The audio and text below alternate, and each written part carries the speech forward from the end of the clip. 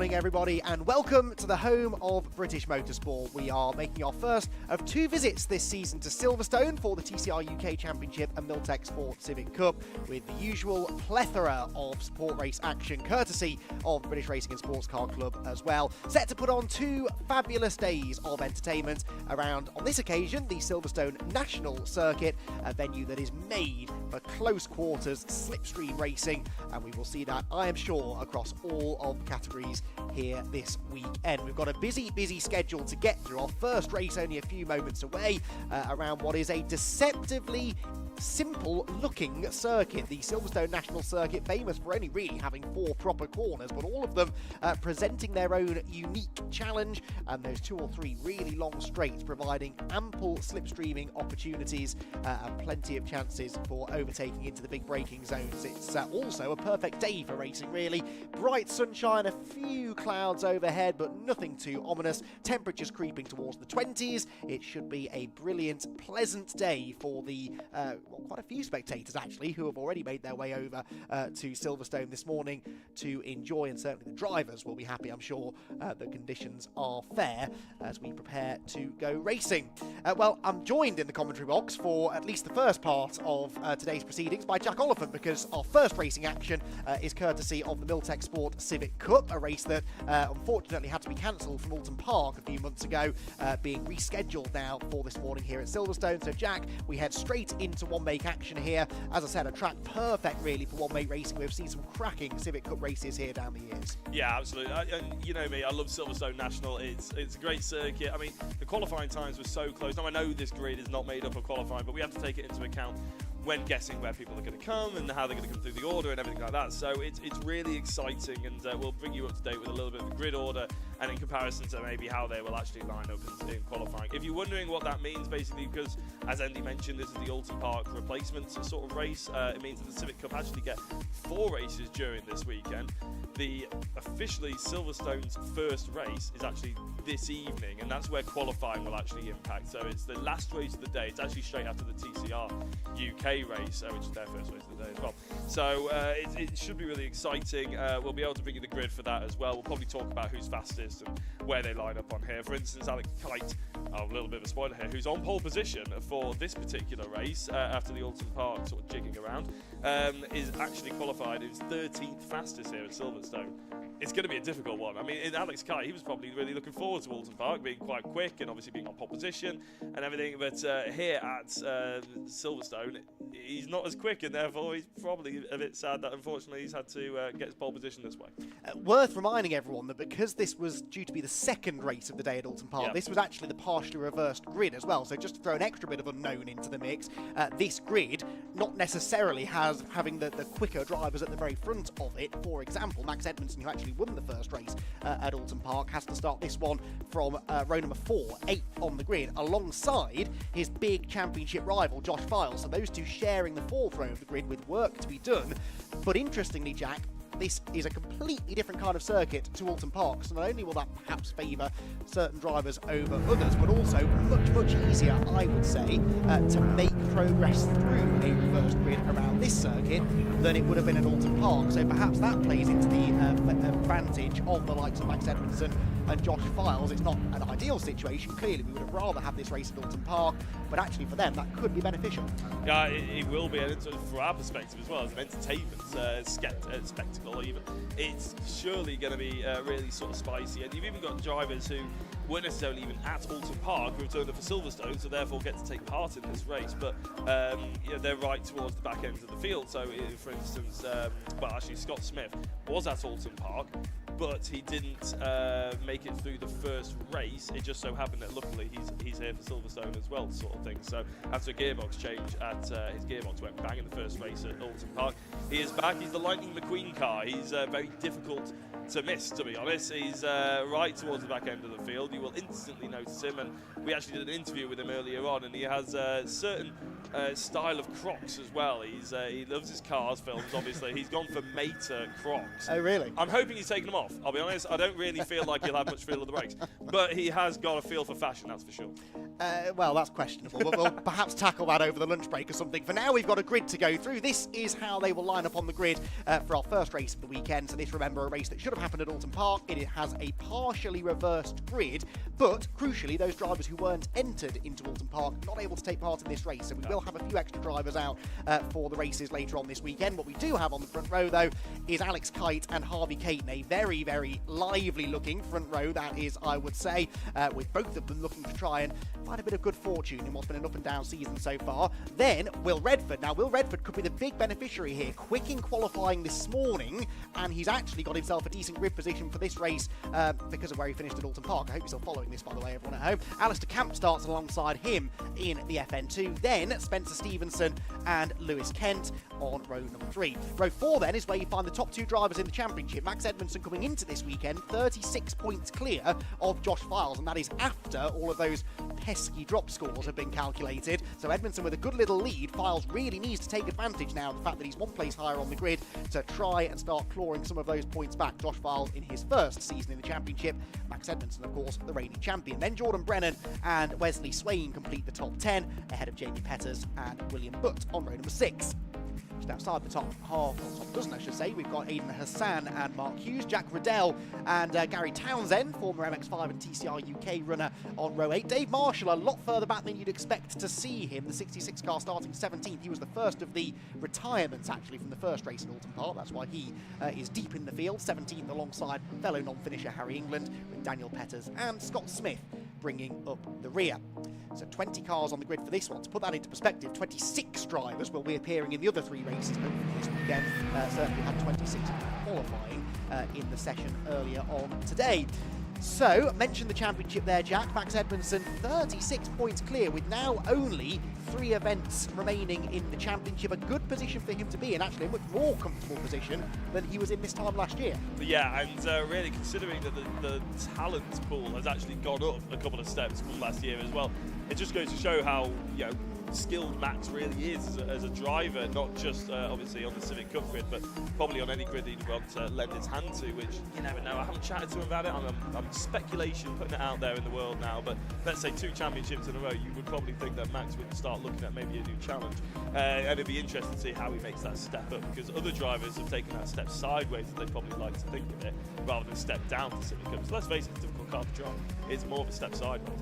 That the likes of Josh Files, Alistair Camp, previous champion obviously, he's in that FN2, he's in a slightly different challenger car, so he's still in 3rd place as well, very impressive. Lewis Kent, a former TCR champion as well, in 4th. So I know a couple of drivers haven't made every single round, but Max Edmondson really has put himself into a fantastic position to move himself into Thruxton in the finale, which is at the other Silverstone circuit, come in October.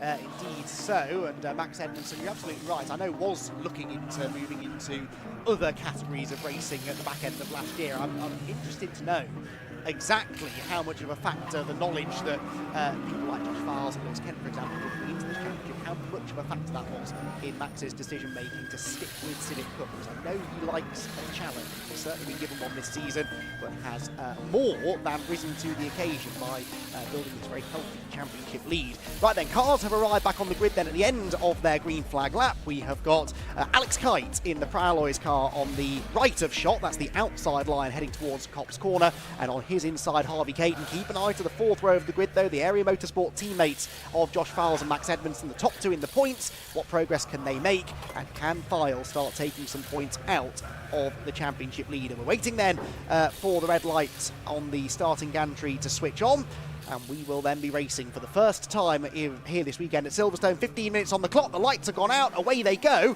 and a good start made by the pole sitter Alex Kite. He looks like he'll hold on to the lead here, heading down towards Copse Corner. Is Harvey Caton going to challenge though? Yes he is. Harvey Caton actually sticks it back up the inside and will challenge for the lead as they head through the quick right-hander, accelerating now up through the gears, down towards the first braking point at Beckett. It will be the pole sitter Kite who leads, Caton in 2nd, Redford 3rd, and already Edmondson and Files going wheel to wheel in about 6th and 7th 7th positions. Redford wide on cold tyres. So is the leader, Kite, though. And that could now open the door, Jack, for Caton to take the advantage. It could indeed. It looks like he's already done that. It's a massive mistake there by Alex Kite, but also a good move from, I think it was Josh Files, moving himself up the inside of Alistair Camp and Spencer Stevenson as they went too wide, going down into in front of the BRDC. It's a bit of a lock-up, almost 3 wide, Andy. Caton's definitely in the lead. Alistair Camp's going to get hung out to dry. Can he get his car back in front? No, he can't. So I think that's Spencer Stevenson in the number 12 as he just ran in wide, just a touch. Oh, Alistair Camp's not quite there to try and launch his nose in, but to be fair to Stevenson, he didn't really attack the apex. No, he didn't really. So Camp up the inside. Behind them, still 2x2 are Files and Edmondson. They've been door handle to door handle for the entirety of the opening lap of the race, and they are still, in fact, they're now 3, nearly 4 wide. There's a squeeze, and that was Edmondson sideways. How did the championship leader hang on to that? He still is there, pointing in the right direction, and he may even still have managed to gain a place or two. He's out wide over the exit curb. Files back up the inside again, but Max Edmondson, Jack, can count himself very, very lucky. Yeah, I actually looked away there for a brief moment because I thought it was going to end in the worst, to be honest. Caton is still in the lead. Kite has been overtaken by Redford, but going through the second and third corner, Edmondson on the outside, and it looks like he's potentially just got that drive. Alistair Camp, I don't really feel like he's got the actual pace. He qualified 7th earlier in the day. Dave Marshall was actually slightly quicker than him, and they're going too wide up there. That is smoke from Edmondson's car. Oh, yeah. There is bodywork rubbing on the right rear tyre of Max Edmondson's car, who is still alongside Josh Files. They haven't been single file at any point in this race so far, the 2 championship leaders, but if that bodywork continues to rub on Edmondson's car, then he will surely have to pit. It's not too bad at the moment. We'll monitor that situation. It was Spencer Stevenson, I think, who got just sort of pinched in the middle of the 2 of them down the pit straight. Spencer also therefore carrying some damage, but the more concerning one from a championship perspective anyway is the state of Max Edmondson's car. Harvey Caton leads then, don't forget about him. Redford is second. We know how quick he has been so far today, and he may yet challenge for the win. Kite in third, Camp fourth, and still these 2, Jack, are side by side. This is now 2 complete laps of the Silverstone National Circuit, and neither of them can get the advantage. This is why Silverstone is so popular. It's honestly, for this type of racing, it's brilliant, and there's going to be a late break there. Edmondson has to leave just enough room because he knew Files wasn't going to come off the brakes too late. He was going to carry the speed as much as he could, and they're still side by side, Andy. To be honest, I don't know how this one's going to go. I'm not surprised they went 3 wide earlier. I think Spencer Stevenson had looked at this and probably thought, you know what, chaps, you go for it. I'll mop up some pieces. Yeah, I would not want to get in the middle of these 2, that is for sure. They may be teammates, but it's a fierce rivalry, and they know every place and every point will count. They are still side by side. Files has got the inside line now for Luffield Corner. Finally, has he got the move made? No, not really. Edmondson will have a bit more momentum on the outside line, but Files does now close the door. That was 3 laps of the Silverstone National Circuit, door handle to door handle between the top 2 in the championship, and apart from that little skirmish down the pit straight, it was squeaky clean. Edmondson already, though, thinking of finding a way back up the inside into Copse Corner. Yeah, and I think they're even thinking Josh Files actually looking forward to Kite, obviously pole position once upon a time. Oh, big squirrely moment there by Josh Files as he was a lot quicker out of the corner than Kite was, and I think Kite's going to be a bit of a cork in the bottle. Is he actually going to get really in the way? I think Edmondson really has to look at this, try and place his car perfectly, because Files was just held up a touch, but not enough for Edmondson to have a response. Kite falling down the order to black and white for track limits, goes to car number 1, Max Edmondson. Yeah, so that's not ideal, is it? Relatively early in the race, not yet a third of the way through this 15-minute encounter, but he has now worked his way past Kite and crucially sticking with Josh Files, but not content with that. He wants to go on the attack, peeks to the inside into Brooklands, arguably the best overtaking opportunity on the Silverstone National Circuit, but could not quite make it work. Right then, out of Luffield we go, with these 2 finally now settling down temporarily anyway. Let's focus on that lead gap. Is Will Redford going to show the pace required to close in on Harvey Caton? The gap was 1.3 seconds, Jack, and to the eye, I would say it's very similar at the end of lap 4. Yeah, 1.4 now, isn't it? Will Redford was on pole position, but it is worth noting top 5 in qualifying were separated by less than 1/10 of a second. Harvey Caton was in amongst that top 5. He was 4th. So really there is minuscule margins between them. It's just whether or not they can actually execute that pace consistently, as Josh Files has a little bit of a nibble on the inside of Alistair Camp. Alistair's not going to worry about that one. They're all actually teammates, aren't they? So this is a really interesting sort of dynamic. But the FN2 handles completely different, and I've been told that Alistair has it a little bit quite soft, actually, whereas Dave Marshall really likes to rotate it quite heavy. So he's really as stiff as it could possibly go. Is Josh Files, is that defensive or is that aggressive? I have a feeling it was defensive, because Max Edmondson just misses the apex a touch, but he's almost trying to put him off as much as possible as Josh Files clambers all over the apex. It'll be quite a slow exit, I think, from Josh Files. Edmondson should have the power down nice and early, and he should be in a straight line, but it looks like Files may well have got away with that exit. He's not going to be attacking camp into Cops, that's for sure. You mentioned Dave Marshall, by the way, started 17th. He is 8th, and on the back of this group, look, with his headlights ablaze. So what a storming drive this has been from Dave Marshall. Non-finished in race 1 at Oulton Park. That's why he was at the back of the grid. Josh Files is sideways right in front of the championship leader. Phenomenal car control. You'd expect nothing less from someone of Files' experience, I guess, but that has opened the door for Max Edmondson to go through. Now, ordinarily, Jack, we see a front-wheel drive car doing that at Copse Corner. I would blame cold tyres, but we're 5 laps into this one now. He should have got those tyres up to temperature, just a little bit of over-exuberance maybe. That's the pressure that Edmondson was putting him under. I feel like people would have a lot more confidence if Paul O'Neill was saying what I'm about to say, but I think Josh Files made a mistake. Really? I think he hit the inside curve a little bit too hard. That's my ex-amateur driving experience coming into the floor there. That's why they pay me the medium bucks. Yeah, I think it was genuinely, he just clattered that inside curve too much, lost the rear end because there is a bit of a dip if you clamber over it a bit too much, and these cars are difficult, they're snappy, they're hard to drive, everybody says so, and I think you just saw a prime example of it. There are some things we perhaps value Paul's opinion on more than yours, but making errors on track, Jack, I think we will take your word for. Right, up the inside goes Max Edmondson. We are friends, really, I must stress that. Edmondson up the inside of Alistair Camp. These two might not be friends if this battle gets any closer. Just avoiding contact, and look at the run that gives Files. I mean, he's inventing his own line out of Copse Corner, but he will have extra momentum heading down towards Beckett's. I'm not sure I want to commentate with you anymore. Where's Paul?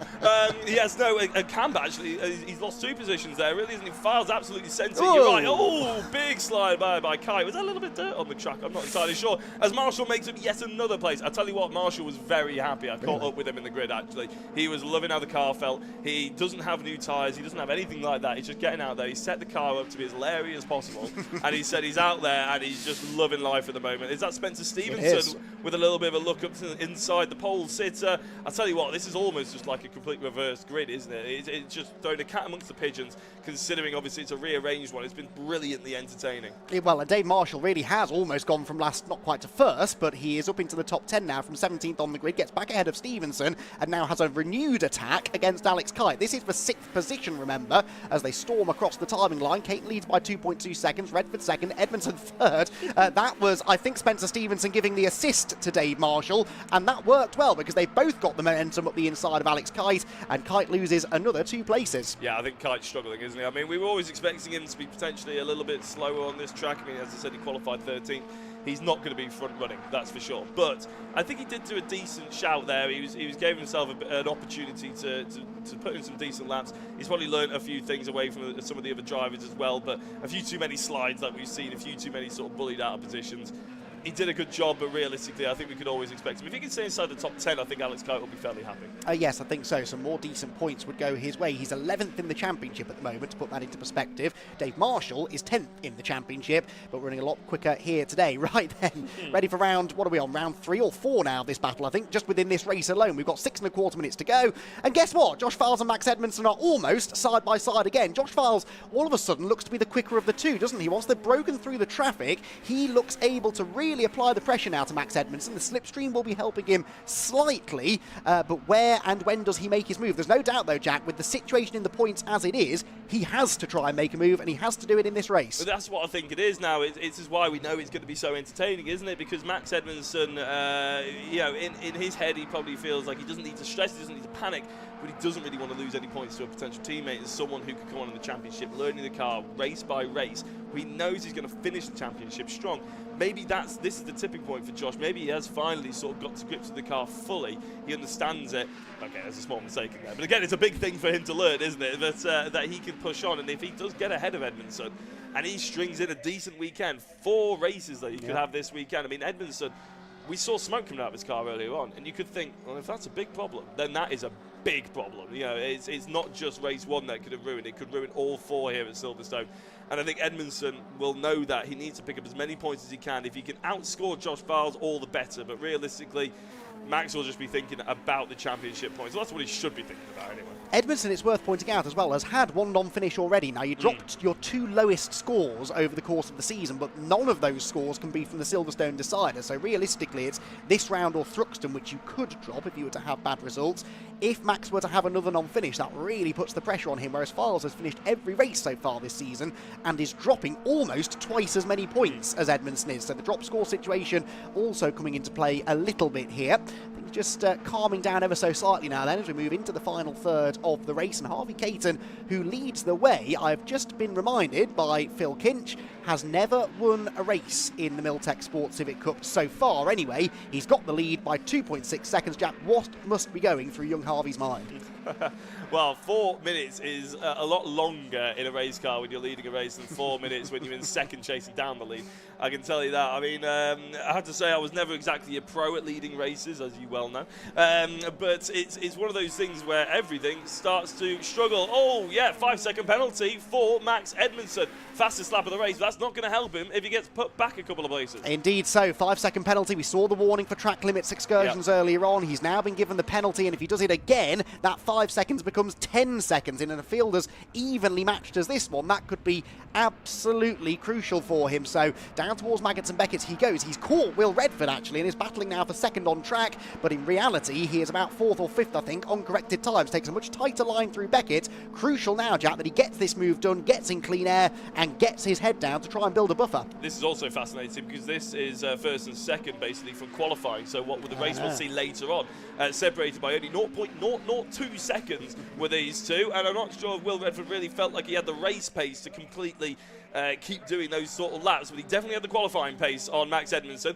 And Will Redford, the best thing that he can do is just put himself into really good, hard defensive positions and allow Josh Files to start having a nibble at Max Edmondson, because you know what? He's guaranteed to nibble. Oh, and he is nibbling now. They're side by side again, I think, through Woodcote Corner, but they're going to get boxed in slightly here behind Redford, who is giving them both a bit of a slipstream. Files, though, has got his nose ahead and has the preferred inside line into Copse Corner. Edmondson will try and stand his ground, but Josh Files, already ahead of Edmondson on corrected times, is now ahead of him on the track. He squeezes Max over the exit curb. Dabbing of the brakes there for Redford. Look, he's a bit worried about pad knockoff, where he's rattled a curb somewhere, wants to make sure that the brakes will work when they get to Beckett's. That's Aidan Hassan, by the way, who has gone off, pulled off, not sure really. That's down at Brooklands, so yellow flags will be out at the end of this straight, and that takes away Edmondson's immediate opportunity anyway to retaliate. And from Edmondson's point of view, that's a bit of a shame really, because it looked like Josh Files clattered the inside curb a little bit. I thought it might upset him mid-corner.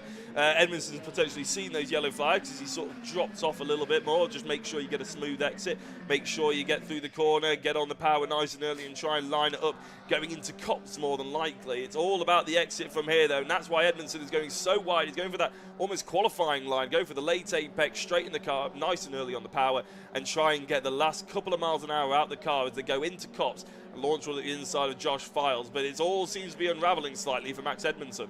Yes, it does. Well, how is this one going to pan out then? 2 more laps to go.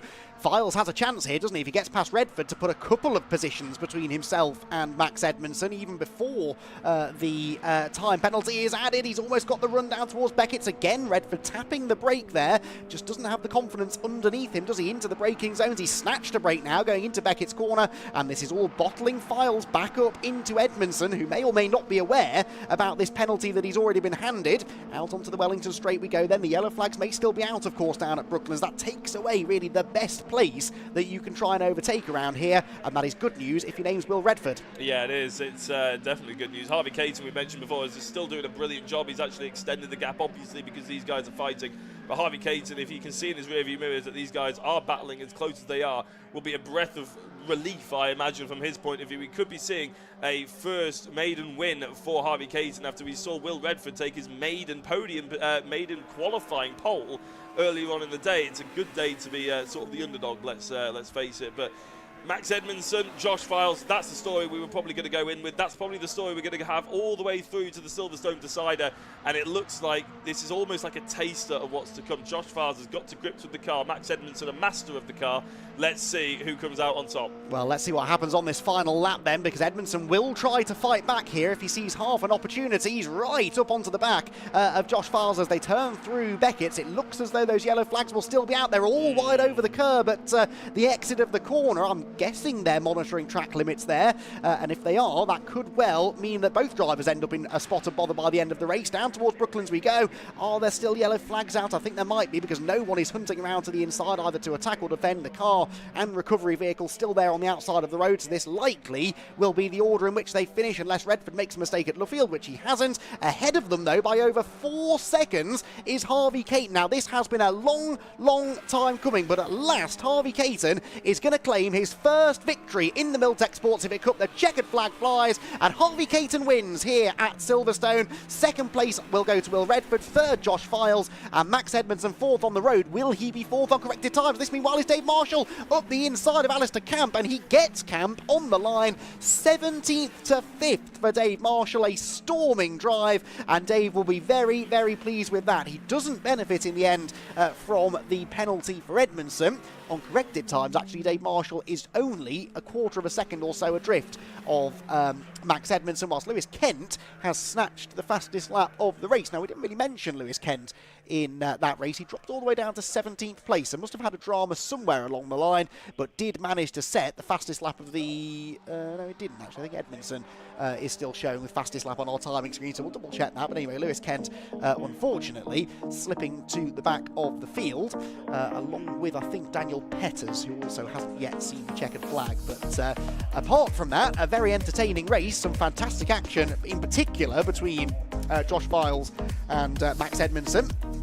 Now, Edmondson will score how many points? Well, we'll get to that in a moment, I suppose. We'll get the abacus out, perhaps whilst Jack is chatting to our podium finishers. And the first of those racers that he will be chatting to is Harvey Caton, at long last a winner in the Milltek Sport Civic Cup. Second place goes the way of Will Redford, third Josh Files, and fourth Max Edmondson. So Files, in the end, only 1 place ahead of Max, but how crucial could that prove to be if he keeps on doing that until the end of the season? Dave Marshall, by the way, the leading FN2 car home, by a nose, having got past Alistair Camp on the very final corner of the very final lap of the race. Camp ends up 6th ahead of Spencer Stevenson, Alex Kite, Jack Riddell, and Wesley Swain in 10th. Then it was Mark Hughes, Gary Townsend, Jordan Brennan, and Jamie Petters in 14th position. 15th place went the way of Scott Smith. Then it was Harry England. Lewis Kent, with trouble of some sort, down in 17th place, top in the season he would have been hoping for, has it. Aidan Hassan, meanwhile, retirement, so too Daniel Petters and William Butt, also failing to see the flag. So, Files for third place will pick up 30 points, I reckon. Edmondson will get 27, plus a bonus point for the fastest lap. So actually only 2 points gained in the end, I reckon, by Files over Edmondson. So provisionally, I think that will put him 34 points behind Max in the championship. Needs to really try and win a few races, doesn't he, Files? If Files could win a couple of races with Edmondson down in third, that's a 10-point gain every single time. That's the sort of performance that Josh needs in order to overhaul this advantage that Max Edmondson has built up mid-season.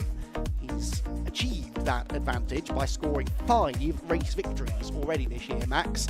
And Josh Files, conversely, with, I think I'm right in saying, just the 2. He got them both at Snetterton, didn't he, a little bit earlier on in the season. Right, we will hear from Jack Oliphant and our podium finishers hopefully in a minute or two. For now, we're going to take a very quick break from Silverstone. We'll be back with post-race reactions in just a few minutes' time. Let it go.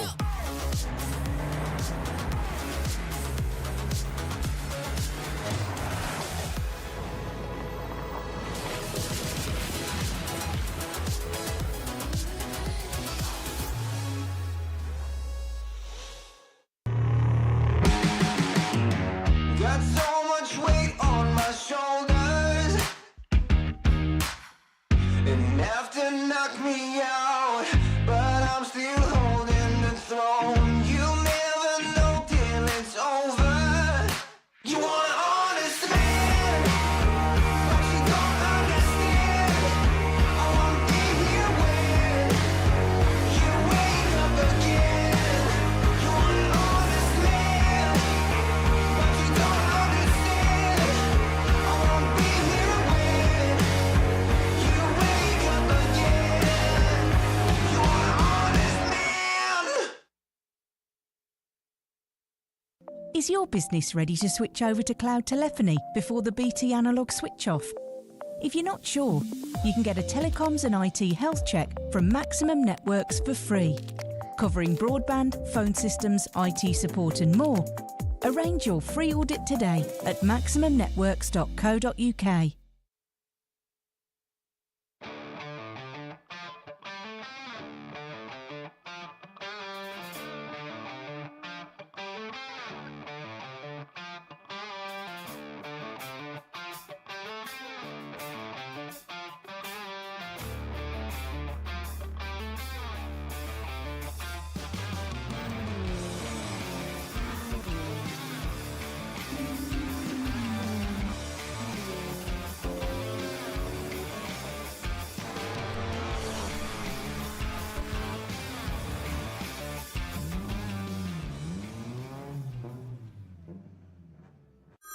Next year, BT switch off their old analogue network for good. Make sure your business is ready to switch over to cloud telephony. Get a telecoms and IT health check from Maximum Networks today, for free. Future-proof your business now. Arrange your free audit today at maximumnetworks.co.uk.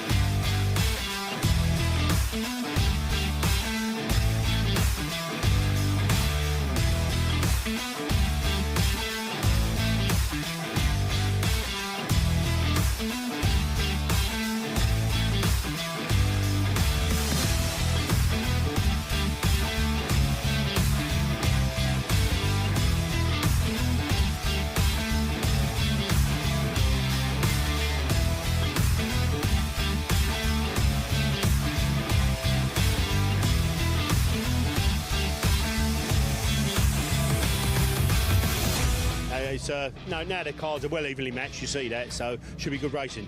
It shows that the young kids can still get in it and show what we can do. I'm feeling like I can really push it in the corners and get the most out of it. And these cars are just fantastic. They really are fantastic to drive. So just coming out here, having fun, being fast, really.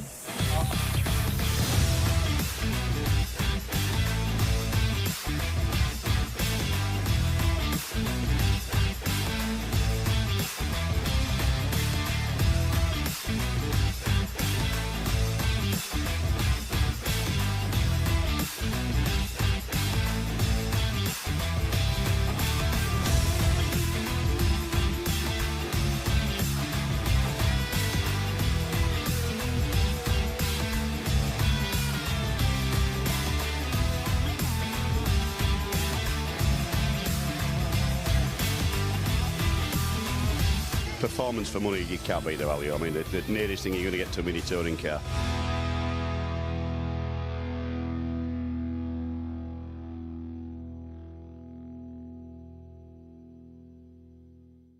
Here we are then, the podium interviews for the round 8 of the Milltek Sports Civic Cup. And I have to say, I'm delighted to say I'm with a maiden winner here, Harvey Caton. Biggest beam in Silverstone right now. That must be not only a relief, but just a buzz running through your body. Oh, it's been so long since I've gotten a win.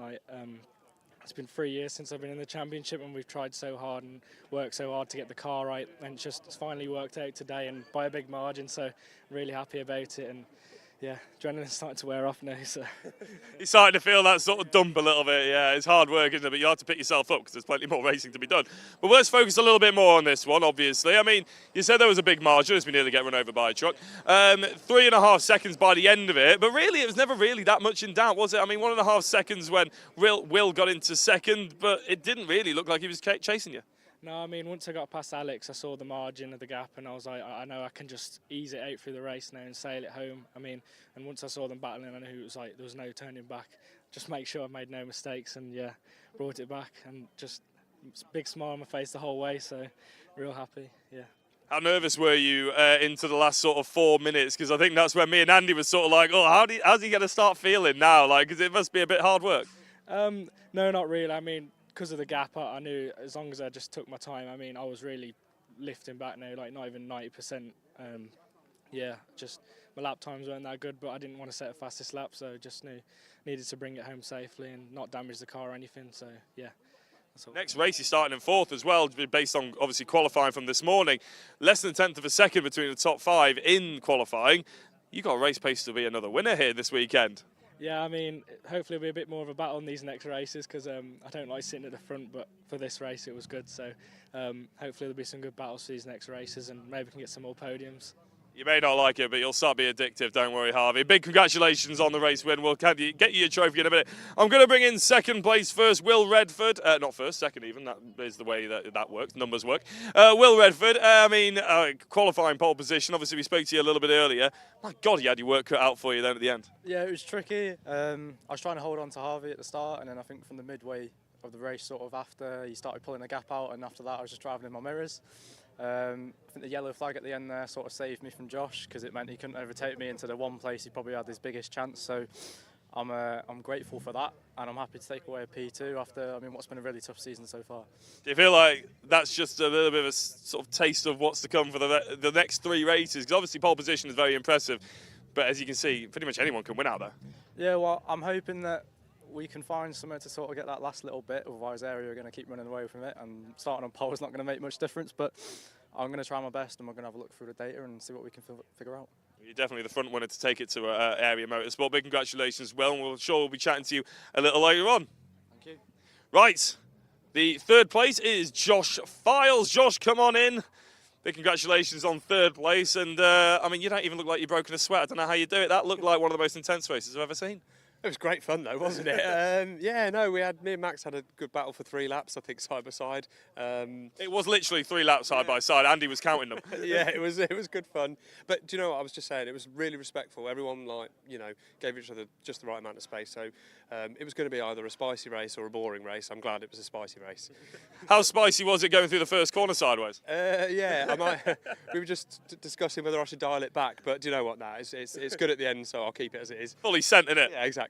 What actually happened there? Because I thought it was a little. Did you just clatter the inside curb a little bit too much? Hook the wheel? Basically, no. The car in front. Damn, that's what I predicted. I can't even remember who the car in front was, but they braked a bit more than I thought they were going to. I think it was Ali actually, so I had to dab the brakes at the last minute, which locked the rears, and it was sideways before it even entered the corner. See, this is why they bring Paul O'Neill in for the Sunday. But as you said, massively fun, massively enjoyable. Obviously, from a championship perspective as well, Max Edmondson getting a 5-second penalty, which you probably didn't know from about 5 minutes from the end. I knew because there was a board outside. Oh, did they tell him? So I was actually dubious whether I go for the move on Max or not, but I thought, no, I'll do it anyway. I was hoping they'd keep that in just to make sure that you just, go for it. No, it's a bit of an odd one, though, because I think, we were side by side a lot of it, so I feel like he might be hard done by, but, I don't have to fight it. So, but yeah, I don't even know if it changed positions much for him anyway, because we had a bit of a gap to sort of fit. It did when it first got bought out, obviously, but then obviously ended up back down there anyway. I'm not entirely sure, but from a championship perspective, there was 30-odd points between you two. Every little helps now. Surely you just got to take every single win ahead of him is a win to you.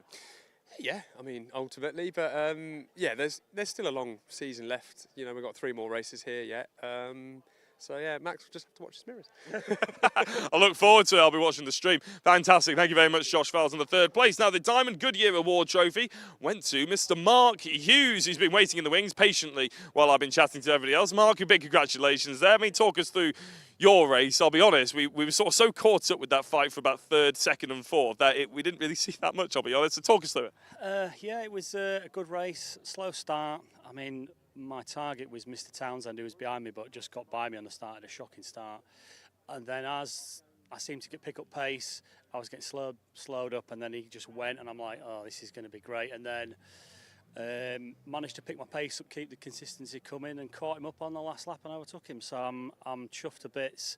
But I must reiterate what Josh said, which is race respect around here is unbelievable. Everyone's giving you space and not hitting into you. It's fantastic. I was going to say, because drivers love Oulton Park for good reason, and they love Snetterton and places like that. But Silverstone, it just, with the extra runoff, it just gives you that little extra bit of insurance to just go for the move and know that there's going to be enough space. Yeah, I agree, but I don't agree with Oulton Park. I just don't gel with it. You don't like it? No, I like it as a track, but I just can't seem to gel me, the car, and the track. Yeah. It's so heavy on the brakes, but here it's a lovely flowing track. Especially the last section, it's critical if you've got to get your braking right and turning right. Well, I mean, it's obviously been a bit of a favourite here, Silverstone, for you. Are you glad that you were going to the international circuit? Have you ever driven it? Yeah, driven both. And I mean, obviously last year I had a massive crash here, which set me back and lost me the Goodyear Diamond Championship because it literally nearly wrote my car off. So I'm pleased I've got round and I finished, and there was no incidents and no hits. So yeah, I'm happy. And taking the trophy as well. Big congratulations to you. Thank you very much. Right, and last but not least is Spencer Stevenson, the Paul Winfield Trophy. Spencer, come on in. I mean, that was a hard race, but you were almost like a spectator to what we saw for most of the race there. I mean, were you just waiting for it to go boom and then you take advantage? Yeah, I thought I could pick up the pieces, but no, they kept it nice and clean. There wasn't too much contact. So yeah, they drove away a little bit, but make some changes for the next one, I think, and yeah, go from there, I think. Well, it did look like he had decent pace, not quite there. What are the changes that you're thinking might have to occur? Is a little bit too much bite, a little bit too much rear end? Yes, very loose at the minute, struggling with the rear end a bit, so we'll have a look at that. But yeah, we're nearly there, but just need that extra little bit. Fantastic. Well, big congratulations on the Paul Winfield Trophy. Right, so we are going to go to the lunch break, because you can probably hear that there's no cars out there on the circuit. If you want to catch up with more Milltek Sports Civic Cup, then by all means go to their social media sites and everything like that. But I believe Richard John Neal is going to take us for a pit walk after this short break. Got so much weight on my shoulders, enough to knock me out, but I'm still holding the throne. You never know till it's over. You want an honest man, but you don't understand. I won't be here when you wake up again. You want an honest man, but you don't understand. I won't be here when you wake up again. You want an honest man. Is your business ready to switch over to cloud telephony before the BT analog switch off? If you're not sure, you can get a telecoms and IT health check from Maximum Networks for free, covering broadband, phone systems, IT support and more. Arrange your free audit today at maximumbnetworks.co.uk.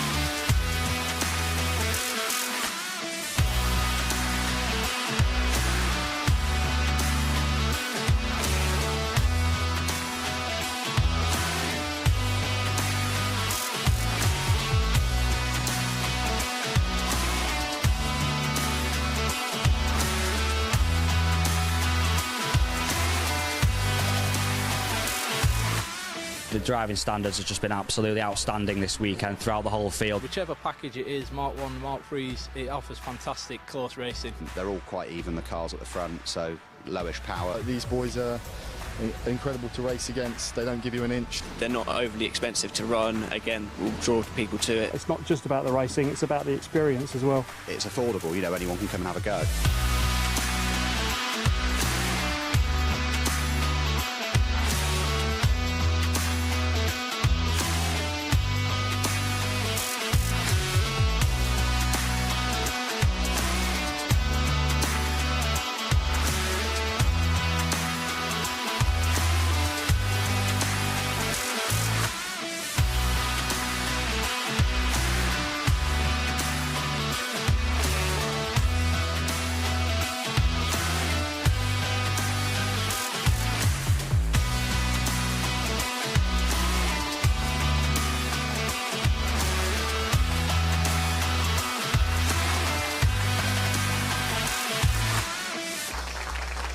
Wow, yeah.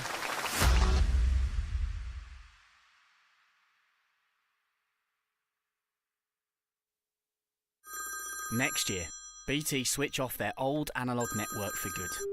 Make sure your business is ready to switch over to cloud telephony. Get a telecoms and IT health check from Maximum Networks today, for free. Future-proof your business now. Arrange your free audit today at maximumnetworks.co.uk. Let it go.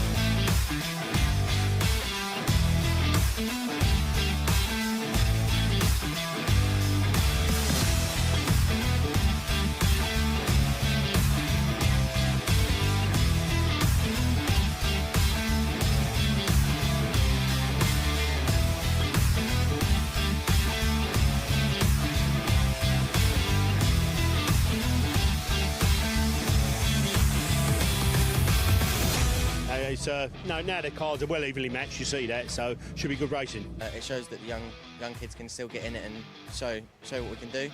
I'm feeling like I can really push it in the corners and get the most out of it. And these cars are just fantastic. They really are fantastic to drive. So just coming out here, having fun, being fast, really.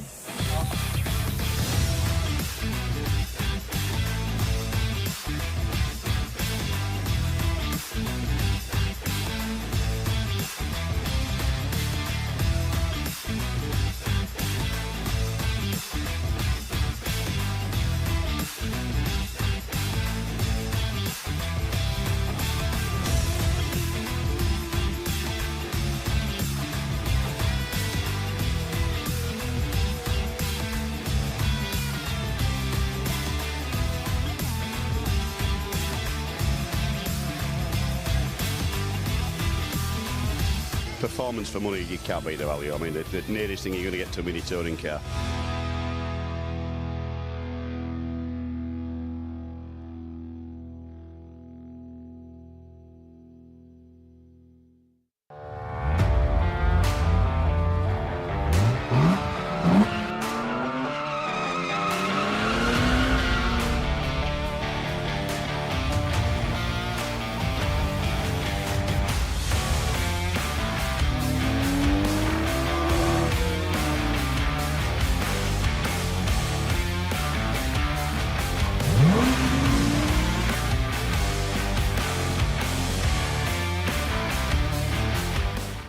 One of the big pleasures for me in racing is the people that I get to work with. My F4 co-commentator Phil Glue is here. Different hat, Phil, isn't it? You're working with iRacing? Yeah, certainly am. I've been coaching for that team since they started. We sort of all we're doing is developing drivers ready for their future, their next step of the ladder in this sport, whether it's single-seaters, whether it's GTs, whatever it is. And that's the most enjoyable part, is trying to plan their careers, plan their sort of future, but teach them how to drive a Ginetta Junior, which after all these years of doing this, of coaching in juniors, it's amazing how much you can teach them for the future. You've only got to look at the history of drivers, you know, like Lando, like Freddie that we had last year. It just shows the standard, and even drivers that sort of don't quite win the championship or finish, you know, anywhere in the top 10, they always end up making a career in the sport, because these cars are so difficult to drive, being a road tyre, and it just takes so much effort and work and hard work from them, hard work from the team and the coaching side to sort of make them as good as they are. I mean, we're in August now, so a lot of people see that as being halfway through the season. We are getting near towards the end of it, are they? I'm guessing people now come and talk to you about this time of the year for next year. Absolutely, yeah. I mean, to be honest, we're testing drivers for 2 years' time now. 12-year-olds are starting to sort of think about getting, you know, prepped for Ginetta Juniors, and obviously for next year as well for the 13-year-olds and you know that sort of age bracket.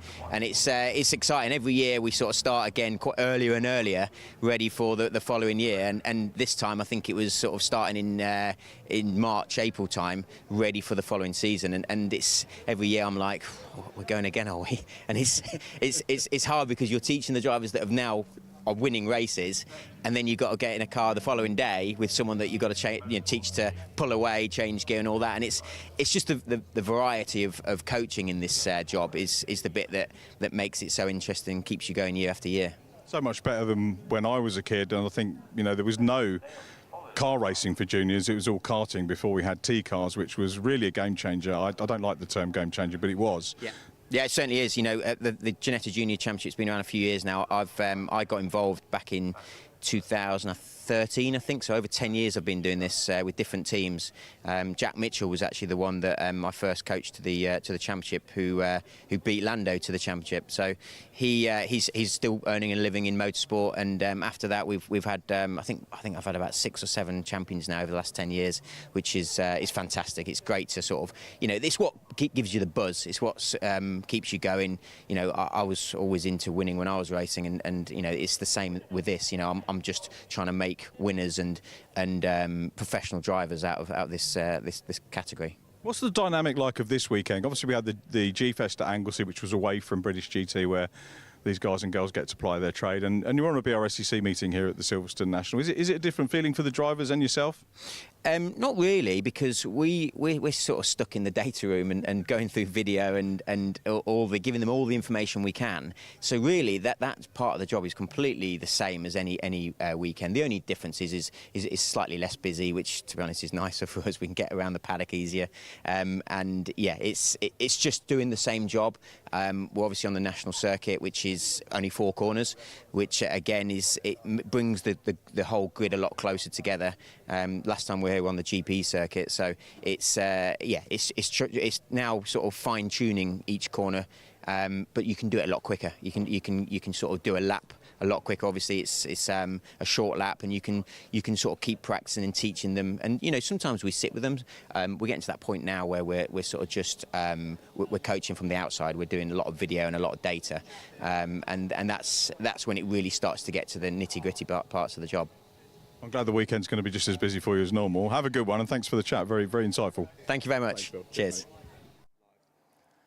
Racing around about half an hour away here at Silverstone. Blue skies still with us, which is great. A little bit of cloud cover, lovely bit of breeze. So it's actually pretty much the perfect sort of day that you want to be at a racetrack. Nice and quiet now, as you can hear, and an opportunity to do a little bit of a grid walk. Hopefully we're going to have the opportunity to talk to 3 or 4 people from the Ginetta Junior paddock. Obviously the Brscc run the Ginetta Formula now. They're very welcome to race with us at the club, but we don't see them too often at what we would call our club meetings. Obviously we covered the G-Fest on Anglesey a few weeks ago and had a great time there.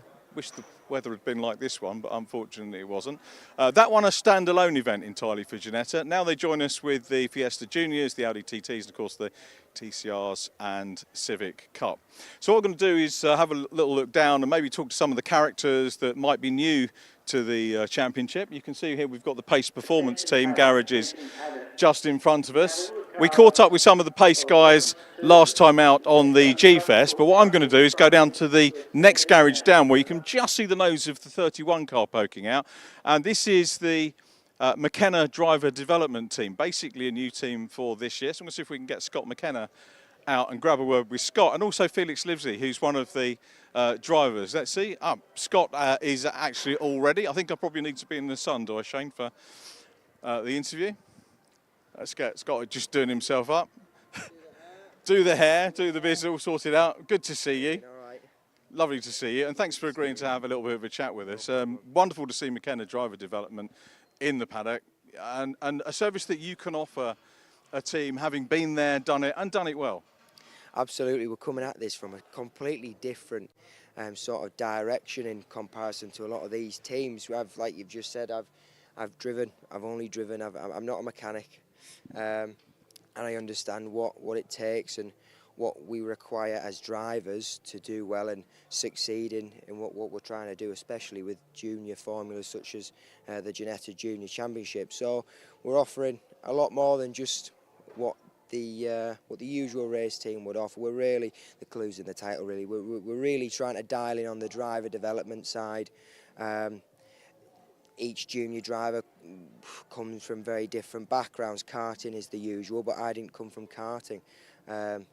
And we seemed to do all right when we jumped in a Ginetta Junior back when I was 15, as you'll probably remember.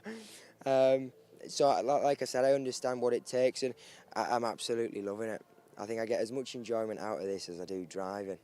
And that goes without saying, I do get to still do a bit of driving on the side, so I get to scratch that itch. In terms of the enjoyment, for me, being on the journalistic side, it's always been about the people. Whatever sport I cover, as long as the people are great, I'll carry on working on it and go away with a smile on my face at the end of the day.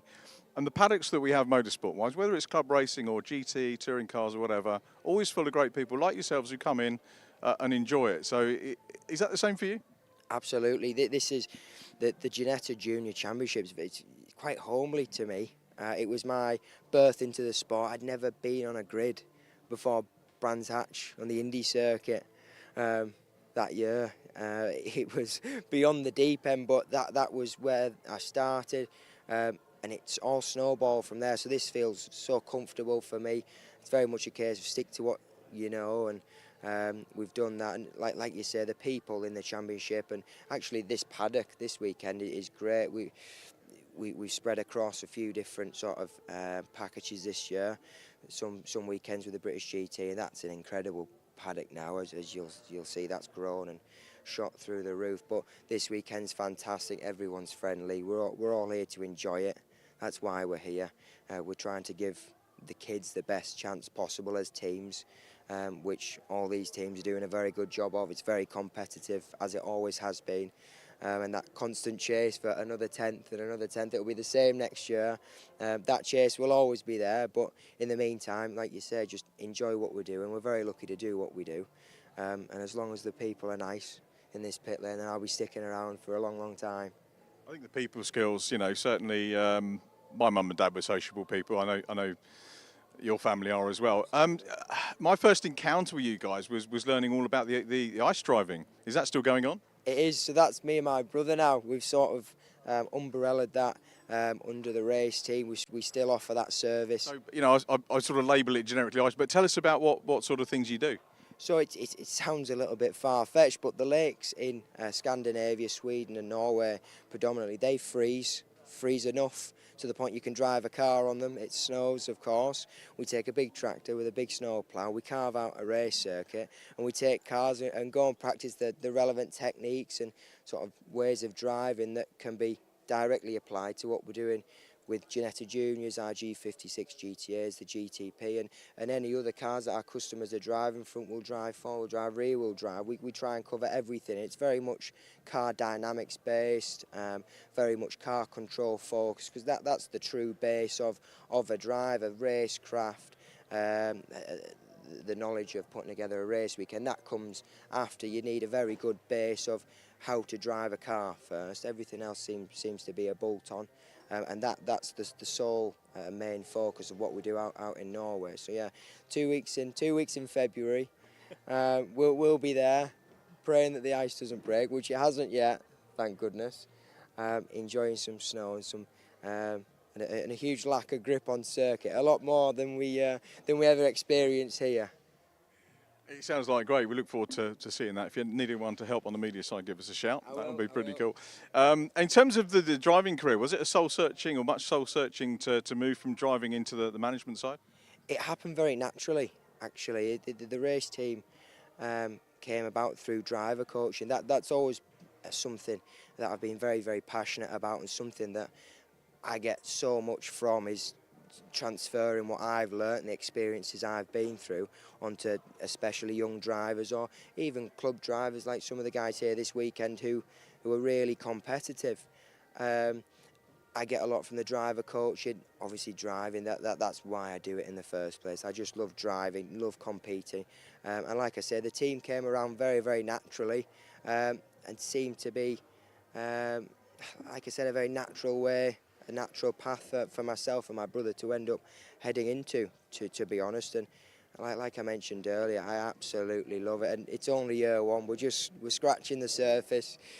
We seem to be the first here at the circuit, the last here at the circuit at the minute, trying to catch up these years and years and years of knowledge, skills, and sort of wisdom that some of these teams have is incredible. And 1% better every day. That's the aim.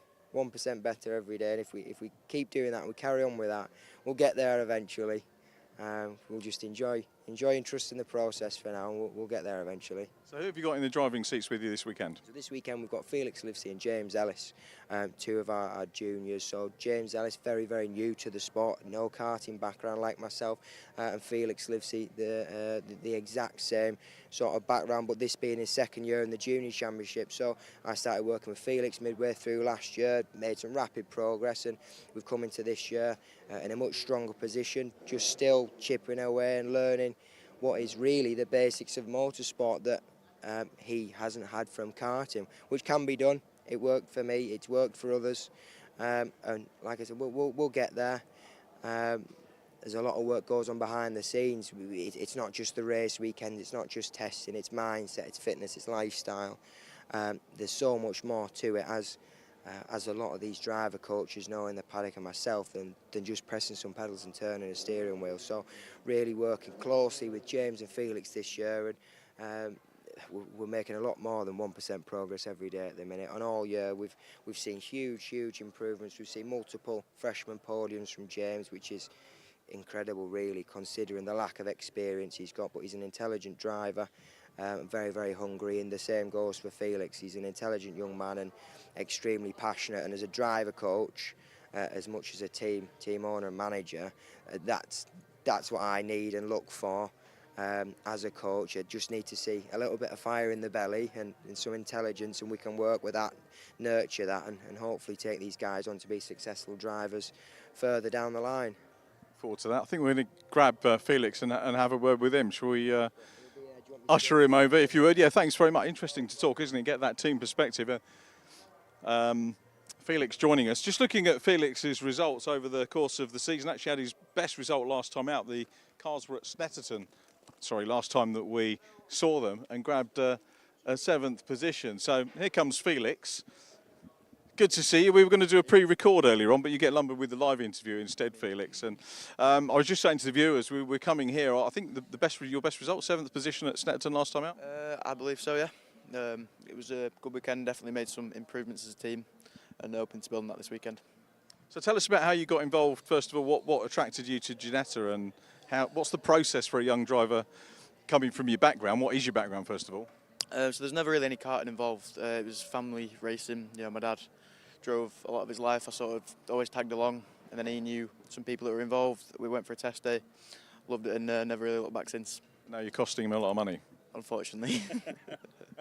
But it is a good family thing, isn't it? I mean, obviously you enjoy the driving and the testing and everything else, and for a young person like yourself, it will be, or most likely to be, a career.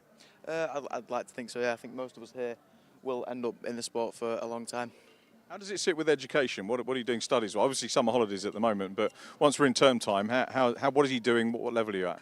I've just finished high school. I'll be going to Loughborough for Motorsport UK Academy. So I'll be able to focus on studies and racing at the same time, and hopefully the two can run side by side.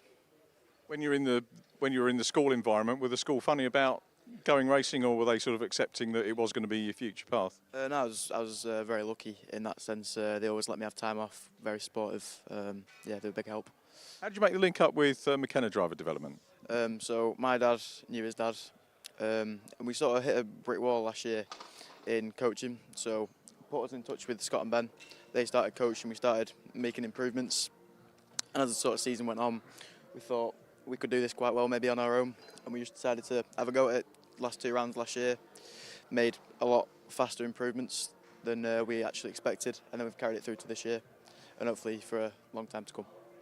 It's great that you can come Ginetta racing without years and years of karting under your belt. It's a lot of people think, oh, we can't do that because we haven't done it, but there's people in this paddock. Interviewed another guy this morning in Audis, you know, he's done a little bit of corporate karting, and come racing, it is doable, isn't it? Absolutely, it's not the easiest way forward necessarily. It's a very steep learning curve, very fast, but it's absolutely doable. And in terms of, obviously, this meeting probably, some people refer to it as a clubby. It's a great meeting. It's TCR. We've got Hondas. We've got some fantastic Brscc formulae, but normally part of the British GT paddock, and there's some incredible machinery and some terrific drivers in that package. Absolutely. I think it's a different paddock. It's a different sort of experience, maybe a lot more relaxed. Obviously, nice to be in the garages.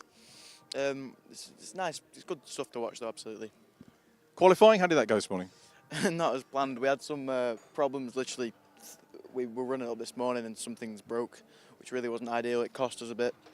So starting not anywhere near where we should be, but we've got 3 races that we can absolutely make progress with. That's good. I won't keep you from your lunch. Felix, thank you for having a chat. Lovely to see you, and great to chat with you. I hope you see you on the podium sometime soon. Felix Livesey with the McKenna Driver Developments team. We're going to have a little move on. We're now at Fox Motorsport, and Fox have been around in the championship for a good while as well. Going to see if we can have a word with Colin Cronin. We did catch up with him very briefly in our lunchtime. It was wet and drizzly on Anglesey by the simulators. You can still check out that chat. Let's see if Colin is here. I might have to go inside, so bear with me if we do it. Colin's here. We'll get you out into the sun, Colin. Great to see you. How are you? Well, I was just saying to the viewers, I think we had a brief chat, didn't we, at Anglesey? Yeah, was it when we were hovering by the simulator? No, that wasn't me, no. That was after qualifying, I think. All right, so first of all, this weekend, how's it gone? Not very good compared to Saturday. We've gone backwards a little bit, but in going into race 1 now, hopefully we can find a bit of speed again. What sort of things, is it yourself, is it car, a bit of both? Struggling in the first sector, really, and it's just, I just really can't get it together yet. I hadn't been here before this weekend, so it's kind of still a little bit of learning, and that's it can make a big difference, can't it, to a driver when you come to the track for the first time. I'm guessing you do some sim practice? Yeah, I've done the GP circuit. All that's really different is the second corner down there. It's just, it hasn't really clicked yet, but yeah, I do a lot of sim work at home, maybe an hour or 2 every evening, maybe. That was going to be my question now, how much time do you spend on it? And for anyone who's aspiring to come in and might have the same sort of sim equipment, what sort of rig do you have, what spec? I have a Fanatec wheel. I don't know what it is, like I wouldn't know what's the difference. Just what got thrown at you? Literally, whatever got thrown at me. And do you compete in sim racing as well? I've started doing a bit of sim commentary. Most sim commentators are now youngsters who want to get in to do what I do, and I seem to be regressing, and I'm doing a little bit of sim. But I love it. It's a great community. No, I haven't started any sim racing yet. No, I haven't really got myself involved in that really, but you never know. I might get into it soon enough, maybe. So the access tells us that you're from Northern Ireland? No, I'm from Ireland. From Southern Ireland? Well, you can give me a smack for that one. Whereabouts in Southern Ireland? Cork, right at the bottom. Lovely piece of Ireland, isn't it? Yeah, it's nice. It's nice enough, I guess. I wouldn't really know because I'm there so much, I guess. So have you raced at Mondello? That would be the quick question. Have you done, because there is a junior championship over there? No, never done it in car race. I'd done a kart race there once, like ages ago. Yeah, like 4 years ago or something. So coming from Cork, logistically, how difficult is it taking part in a national championship? Because I'm guessing obviously the car is looked after by Fox, but then you've got to travel to test, to coach, and then to come over for the meetings. Is that a bit of a chore? No, it's not that bad because the airport's only really like an hour away, and it's around an hour. It's an hour flight over, and normally it's like an hour to the track. So it's, I guess, not much difference to people who are driving sometimes because you can get quite close to the airports and all that. I was just chatting to Felix Livesey, and he was talking about studies. He's off to Loughborough University. How are your studies? Whereabouts are you in the scheme of things? I'm going into fifth year, which would, I don't know what that would be in English terms really. A year away from leaving cert, so another 2 years in school. And what will be the plan after leaving current school? I never thought about it really. I don't really know what I'm going to do yet. I haven't really thought about anything yet. It's nice if you've got a plan. Equally, it's nice if you can sort of find your way as you go along. I'm guessing you wouldn't say no to being a professional racing driver. Oh, obviously not. That's obviously the dream, but we'll see how it goes, I guess, in the next few years. Ireland's produced some fantastic drivers over the years. Some recently, we got the likes of Alistair Kellett, who races here at club level, leading the Fiesta Championship, is doing a great job. Who are your heroes from Ireland in terms of racing? I don't really know. There's not much. I guess like Matt Griffin and that. Who else would there be? Well, I guess I follow my brother in rallying a lot. That's mainly where I wasn't really into track when I was younger. Mostly watching like rallying and things like that. That was really all I've ever watched. I've only really getting into watching track really in the last few years. Is rallying something that might beckon for you as well? Ideally, it would be track, stay on the track, but you never know if it all goes really badly, then might go into rallying, we'll see. That'll be good. Colin, thanks for having a little chat with us, really appreciate it. Good luck with the racing, and we'll see you on the podium real soon, I hope. Colin Cronin there with Fox Motorsport. We're going to have a little look down. Some of the pre-records that we did this morning featured our racing. Phil Glue, who's my ITV colleague, does co-commentary with me on F4, is one of the driver coaches with our racing.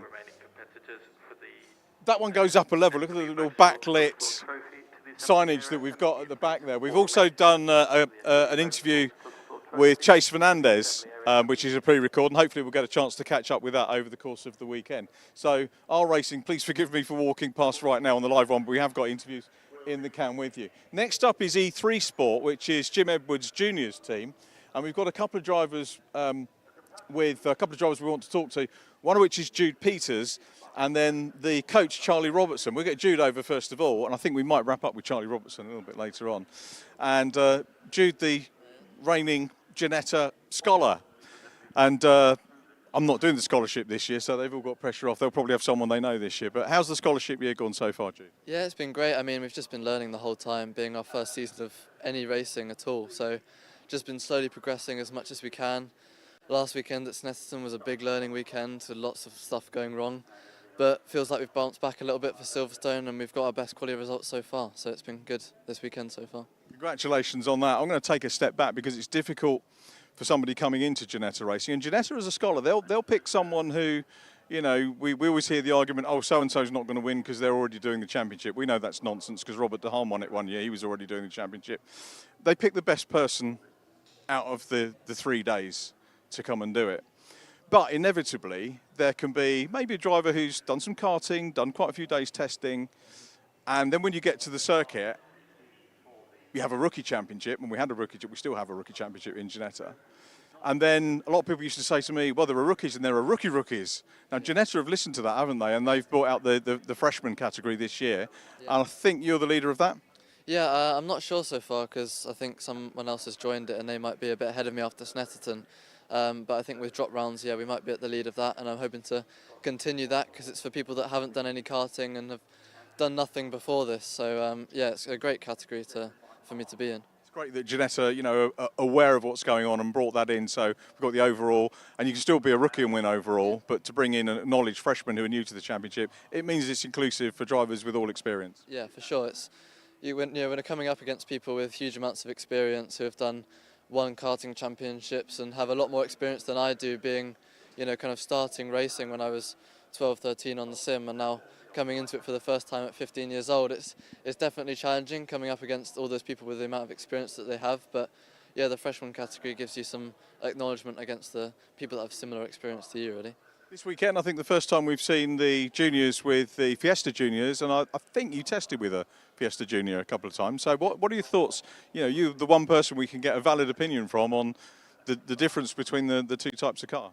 Yeah, I mean, I did quite like the Fiesta. I think I did a day at Blyton, and yeah, it's a very different car. Obviously, being front-wheel drive, much bigger and heavier. But yeah, I gelled with the Ginetta quite well, and that's what allowed me to win the scholarship. And yeah, thankfully we were able to go down this path as well.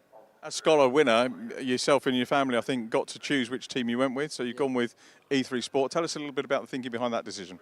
Yeah, so we did one day before the scholarship, and we did it with them. We met them at an event that they were doing with the Ginetta, and Chase, it was Chase's car there, and we met Jim, who runs the team, and got on really well with them. I got on well with Chase, and yeah, that was the main decision, and the reason for going with them is, you know, we got on with them and we'd had experience with them before. It's all going well, enjoying the racing. The circuits are fantastic, aren't they? The cars are great too. Expectation for this weekend? I'd like to just continue where we're building on now, so starting to really solidly get into the top 10 and P6, P5 in quali. We're up there with the people that, you know, are really good and they've had lots of experience, so I'm hoping to just kind of maintain my position or maybe pick up a few if there's a little bit of argy-bargy ahead, but yeah. Nice one. Jude, I'll let you get on with your preparations for the first race. Thanks for having a chat with us. Good to see you. We're going to drag Charlie Robertson over. Charlie, a long-term Ginetta person, away doing his own things these days. Charlie, good to see you. Hello, how are you? Very good, thank you for asking. First person to ask today, brownie points for Charlie. Polite young man, comes from Surrey, near to where I live. The nicer part rather than the Croydon bit, but there we go. So you're still involved with Ginetta in coaching and other, but moved away doing your own thing this year. Tell us a bit about that. Yeah, so I've raced Ginettas for a number of years. Came through the juniors, Super Cup, and ended up working there for 6-7 years, racing all over the world. But I just thought it came to the time where I wanted to try and fly the nest and go alone, really. So, yeah, racing British GT this season in a BMW, which is cool. Doing well. Had a little bit of bad luck along the way, but picked up a first win at Snetterton last time out. So that was nice. It felt like a long time coming. A lot of hard work has gone into it with my teammate Ravi. He's done really well, driving the car nicely. He's really clicking with it now. So we're happy. But I always keep in touch with the juniors. Coaching Jude, who I met probably this time last year, and ultimately he won the scholarship and is now cutting his teeth in the junior championship, which is hard, as you know, as you've commentated on it for many years. He's doing really well now. He's had his best qualifying in the season, 6th today, 5th tomorrow. So hopefully he can fight right up at the front this weekend. Look forward to seeing that. Great that he's got someone with your experience who's come through the ladder successfully to guide him along the way. And you're also, as you mentioned, helping Ravi. That's Ravi Ramyid. He's another Ginetta graduate, isn't he? Not from the juniors, but came through GRDC. He came through, yeah, the GT Academy series the last 2 years. So he won the rookie series in year 1 and then graduated to the non-rookies for the year 2. Was in the title fight until the last race of the season and missed the title by a point. So he's had a real racing education the last couple of years with Ginetta. Set him up so well to jump into British GT and be able to fight up at the front straight away. You know, there's some real great Ginetta graduates in that series. And it shows that, you know, whether it's juniors or the GT Academy series, they make the best drivers and drivers that can go on to challenge at world level. For example, Darren Leung, who came through the same category and is challenging up in WEC for BMW. So, yeah, ultimately, this is where the drivers earn their stripes and then progress through motorsport from here. Do you coach Ravi or just driving with him? I coached him for the last 2 years, and so this year he gave me the opportunity to drive with him. So it was nice to jump in alongside, and he's repaid me for a lot of the hard work that we put in together, and offered me a drive this season. So it's fantastic.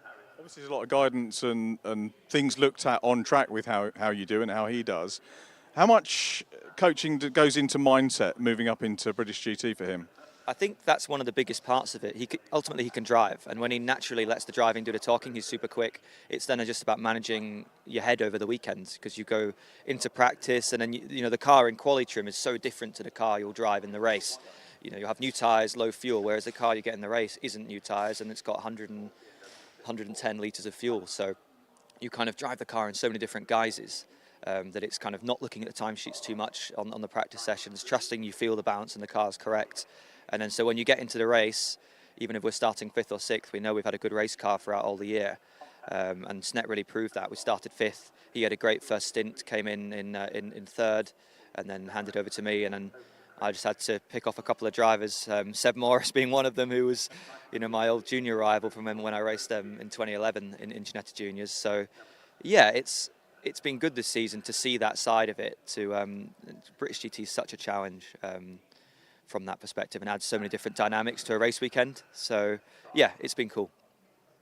You're not an old hand by any stretch of the imagination. That lies with us commentators, but there are a lot of youngsters coming in. I wonder whether the likes of you and Ravi, do you sort of do sim prep?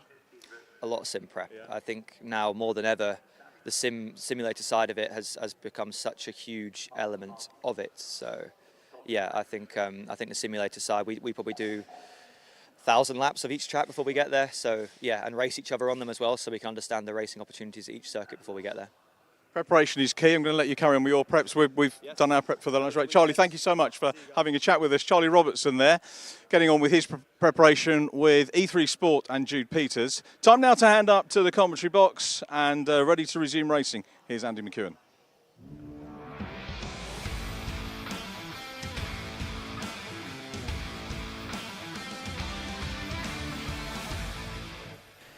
Thank you, Richard. Sterling work as always, and yeah, really looking forward to seeing some of the Brscc action to come a little bit later on today and through the weekend here on the Silverstone National Circuit. We've got the cars out on the grid though for our first race this afternoon. It's the first of 7 races this afternoon, with the SW Motorsports ClubSport Trophy kicking off the action with a 45-minute pit stop race, and from there sprint racing throughout, with racing from the AIRTEC Motorsport Fiesta ST240 Championship, the Ginetta Juniors making a very exciting appearance on this bill this weekend, with the Fiesta Juniors coming up straight after that. So if you're wanting to scout for some talent of the future, then that's a good pair of races to be watching. Then the Demon Tweaks Audi TT Cup Championship, TCR UK racing to come later on today, with the Milltek Sport Civic Cup rounding out the day's action. This then is the grid for the SW Motorsports ClubSport Trophy. As always, it's a big grid. We had 35 cars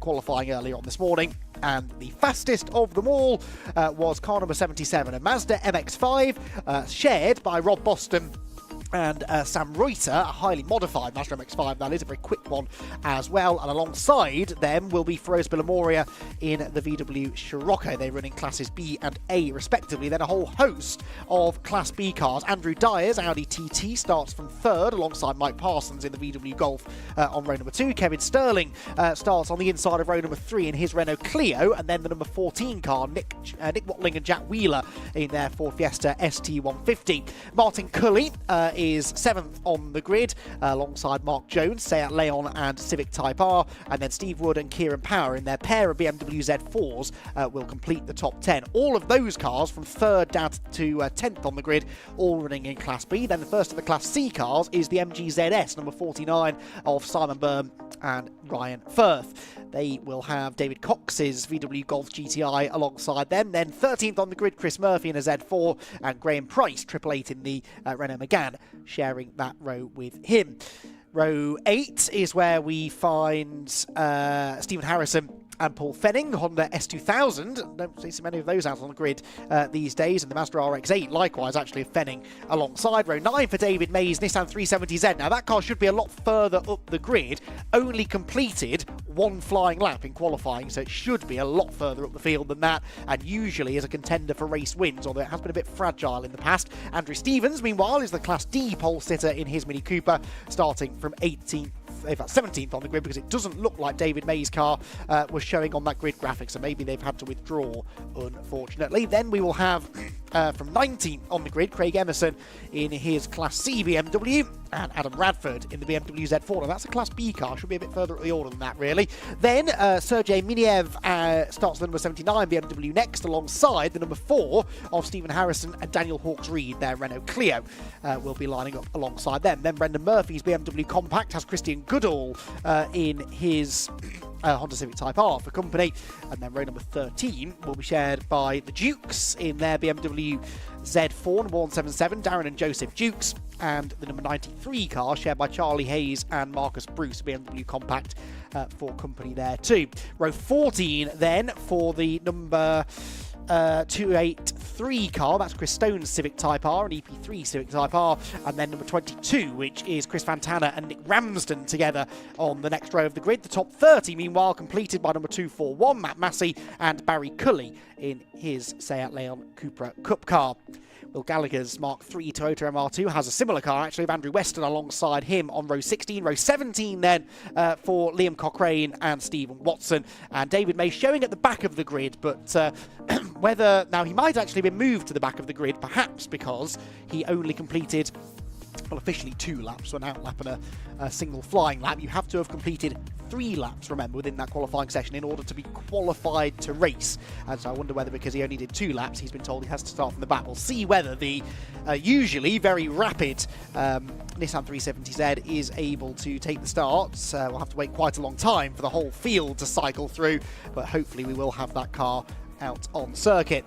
So the green flag lap, as you can see, has started. We've got the Rob Boston number 77 car that he shares with Sam Reuter on pole position. Now, I haven't been notified of any start drivers for this race, so we'll be making it up as we go along a little bit as to who is in the car. We'll try and figure it out once we do get the race underway, but that only, of course, applies for the 2 driver entries. It's a 45-minute race with a pit stop window that goes from the 15th to the 30th minute, so the middle 15 minutes, if you like.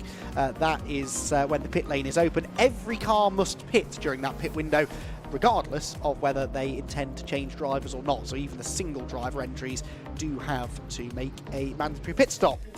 So the cars then run 2 by 2 down the Wellington Straight in front of what is always a very busy BRDC grandstand, and very shortly they'll be under starters' orders then for a 45-minute race that will begin, new for 2024, this in ClubSport Trophy, with a rolling start. My name's Andy McEwen, here in the commentary box, delighted to be joined for all BRSCC content today by Richard John Neal, who's just preparing his notes alongside me ahead of what, as I said, will be a very, very lively race, I am sure, Richard, and the ClubSport Trophy. The great thing about this series is there is always a battle somewhere to watch out for.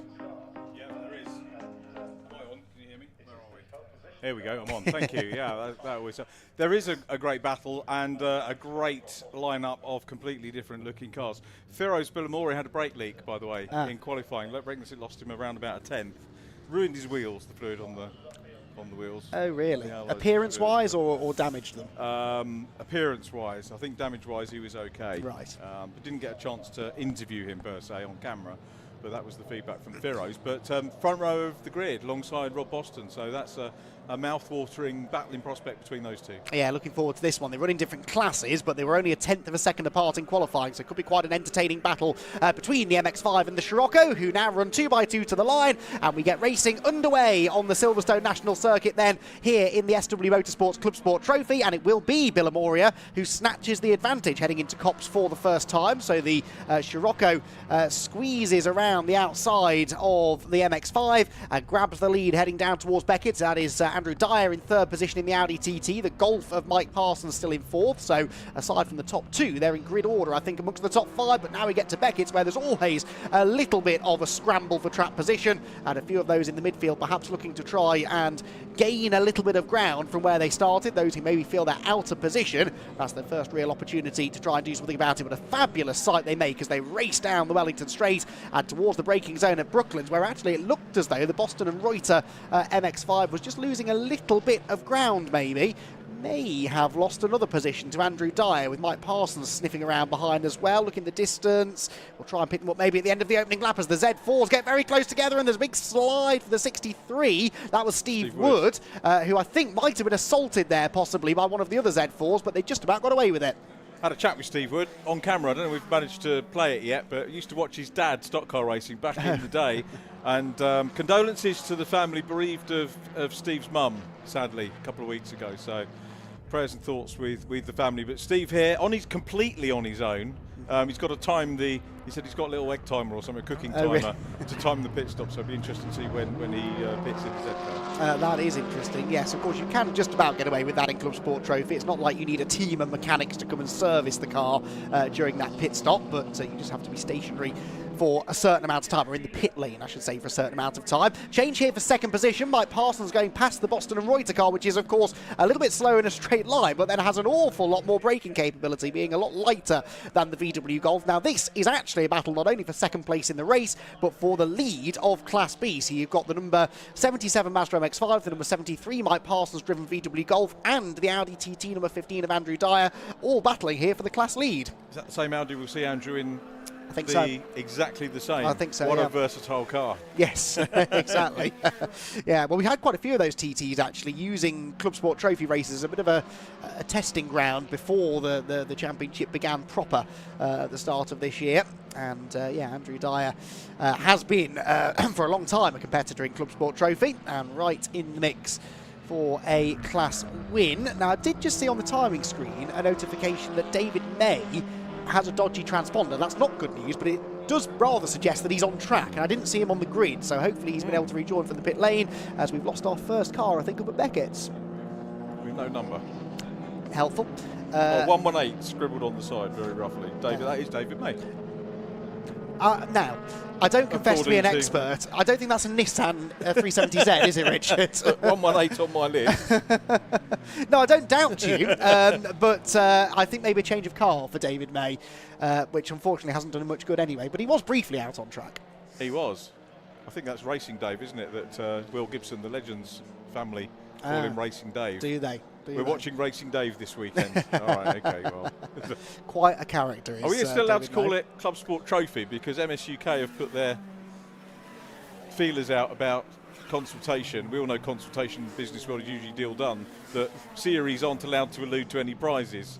Oh, really? So from next year, which is, give them some breathing space somewhere along the line. If you win a race in the series, you're winning a trophy, aren't you? Well, yes. Yes. Unless we call it the ClubSport Banana and give them a banana at the end of it. But would they accept that? Bananas are great, yeah. Tom Ingram likes his bananas, doesn't he? He does indeed, yes. Perhaps finding some banana peel up at Beckett's then was the Boston and Reuter MX-5, by the way, which has just been onto the grass and loses with it second place and the leading Class B, just to keep us somewhat on track and off track in the case of the number 77 car. So that was a bit of a mistake and possibly under braking, which really has been that car's strength so far in this race, but that means Mike Parsons now moves through into second place overall and the lead of the class as the Z4s have got themselves together. I seem to recall them doing this at Snetterton as well, the last round of the ClubSport Trophy. The Z4s, as you would expect for a group of cars designed for one-make racing, they are very evenly matched indeed, and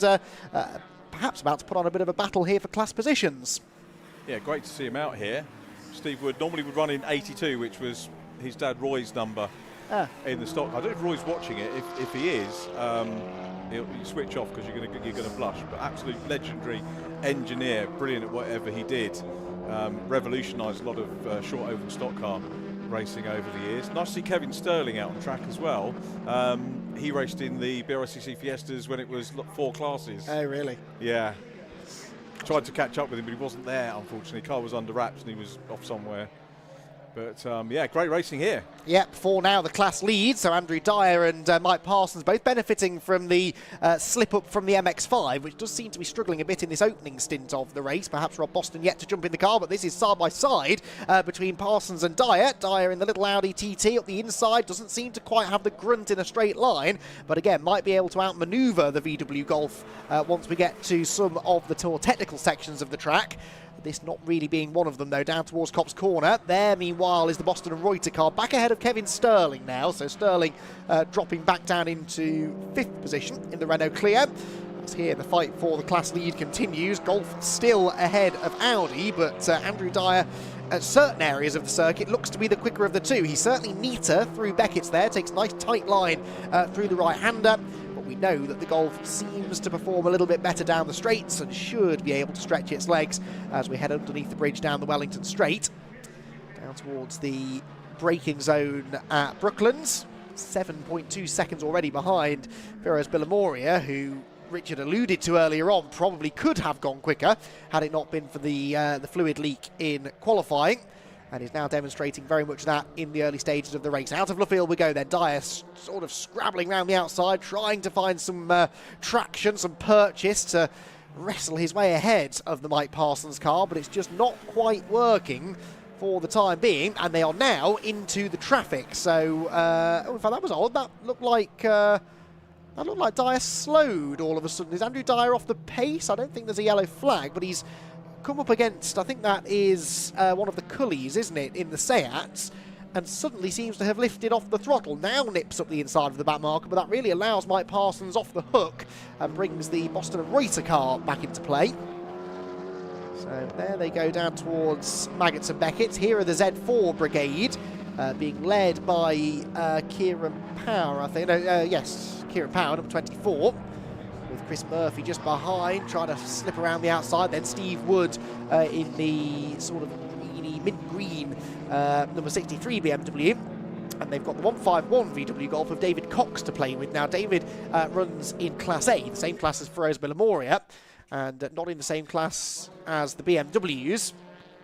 But again, cat and mouse racing here. The BMW's better through the corners, the Golf better down the straights, and the BMWs all sort of battling each other at any given opportunity. That was a very wayward line taken by Steve Wood down at Brooklands to try and gain an advantage, but ultimately not quite able to find a way through.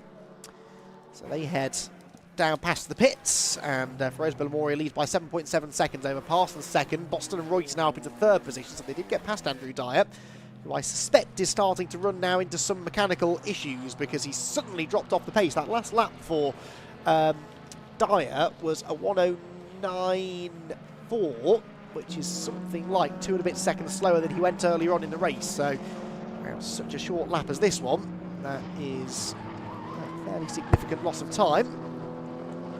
Cully there just running wide, staying out of the way. The BMW battle continues.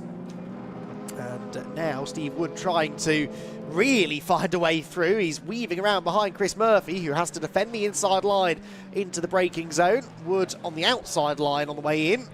We'll try to maybe get an overlap into Luffield corner, but brilliant battling between these three. The trouble is, as they battle and as they continue to get held up a little bit by David Cox, others are now joining in the fun as well. There is a group of cars behind, led by the McGann of Graham Price, that also now, Richard, are starting to buy into this battle. Yeah, that's the great thing about this, isn't it? We'll ebb and flow throughout the 45 minutes we've got. And I was wondering, I should have looked on the way up whether we had Rob Boston in the car or not for first driver, and I was actually talking to him. I could have asked him. So one job and I blew it as I was walking around the paddock. Hey ho. Well, I mean, I don't know a lot about Sam Reuter, but I'm going to guess maybe they're saving Rob for the second half of the race. The car certainly isn't going as quickly now as it was in qualifying, so if we are to assume that Rob set the qualifying time, maybe that means he's saving himself for the second half of the race. We shall have to wait and see. Down the back straight we go. Black smoke there coming from the David Cox car, which suggests to me that that car is perhaps diesel powered. You don't see a lot of diesel powered racing cars these days. There was a time where that was quite the craze, maybe the best part of 15 years ago. Less so now as Steve Wood gets into the side of Chris Murphy, who did well to save that, Richard. Yeah, he did. Great battle between the two Z cars. And Steve Son, incidentally, engineer with Red Bull, went through Carlin and not racing. He did race a Z car himself. But, yeah, work and life commitments getting in the way. But I'm sure that we'll see him coming back, Jack Wood coming back into racing at some point, maybe share a car. I was going to ask Steve whether he would share the car with Jack, but I got the impression it was Dad only. Oh, really? Enjoying his 40-minute, and he said particularly loves the 40, the longer race format rather than taking part in a sprint race. So very, very happy with things the way they are. Yeah, this is just a long enough race, isn't it, that you've got plenty of time to sink your teeth into it as a driver without it being so long that you're exhausted when you do get out of the car at the end of it. But Steve Wood losing a place there to Graham Price, so that little knock that he had with Chris Murphy a lap ago down at this area of the circuit Whether it's damaged the car or not, I don't know, but I think it's just cost him a little bit of a momentum and allowed the McGann through. And then we've got the number 49 car behind. Now that's the Simon Byrne and Ryan Firth machine, the MG ZS, another car that you do not see many of out on the racetrack, but the MG ZS, which was for a few years a reasonably successful touring car, not in this specification of course, but a good looking car nonetheless, and it's closing in on that group. Will we see that in Cockshoot Cup, new for Brscc next year? Quite possible, yes. Yeah, they have a few ZSs usually. Yeah. Whether that's one of them, I'm not sure. But yeah, that was some good news to come out of the last week or so, wasn't it? More championships swarming towards the Brscc, realising this is the place to be. And the Brscc continuing to go from strength to strength, due really to all of the hard work done by a fairly small team, really, the behind the commentary scenes, team, isn't it? basically. Essentially, yes, yes. We do our best to advertise for them at the very least, don't we? Yeah, no, they do a fantastic job, and club we've both been involved with for a long, long time now, and yeah, nice to see that it's getting the recognition that it deserves. Now, one thing the Brscc has always been known for is MX-5 racing, and we've got no MX-5 championships racing with us this weekend, but we do have a pair of them going side by side down the main straight here. This is some way down the order, but a good fight going on there nonetheless, as Richard, the race leader, has dived for the pit lane. Early stop. Yes. Early stop. Are we going to... Yeah, that's out of the window, isn't it? We're not there yet. So that must be a problem then, Richard. Oh, that's not good then. No. Perhaps a return of the leak that could you mentioned from qualifying. Could be. Okay, well... It's worth pointing out that a lot of these cars don't run with massive teams. So if you're looking at this thinking, yeah, fancy a bit of that. And it is, literally you can bring almost anything into the championship, as you can see. And... you can run it off the back of a trailer, as Steve Wood has done. Feroz was pretty much there on the trailer. He's rocked up on his own. May get a bit of help. There are people around the paddock that would help out, but this is incredibly accessible. Exactly, and that is something the Brscc, I think, prides itself on in general, really, is that accessible championships, affordable racing, but with a professional feel to it. And I think that's something that's really important. Now, ClubSport Trophy is very much a kind of run what you brung type of series. It is not a championship, so there are no championship points to worry about, which tends to take the pressure off a little bit and also generates this really nice friendly atmosphere around the paddock. There, meanwhile, Feroz Bilamoria, so he's back out on track now, ironically, alongside the second place car, Mike Parsons. So he's rejoined not that far behind where he was on track, albeit a lap behind, I suspect, now from where he had been. But whatever the issue was, it was resolved fairly quickly, we hope. Yeah, I hope so. Just saw him gesticulate there to wave Mike through. The gap first to second now just 1.2 seconds. So where is Feroz on the timing? He's not going to be, with the lap down, he's not going to be vying for... I think the plan podium-wise is to interview the class winners rather than top three, right, if we can get them stopped, which is always an issue first race of the meeting, and particularly, well, I know this is the second race because we've already had the Honda Civics, but they went down the other end, but not the best thing, so hopefully we'll be able to call the top five in. So Feroz down, fastest lap, he's down in 32nd place, with another guy that we're used to seeing winning, Brendan Murphy. We're used to seeing him taking class wins as well. So some of the regular front runners having some issues here today, which is not good to see, but it means we might see some new class winners coming into the fray, which will be interesting to see as we watch Feroz in his Class A car. He's had 2 wins so far this year, one at Brands Hatch in the Scirocco, one at Donington Park. Last time we saw these cars was Snetterton, where Jamie Handley took the win in his Golf. It was a good race, that, wasn't it, Snetterton, I seem to recall. Yes, that was... a few people in this. Do you know what? There's almost more people in the stands there than there was for MotoGP. Yes. Bearing in mind what's on, that's a good crowd. Absolutely. The slightly more reasonable ticket prices possibly having something to do with that, but also the quality of racing on show and the fact that you get so much racing at a Brscc event. We've got 8 races today, and then a further, well, we've got 22 races over the course of the entire weekend. That is brilliant value for money, and so many great championships, including TCR, Civic Cup. We've got the Audi TTs, Fiesta Juniors, Ginetta Juniors back on the package as well this weekend. So yeah, some great championships for the spectators to come and enjoy, and for once, Richard, some pretty pleasant weather as well to come and sit out in. Yeah, so don't speak too soon. Well, touch wood. Is that wood? That's wood. There we go. So hopefully that stays the same throughout the weekend. But yeah, it's a great track to come and watch racing on, the national circuit in particular, because it's a short lap. You get to see the cars coming around lots of times, and it always produces good racing. I love the national circuit. Yeah. It's when Toka come here, everyone huffs and puffs about it. No, free corners. It's a great track for racing. A good track for people to come and spectate at. Talking about weather, of course, if it's sunny, they get very hot and sweaty and uncomfortable. If it's wet, they get wet and uncomfortable. If it's cold, they get cold and freezing. Marshals, apologise. I wanted to have a chat with one of the marshals on pit lane at lunch break. Didn't get a chance to do that because we were engrossed in juniors. Apologies, but big thank you to all of our marshals for their help and support.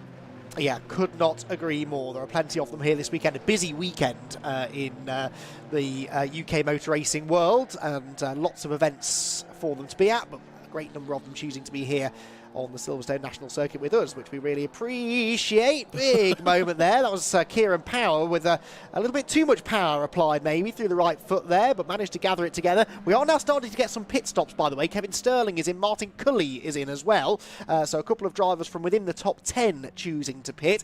Also worth pointing out that David Cox has now inherited the Class A lead after Billamoria's issues earlier on. So David Cox in 6th position, yet to stop, but has now inherited a class lead as a result of the problems for the erstwhile class and overall race leader. As here, Chris Murphy and Kieran Power continue their battle, and actually Chris Murphy was looking to challenge, I think, as they went down towards Beckett's, but just could not quite get close enough. That's the Golf ahead of them, which is leading in its class, and they're just sort of dropping Steve Wood a little bit now. At the back end of the top 10. Their pit work being done to the Mitchell and Cochrane MX-5. Now, they're normally there or thereabouts in their class. Of course, we're in the middle of a pit cycle at the moment, so I'll wait until the pit window is closed before we really dive into who the class leaders are. But I can tell you Class B being led by the overall race leaders, Boston and Reuter, who are now 6 seconds clear of Mike Parsons. That gap's really shot out all of a sudden. In Class A, as I mentioned, it's David Cox, the leader. Class C being led by the number 49 car. Now, that is the Simon Byrne and Ryan Firth MGZS that we saw earlier on. Class D led by number 150 Andrew Stevens in the Mini Cooper, and Class E at the moment by one of those two Mark III Toyota MR2s, that being the number 81 of William Gallagher, who started 32nd. That is in 24th place overall at the moment. So he's made some pretty good progress and has progressed into the lead of the class. I think we might be looking at some first-time class winners. My scribbles only go back to 2022, which is not much of an archive, Andy, but it's, I think we may well be looking at some first-timers. I suspect so, because actually a lot of the drivers who compete in ClubSport Trophy these days were not necessarily here back in the early days of the series, which started in 2019. Thank you, Scott Woodward. I'm glad we got Scott. Encyclopedia Scottanica. Scottanica. Yes, 2019, the ClubSport Trophy began and really was an immediate success story. It immediately started generating these big, eclectic grids, and it's a great budget way of going racing, getting plenty of track time, always single-day events as well, and no wonder it has proven to continue to be very, very popular indeed. Right, there is your race leader, the number 77. That's not your race leader. The car ahead of it is the race leader, the Boston and Reuter MX-5. You'd be forgiven for thinking that this car was leading the race, because it was earlier on.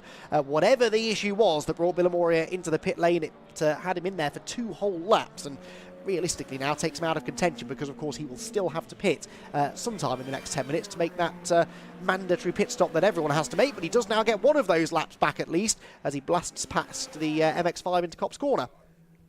I'll come back to what I was going to say in a minute, which was the Pure Sport Clio of Stephen Harrison, who, of course, made his JCW debut a couple of weeks ago with us at Croft in the development car, the biofuel car, which actually had a class win. They didn't win anything because it's technically outside the rules. Hannah Chapman bringing the car home in first position for the first time. But Stephen Harrison, who is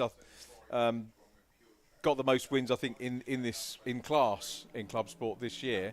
Very capable in that. I'll tell you, he looked really good in the JCWs as well. So it was good to see him there. And Pure Track were preparing the car at Croft for him, so they made the move. Right. And I know they were very excited to be in the Toka paddock as we look at Mark Jones in the Misty Racing Civic Type R. Yeah, very well presented car that. It leaves its pit box now, heads down the very long pit lane here in the Silverstone National Circuit. Look at that direction. That was very smoothly done, wasn't it? And into the pit lane comes, I think that was car number 4. That was the Harrison and Hawks Reed Renault Clio. So driver change incoming for them. But not a huge flurry of activity yet in the pit lane, certainly amongst leading cars. I think the highest placed car we've had in the pit lane so far is Steve Wood, who has brought the number 63 BMW. And in fact, I just saw him out the corner of my eye heading down past the camera. But most of the leaders, Richard, waiting until the second half of the race before they pit. They are, yep. They're getting the most of it. Of course, it will depend on track time, track space, whether it's appropriate to come in. If you're in the middle of a battle, maybe, and there's traffic coming up, good time to get out of that and maybe time it. I don't think the serious timing that we talk about in Fun Cup about timing it so you come out clearly is going to happen here. But it's that. Are you keeping an eye on Fun Cup as well in between? Scott did just show me a very exciting clip of something that's happened inside the first 10 minutes. So we don't want anybody flipping, by the way. No, exactly. Don't go and no, that's your evening's viewing sorted for once we're done with our live broadcast here at Silverstone, of course. But yeah, gutted not to be there at Brands Hatch. But hey, busy weekend for the Brscc and lots of motor racing action for you to enjoy. If you've got multiple monitors set up at home, which I know most people do these days, then you can keep track of everything. Maybe we've got a big screen in front of us which is currently being wasted and could have the Fun Cup on it, so maybe we'll work on that for later on in the afternoon. Anyway, the pit lane is now becoming busier. We are bang on halfway through the race, Richard, and unsurprisingly more drivers from within the top 10 now choosing to pit. Yeah, we'll know whether it's Rob Boston getting in, won't we, when we see Rob Boston. You can't keep him out of the cars, can you? Such a great, and works hard. What I love about Rob is he's always working on the cars, always keen to get out and have a race as well, and still as sharp as ever he was. You know, he could be out there winning championships, but he likes helping the others, which is wonderful. The size of the aerial on the back of that car, I don't know whether he's communicating with the International Space Station, but maybe that's where he's getting his strategy calls from. That is, I've only just spotted that. He's certainly having a good battle with Feroz Bilamoria, not for position, but these two clearly quite evenly matched. It's a shame, isn't it, really, that Bilamoria had that issue, because this could have been for the lead. Should we pretend that he is? Yes. Well, there's no points at stake here, so we can sort of make it up as we go along, can't we? Yeah, Feroz will treat this as a track day. I guess now, and it's always a way. He's added livery to it from the start. I'm sure it was more predominantly green when we rocked up the other bit of Silverstone down there, the boring bit. No, it's not actually. Well, yes, the international circuit has its own quirks, but I do prefer the national personally. I think particularly when it comes to one-make racing, I think it's perfect for it. But we will be on the international circuit, of course, at season's end. That's a good point. One make's better here. Yeah, definitely. I love a slipstreaming race, and we get plenty of those here at Silverstone as the MX-5 takes a very different line through Luffield Corner. Out goes the one of the BMW compacts. Didn't catch the number. That might have been the Subiani and Hayes car, perhaps. As they, sorry, it's not Subiani in that car this weekend. It is still being driven in part, at least, the number 93 by Charlie Hayes, but Marcus Bruce actually alongside him for this weekend. So one of those two in the car now heads back out onto the track. As past goes the Mazda. I did not see Bilamoria though, so I wonder whether he's now come in to serve his mandatory pit stop. A quick glance at the timing screen tells me that he's still out there, pounding around. As to the 110 car, that's Martin Cully. Both Cullys out there in their similar Seats, and this one getting very close to the number 721 Chris Murphy BMW.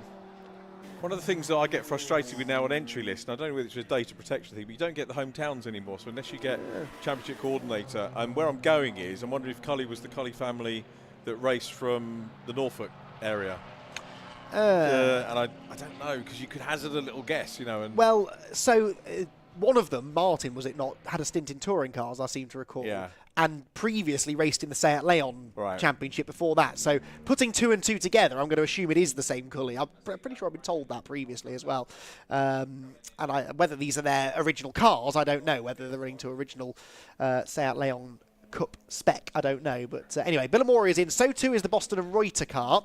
So it would be handy if we could get eyes on the Mazda, actually, to see who is getting into that car. The Billamori car is right at the exit end of pit lane. You want Shane to go, the cameraman to go right the way down the other end of Well, because of course they will be at opposite ends of the pit lane. That is the law of motor racing in pit stop races. The action we want to see will always, law, we call it. Indeed so. The action we want to see will always be at the opposite end of the pit lane from where our camera is. But we'll, if we can't get eyes on it, we'll try and get someone to report back. Maybe Scott Woodwiss can let us know.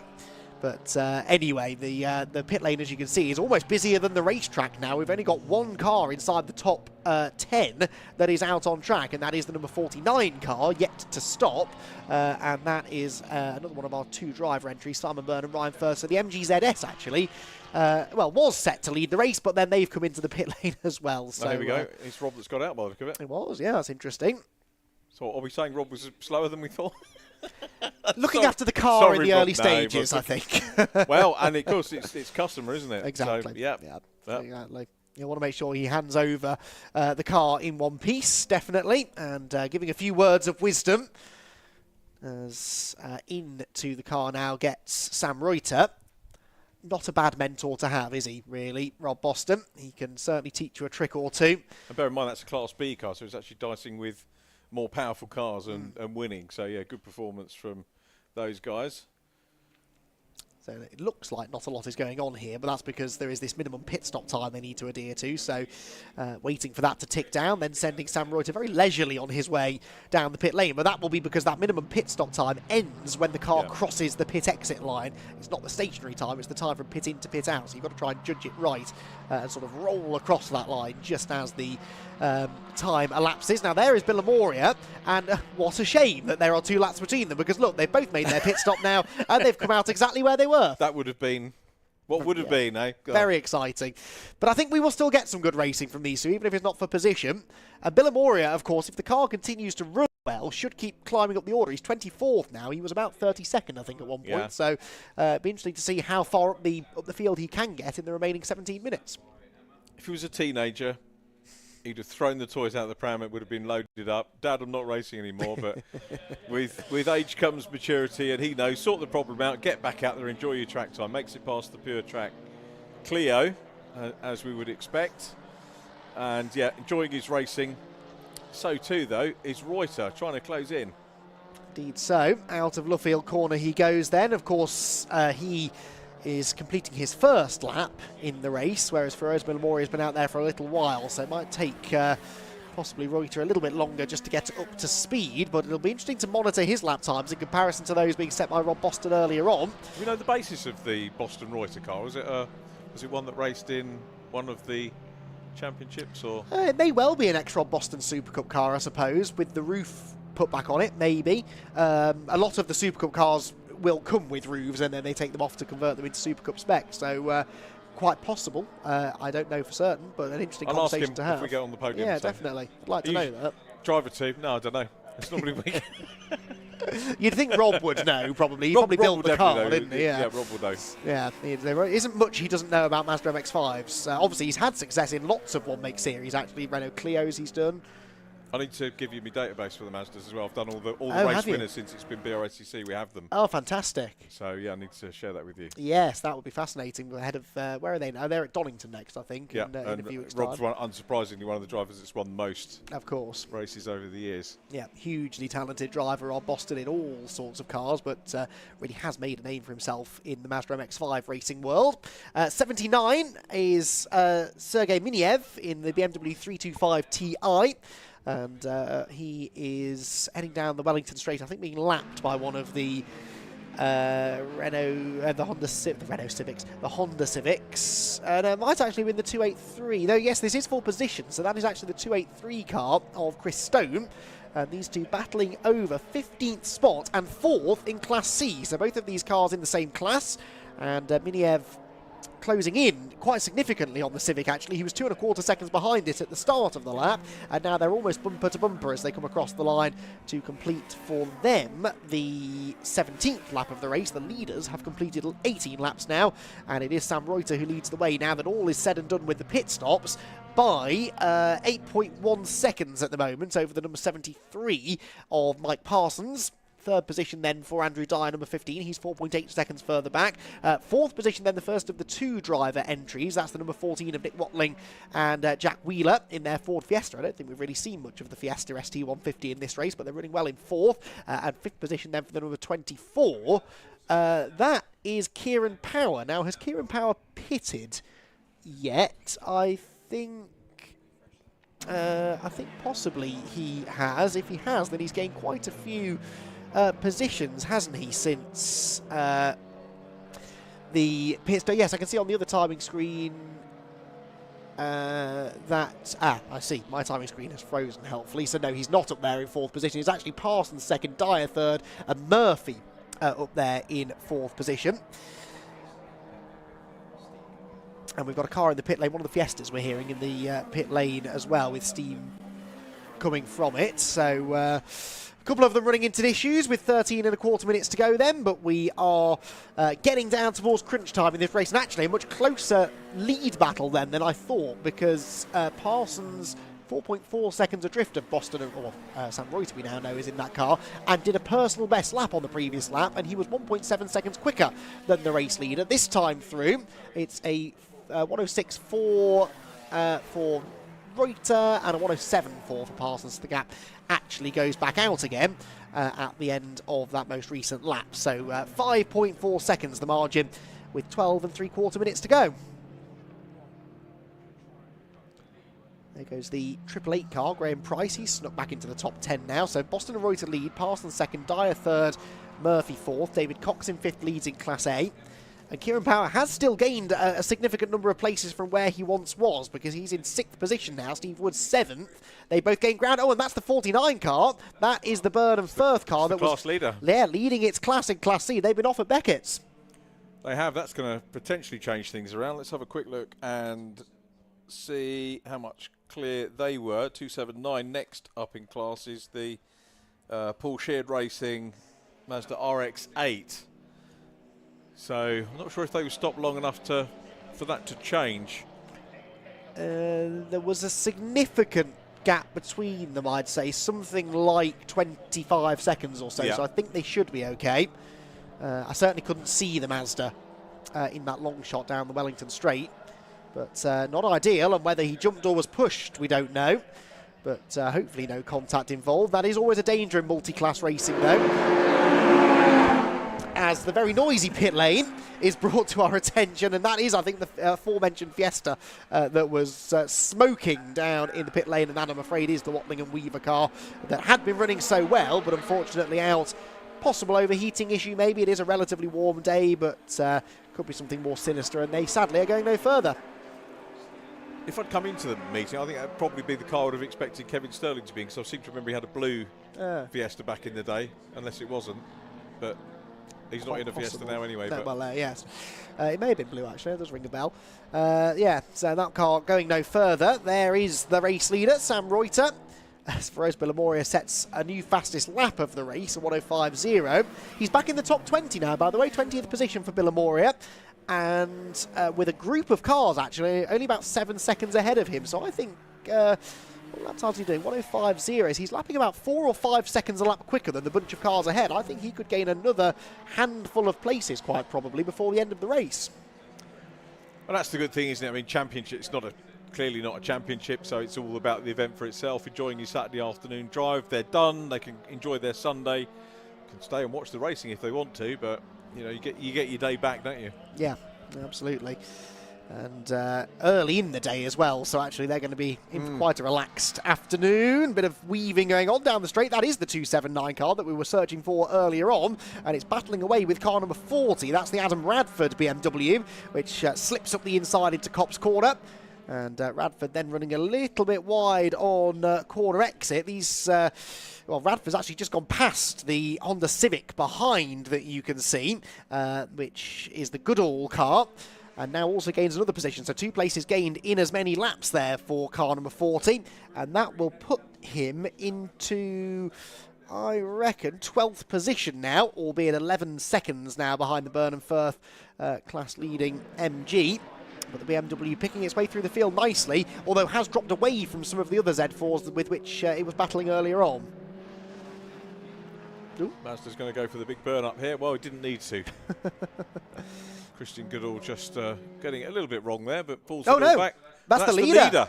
And that was Mike Parsons going through for the lead. So Mike Parsons has nipped through up at Beckett's as Sam Reuter has a spin. Now, we didn't see how he got there, but now we have a real fight on our hands. He's got 9 minutes left to try and catch that gap. VW Golf. That's a gap. That is a chunky gap, isn't it? Whether he's going to be able to get there or not, I don't know. But late drama then for the race leader. Yep, just as I'd crossed Mike off of my list of potential interviews in the... It's down to writing it down. Yeah. It always is. Yeah. So they say the curse of the commentator is a thing. Whether we're speaking it or writing it, we have the ability to put the curse on anybody. So, yeah, there we go. Sam Reuter. Well, hey, he might still win, but as you alluded to there, Richard, this is going to be a decent lead now for Mike Parsons. There he goes. What is the gap back to Reuter? 4.6 seconds. He was lapping fractionally quicker than Parsons before that. He had built the lead up to about 5.5 seconds or so. But let's wait and see whether he's able to do it. This will be a real sprint to the finish now. It will be, and I'm saying I can't find a Mike Parsons, put your teeth in there for goodness sake, win in the last couple of seasons. Yeah. So it's going to be interesting to have a little bit of a natter with him if he can hold on. 4.6, as you say, the gap. Andrew Dyer in third in case anything goes wrong with the Boston Reuter car again, ready to pick up some pieces too. Just don't write Mike Parsons' name down. I've already done it. Oh, no. Already done. Apologies in advance, Mike. Right, conversations going on down in the pit lane. Didn't actually spot who this was. But another car that stopped. It's the Civic, isn't it? It's the 151 Civic. That's David Cox. Oh, sorry, Golf, excuse me. Which has stopped of David Cox. Another name I'd written on the paper. Because he was leading his class. Yes, you're absolutely right. So Graham Price is now leading in the 888 McGann, that being in Class A. So Richard John Neal is making himself not many friends within the SW Motorsports ClubSport Trophy paddock here this afternoon. But certainly livening things up for us. It's giving us plenty of things to get excited about in the closing stages as Sam Reuter is on the limit there through Copse Corner. Now, on the previous lap, he lost another 10th or so to Mike Parsons. 4.7 seconds the margin, but certainly he's not giving up and he's going off again now at Beckett's. He's pushing a little bit too hard, too late on the brakes, keeps his foot in it, does some rally crossing and gets back on the road, but that surely now is his chance of a race win gone. Yeah, the time was coming down, but... do without that. Yeah, I think maybe, unless it's a braking issue, it perhaps is just an issue of over-exuberance more than anything else, but he was really, really pushing hard to try and catch this man, Mike Parsons, but Mike now looks as though he is, whisper it, potentially in a race-winning position, but he's still got 6.25 minutes left to survive in what is very quickly becoming a little bit of a race of attrition. Feroz Bilamoria, by the way, is now in 13th position. I reckon, Richard, he will be in the top 10. At this rate, he could win. Well, yes, quite likely, because he's about the only driver whose name you haven't written down, I think, at any point in this race. So who knows, but he certainly is charging through the order nicely. 5.5 seconds behind the good old Civic, who is 2 seconds then behind Radford and Fenning, which would put him into the top 10. So the rate he's going, I think he'll get back into the top 10. He's already third in his class. I don't think he'll catch the... class leader, Graham Price, or second place man, number 60, that being Lee Reynolds. I think they might be a bit too far ahead, unless, of course, they run into some dramas late in the going, which, as we've seen, is maybe not that far beyond the realms of possibility. But for now, at least, Feroz Bilamoria on course for a solid top 10 finish overall. Now, on my timing screen, another name I've written down, Chris Fantana, has a red square around his... Where is it? Is he a bit further down? He's 24th.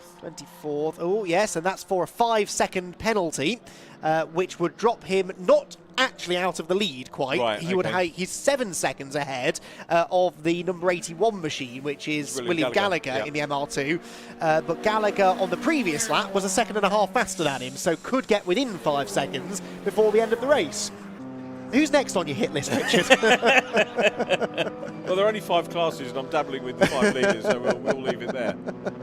Right, well, Mike Parsons looks okay now, doesn't he? 9.4 seconds clear of Sam Reuter, who hopefully will make a better go of Beckett's this time. He has brakes a lot earlier as he gets sort of boxed in slightly behind Steve Wood. So these two cars running in the same class as each other, albeit a full lap apart. Steve Wood 6th position overall, and accelerates away down the Wellington Straight and towards the braking zone at Brooklands. But I don't think Sam Reuter's going to take any risks here, although the risk, oddly, that he'll end up taking is that he falls back into the hands of Andrew Dyer, because Andrew Dyer is not far behind these two. Remember, Andrew is in 3rd position at the moment overall and within Class B and is catching them. So as Reuter perhaps manages a braking issue, or perhaps just tries to coax the car home without any more dramas, he could well end up losing 2nd place before the flag. Could be some dramas going on. Graham Price incident. I know Pure Track down at Brands as well. Have we got Supersport? So they're running down there, aren't they, with Sarah Dennis hoping to get a drive. Yes, now Andrew Dyer is almost there with Sam Reuter. And Sam's locked it up again into Beckett. He is struggling under braking, isn't he? It is a relatively simple circuit, this, Richard, and again, not many corners, but there are 2 big braking points around here, and if your brake's not quite up to it, then that could lead over 45 minutes of running to some braking dramas. The 2 teammates together here. 2 Pure Track cars together. Yeah, you're right. Yeah, well spotted. That's the class-leading Graham Price, 888, staying well out of the way of the sister car, which did the right thing there by holding on to the left-hand side of the road. The number 60 car, by the way, that's chasing him is the Honda Integra that we saw just towards the back of this group. So they are the first 2 cars in Class A, and that gap looks like it's coming down slightly. Yes, by about half a second on the previous lap, so 2.5 seconds is Graham Price's advantage over Lee Reynolds. It's an advantage that's coming down, and we've had a change for 2nd place. Andrew Dyer ahead of Sam Reuter, so Sam Reuter really fading now. He is. Good for Andrew Dyer. Good practice. Now, does this take it out of a driver who's coming into the Audi TTs a little bit later on, or is it good practice? It's extra track time, I suppose. You can't really put a price on track time, they say. But, yeah, busy enough weekend as it is, isn't it, without throwing an extra 45 minutes of racing in. But Andrew's experienced enough. I think he'll value any extra laps that he can run. And a very different style of racing this, but I'm sure he'll have some data that he'll use for the TT Cup races a little bit later on in the weekend. The first of them coming up later on today as well. Remember, that should be a real highlight of the day. There is Dyer up into 2nd place then, and started 3rd on the grid, but ran 2nd briefly early on, and is now back into P2 again with probably 2 more laps to go. It depends when the leader went through. Parsons went through a little while earlier. We'll get the gap in a moment or 2 as soon as Dyer gets to the timing line out of Woodcote Corner. That is the timing line, by the way. The finish line is right up at the far end of the shot. This is the start line down here, and as David Addison would insist on pointing out, they are 2 different lines. It is not the start-finish line. So there you go, David. I'm spreading the good word for you. The timing line, the finish line, up on the exit of Woodcote Corner.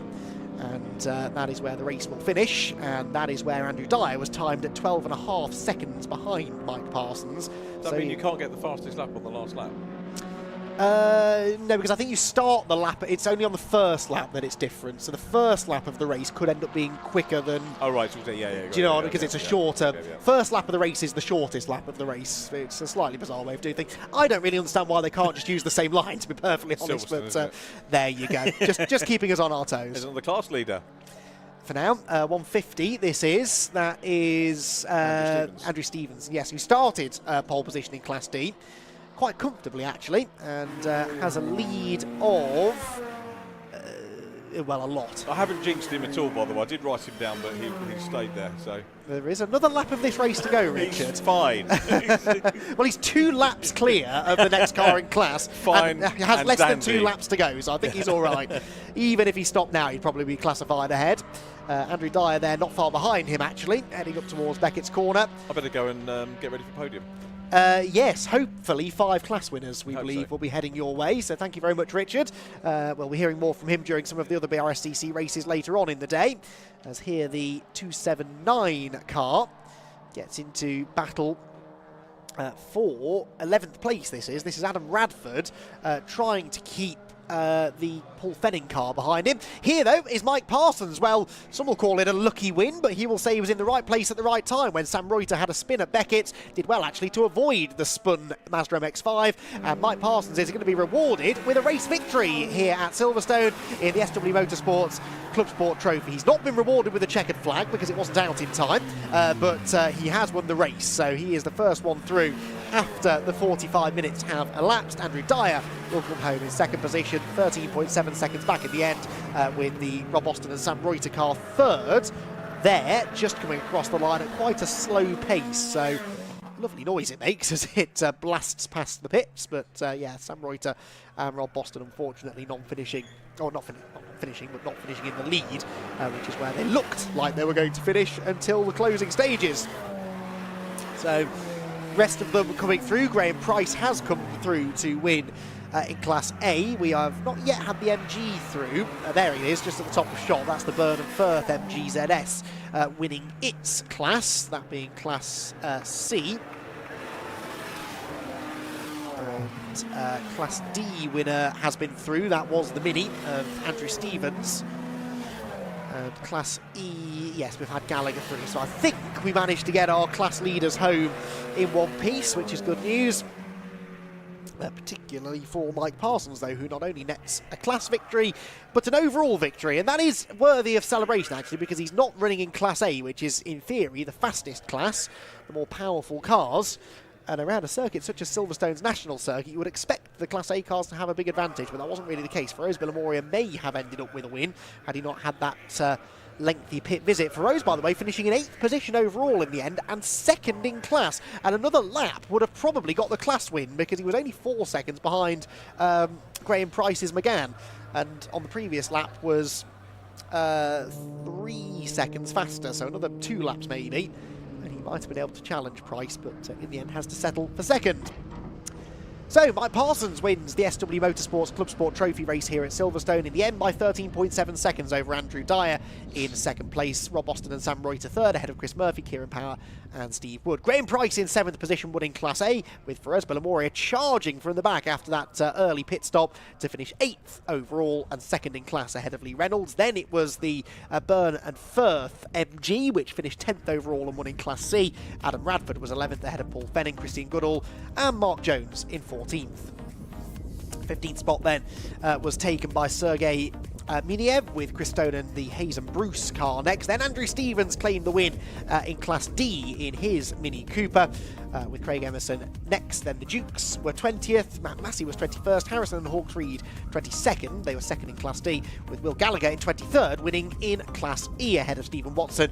Liam Cochrane was a Class E podium finisher in 25th, ahead of Barry Cully and the Fantana and Ramsden car, which had led its class, picking up a 5-second penalty, but actually dropping down the order anyway, I think with a late issue. Andrew Weston was next, and then those who weren't running at the end, David Cox, we saw unfortunately retiring the car that was leading Class A at the time. We also lost Martin Cully, the Watling and Wheeler car retired to the pit lane too, the Ford Fiesta. Kevin Sterling was a non-finisher in his Renault Clio. Brendan Murphy also didn't see the flag, and Stephen Harrison was out very early doors, only a couple of laps into the race in his Honda S2000.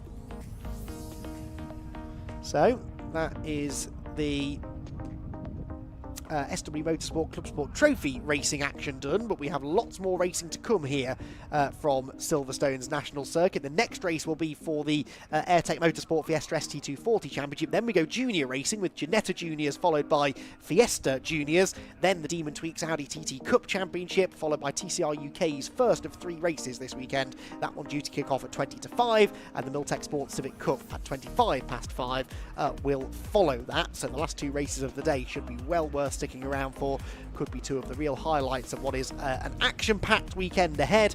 All of those championship racing again tomorrow. We're also joined by the Modified Ford Series, who will have a pair of 15-minute races tomorrow. Again, a series, not a championship, but good to have them on board. Right then, let's head down to the pit lane, where hopefully Richard John Neal has found a few class winners to have a chat with. We have 4 of the 5 class winners down with us in victory lane at the moment. We've got Mike Parsons just having his circuit commentary interview. I'm going to have a quick word though with with Graham Price, who's over here. Graham, can we grab you? Graham, can we grab you? We'll do you first. Graham Price, who has a class win. Congratulations. We'll get you with the Brscc background in the back shot, which is good to see. So a win for Pure Track Racing. Obviously the team over 2 venues, we were saying on the commentary, but great stuff. That is amazing, amazing result. I mean, it's my first win ever. Oh, congratulations. And I just never expected in that car it would ever be quick enough to get a class win. So very, very happy. It was a great race, good fun. I did spin it, but I managed to get going again and all good. So yeah, had a good race, loved it. Bit warm, as you can imagine, but it's summer. Did you, when you come in for the pit stop, do you rehydrate during that? No, I didn't. No. I do have a funnel, but I didn't use it. I thought I'll be wanting to. I decided against it. How does the timing go for that? Do you do it yourself, or do the team help you and give you a tap when you need to go out? It's a combination. I time it. I've got a clock in the car, and the team call me in when there's a space, because we've got a couple of other cars going. So we've just got to make sure we get the timing right and don't go over the 2 minutes like I did last time. Oh dear. Okay. So. 3 minute stop, wasted a minute at Oulton Park. First win, very, very quick background. I've been a photographer for 40 odd years, and I started racing a couple of years much later in life, but I'm just having a ball, really. It's not something I could take too seriously. I'm just having fun racing cars, something I never thought I'd get a chance to do. So yeah, I'm good. I'm just chuffed to bits. I've got my first win. First winner's interview, well done. You've done a great job too. We'll let you grab your drink and go. Well, let's have a quick word with our winner, which was Mike Parsons. Mike, sorry to have kept you waiting, and thanks for your patience over here. Toing and throwing race. I was writing names down of class leaders and then crossing them out and then coming back, but you did the business. Yeah, it was a lively race. Lots of people were pushing on, but they pushed a bit too hard. A couple of people had offs, and I know Feroz is unfortunately not made it to the end. So yeah, lively race. Not too much of an issue when we got moving. Break the pack and we're off again. But yeah, really good. You know, track's absolutely on point today. Couldn't get any better. So yeah, thanks for friends and family. I've looked back at the last couple of seasons. My record keeping may not be top, but is that your first win in ClubSport? In ClubSport, yeah. Done a few other bits, but not in ClubSport. So yeah, really chuffed with that. Normally a very strong field, so you know, I must have done something right today. It is. There's some great names in there, and we can add your name to that list now. Many congratulations. Will we see you again in ClubSport before the end of the year? Definitely. Yeah, just you know, diary dependent. We'll see where we get to. Certainly Donington, and maybe back here for the international circuit. So yeah. Hope to see you there. Many congratulations. Lovely to meet you. Cheers. Congratulations on the win. If we've got time, we're going to grab a quick word with Andrew Stevens next up. Sorry, sir. Andrew was next up. Andrew, the Mini running well there. Got a good healthy lead at the end. Well, you say running well. I was struggling to get into gear. This is the first time we've finished a race this year. So yeah, I'm pretty happy that we've actually finished, never mind winning the class. But yeah, I was struggling towards the end, managing quite a few issues. So I was just like, let's just bring it home. I just want to cross the line and finish. So yeah, we had a healthy lead in the end, but yeah, still struggling out there. Nice one. I'm going to grab a quick word because we've got cars on track. Have we got, is it Simon and Ryan? Let's get you over very quick. We've got cars on track, so apologies to viewers and getting over the grid. Quick word from our class winners. Congratulations, first of all. Thank you very much. Yeah, we were absolutely delighted for this win. This is our 4th race in this championship this year. We've had pole on a couple of other occasions and not managed to convert it. So yeah, we're absolutely delighted now to have done so. And Ryan? Yeah, honestly, I'm over the moon. It was stressful, really was stressful, when Simon may have had a little 180, but it was, well, probably 360, but yeah, to get the win, it really is good. Yeah, fantastic race. Congratulations, gentlemen. We look forward to seeing you racing and on the podium again in the very near future. I think that's our 4. Is that our other class winner? Come on, class E winner. Is it Chris? Bill. Bill, congratulations. Thank you very much. A quick word, all go to plan? No, not really. Came off on the first corner, a couple of, you know, towards the end, which didn't really help. Had a good fight with the MX-5. It was a very good fun race. Wasn't expecting the win, but hey-ho. Always got to take it however it turns out. We'll see you again later on in the season. Yeah, most definitely. I'm made up. I'll go home happy. Have a few beers tonight. Sounds like a good plan. Congratulations, mate. Well done. Nice to see you. Thanks very much. Apologies for overrunning on the interviews down here. Let's hand you back to Andy, who's got the grid for the next race.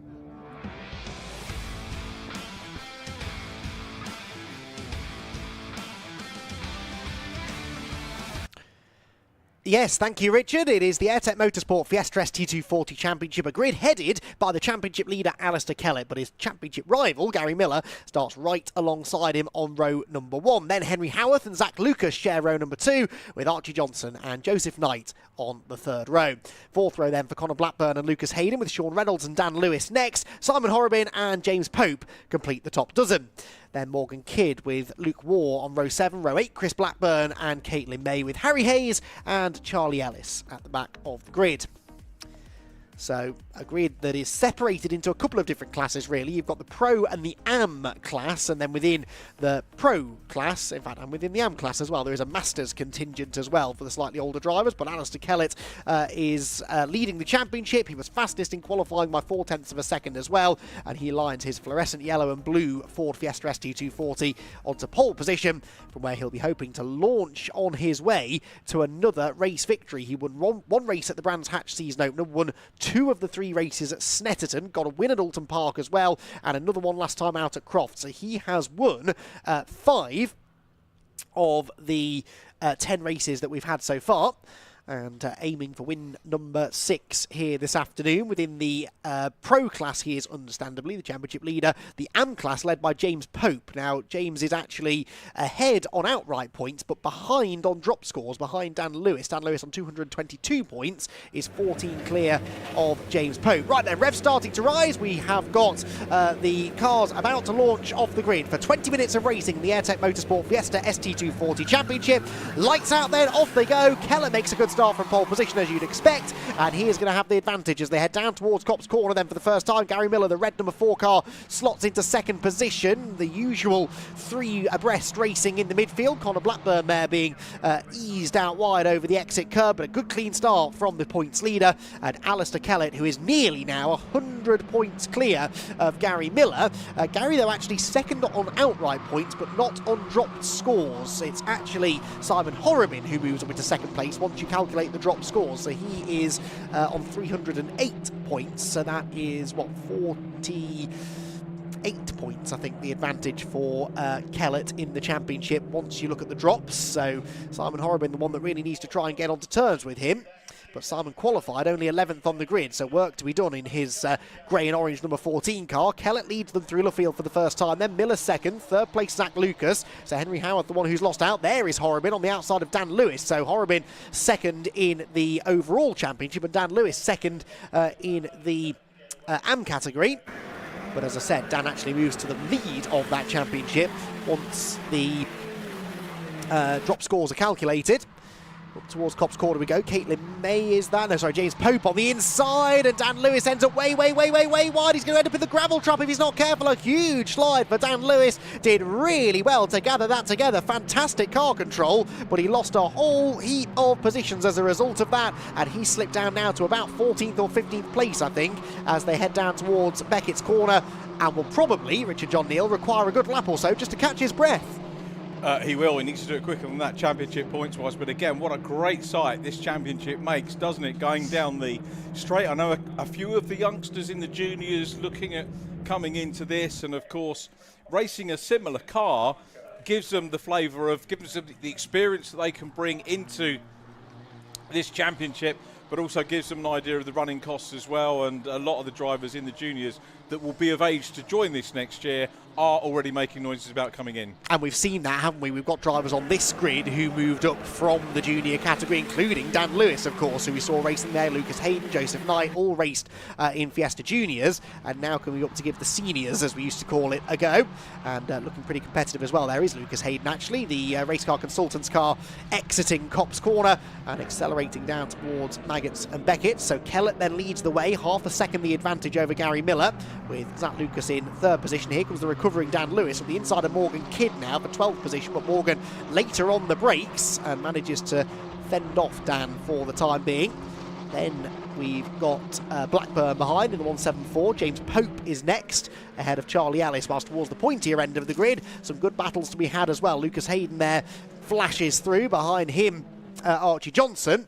So this is all really the lead group, isn't it? 1st place down to 7th place, pretty much nose to tail. Who is going to be the first one in this group, I wonder, to try and make a move? Well, it may well be Lucas Hayden. Lucas having a Little nibble there on the rear end of Joseph Knight, and he tees him up well. He's got the momentum through on the inside. Not always added speed on the inside, but that was a good move. I think he's got that done as the leaders flash past once again.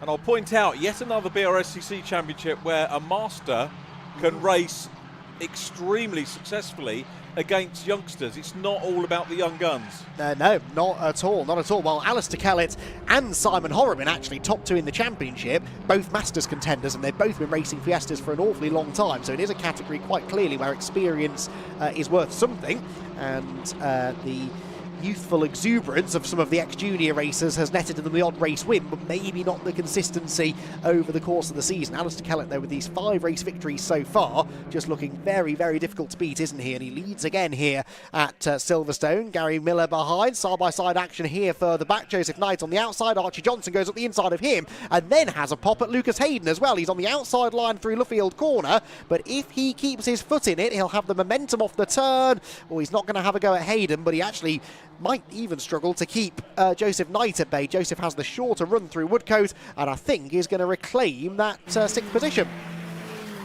You're right, Kellett setting a good flyer there, 66.011. His compatriot Gary Miller still giving chase.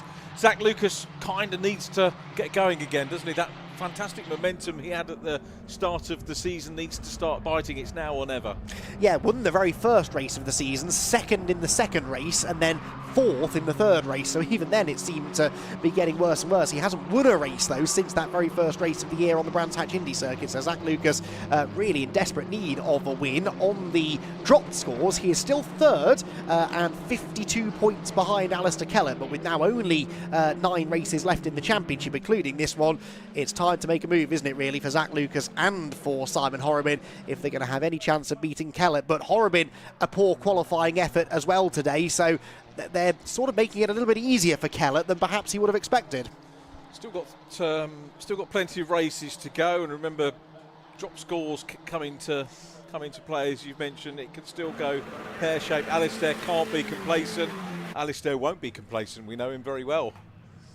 No, absolutely. He doesn't take anything for granted, does he? But that's why he's had so much success in this category over the years. There goes Gary Miller then, 2nd position, half a second back from the race leader now, as we have 14 minutes of this race still to go. Kellett, then the leader, turns his way through Beckett's corner, accelerates out onto the Wellington straight, and Gary Miller just doing his best to try and keep up, but is at least keeping Zach Lucas at arm's length, I would say. So these 3 gapping the rest of the field, but not themselves looking all that likely to pose much of a threat to each other for now. Henry Howarth on his own in 4th position. Now, Henry Howarth, what is his best finish of the year so far? I don't think he's had a top 5 finish yet, you know. He has 2 top 5s. He's had 2, has he? Yeah, where have I missed those? 5th at Oulton Park race 1.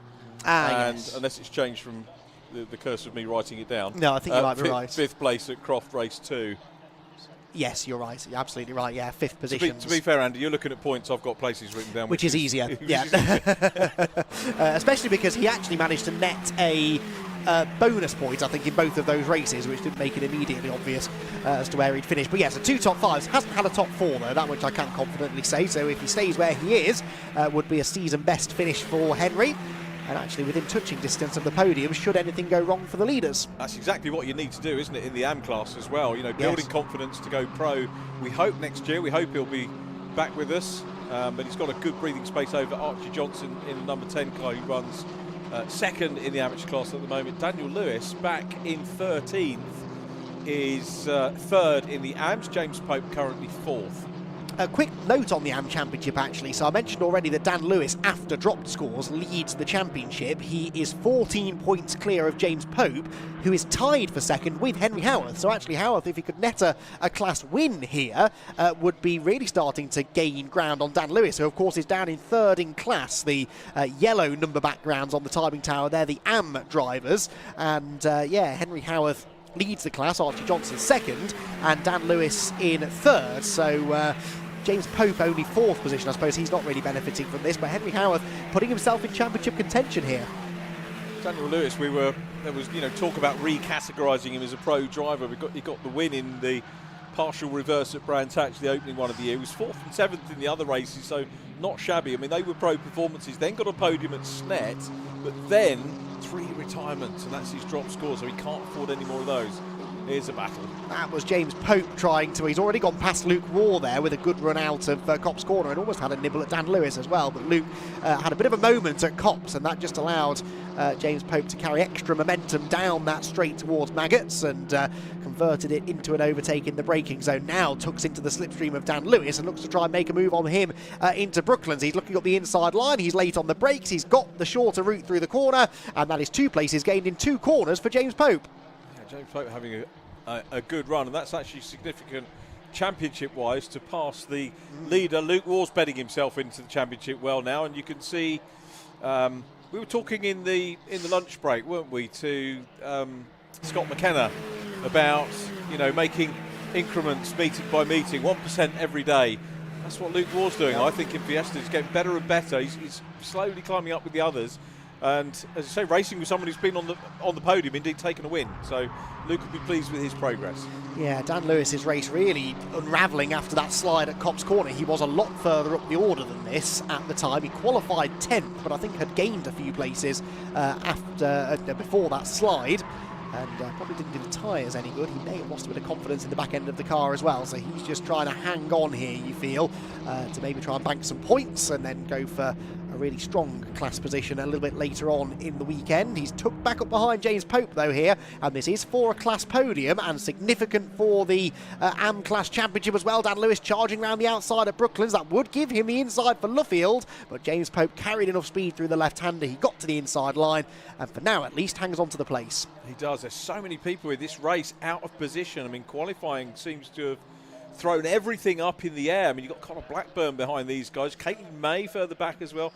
Harry Hayes, who provisionally had a podium before the judicials at Croft, is there in 17th. Chellis is back there as well. I mean, it's a tough old championship for sure. It is, and especially at a circuit like this one, it's such a short lap. They're lapping in, well, in qualifying 1:05, a low 1:05 was the pole position time, but you only have to be a couple of tenths off your best, and you could find yourself 3 rows further back on the grid than where you normally would be, and then from there it's very difficult to regain that track position in such an evenly matched championship as this one. No performance advantage for any one car out on track, that's for sure.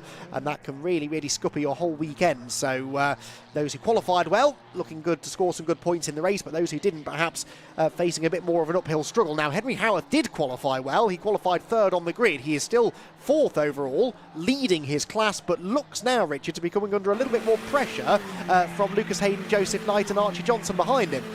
Yeah, those pro drivers will be keen to get into that 4th position, grab some points off of him. Remember, the points are points here. There's no separate race points for the respective classes. You lead the class by scoring points in the overall championship. Do we know if Henry's damage came through qualifying? He's got a little bit of damage, isn't he, on the outside? I haven't seen him getting into anything in the race, put it that way, so I think it probably was from qualifying, or maybe even from a previous race meeting, actually.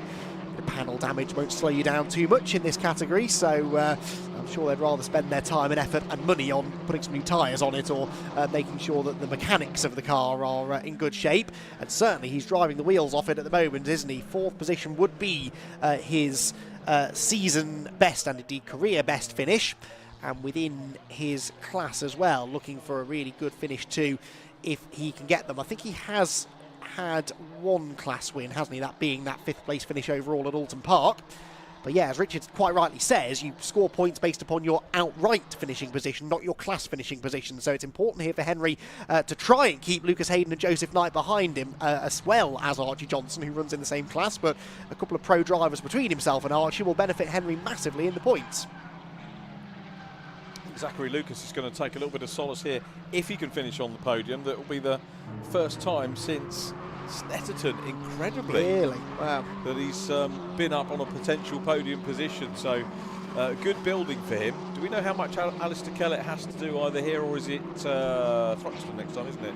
Yes. Can he wrap things up earlier? I know you've got to be at the last round. You have got to be at the last round. I think you can drop the last round though, can't you, as long as you're there. It's not like, oh, hello, that's a bit of drama. That was Blackburn sideways, and who was that bouncing down the grass to avoid him? Was that Hayes? Might have been number 26, Harry Hayes, maybe. I think it was, wasn't he? Who had just got past Caitlin May, actually, on the previous lap. Has all of that hard work undone. But yes, because you can, I think, think, drop the final rounds, it is possible that Kellett could win it at Thruxton next time out, but I think it would be difficult for him to do it this weekend. He's, 48 points or so up the road, but bear in mind you score 50 points for a win, a point for a fastest lap, a point for pole position, so that's in excess of 150 points per weekend. So I think Thruxton maybe is where we'll break the calculators out to try and work that one out. Are you at that? I'm not at that one, so I don't have to worry about. Yes, yeah, you're missing that. Yes, I am there. Yeah, looking forward to. Good luck with the maths. Yes, indeed so. It's going to be a frenetic enough weekend as it is because it's Thruxton, and we know what sort of racing that place tends to throw up. And trying to work points out as well can be a bit of a challenge. I'm looking forward to watching you back, for sure. Yeah, definitely. It's definitely one that I'll be sitting down and watch. Harry Hayes, I was chatting to the guy that brought him into the sport, Toby Trice, who races in the Porsche Sprint Challenge in the Caymans, and saw Toby at Crofts, and he was enjoying his racing, and he was delighted to hear that Harry had, made it at third. He wasn't so pleased to hear that the podium was taken away, and I said, is he still involved in sponsoring you, Toby? He said, no, sadly he's got the bug and he's doing his own thing, which is a pity, but Toby's delighted that he introduced him to motorsport, and Harry's enjoying it, and that's great, and they're both out. So it's brought an extra driver onto the grid, which is a good thing.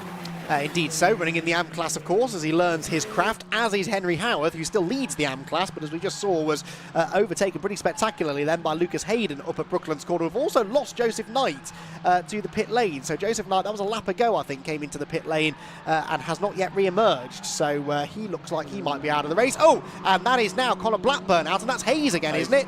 Harry Hayes off. Now, that's Beckett's, I reckon, which of course is where they almost tangled a lap ago, and they've done it properly this time. Both drivers out of the race, looks like both drivers out of the cars, more importantly, but damaged cars in the gravel trap, probably deemed a dangerous area that. We may well be about to go safety car. We could well be. I think there'll be a decision taken about how long there is to go, because safety car now would probably take them to the end of the race. So there's the call-in race control. Do you put the safety car out? Do you red flag it, red and checker? They'll try and give everyone. I mean, the signalling is superb all around the track. The drivers will hopefully be aware. You'd say maybe a little bit of risk limitation, perhaps where it is not too much of a risk. The cars are relatively well spaced out at the moment, so we might be able to go the distance. Hope so. Don't want to see the race ending early, that's for sure. And for now, it is continuing under green flag conditions, so they're handling it under local yellows for now. But that takes, unfortunately, Christopher Blackburn and Harry Hayes out of the race. Through Beckett's, the rest of the field come. It's on the exit of the corner that they've ended up quite a long way round the corner, I think. So a bit of an interesting place for those two cars to have come to rest. But anyway, looks as though they're far enough out of the way that the race can for now continue. And Alistair Kellett doesn't need to worry about executing a safety car restart. He's 1.6 seconds clear now of Gary Miller, who's done his best to go after the race leader. But Alistair Kellett looks set, doesn't he, to extend his championship lead now.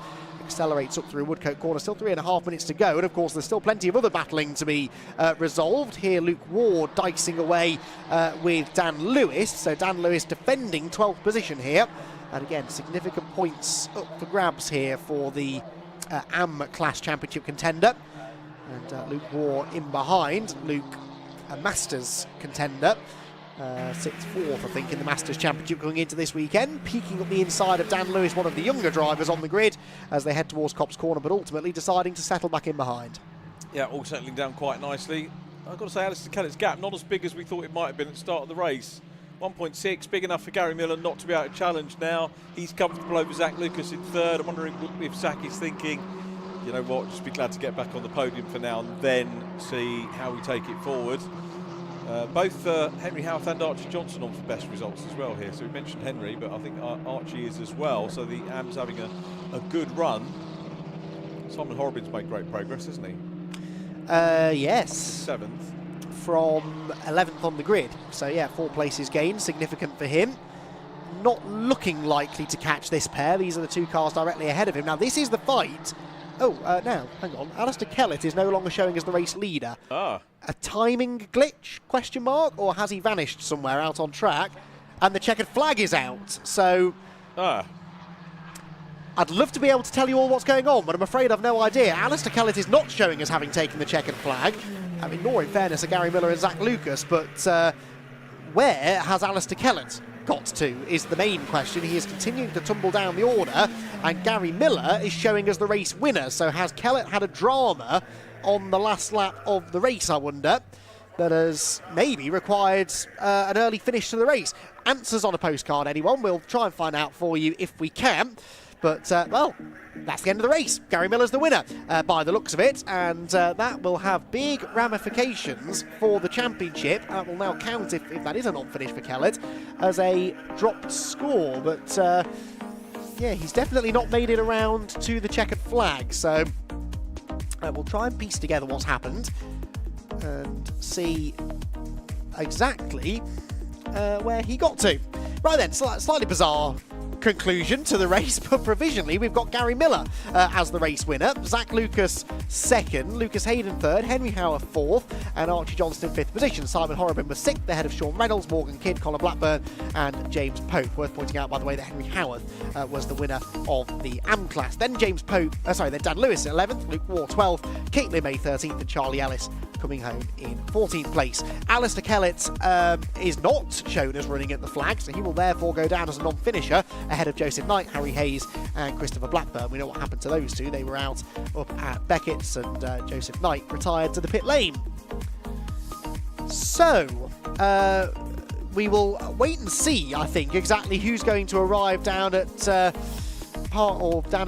podium area with Richard John Neal. That's where he's scurried off to have a chat with somebody who is the race winner. We think Gary Miller. And we will have all the reaction to that race coming up momentarily.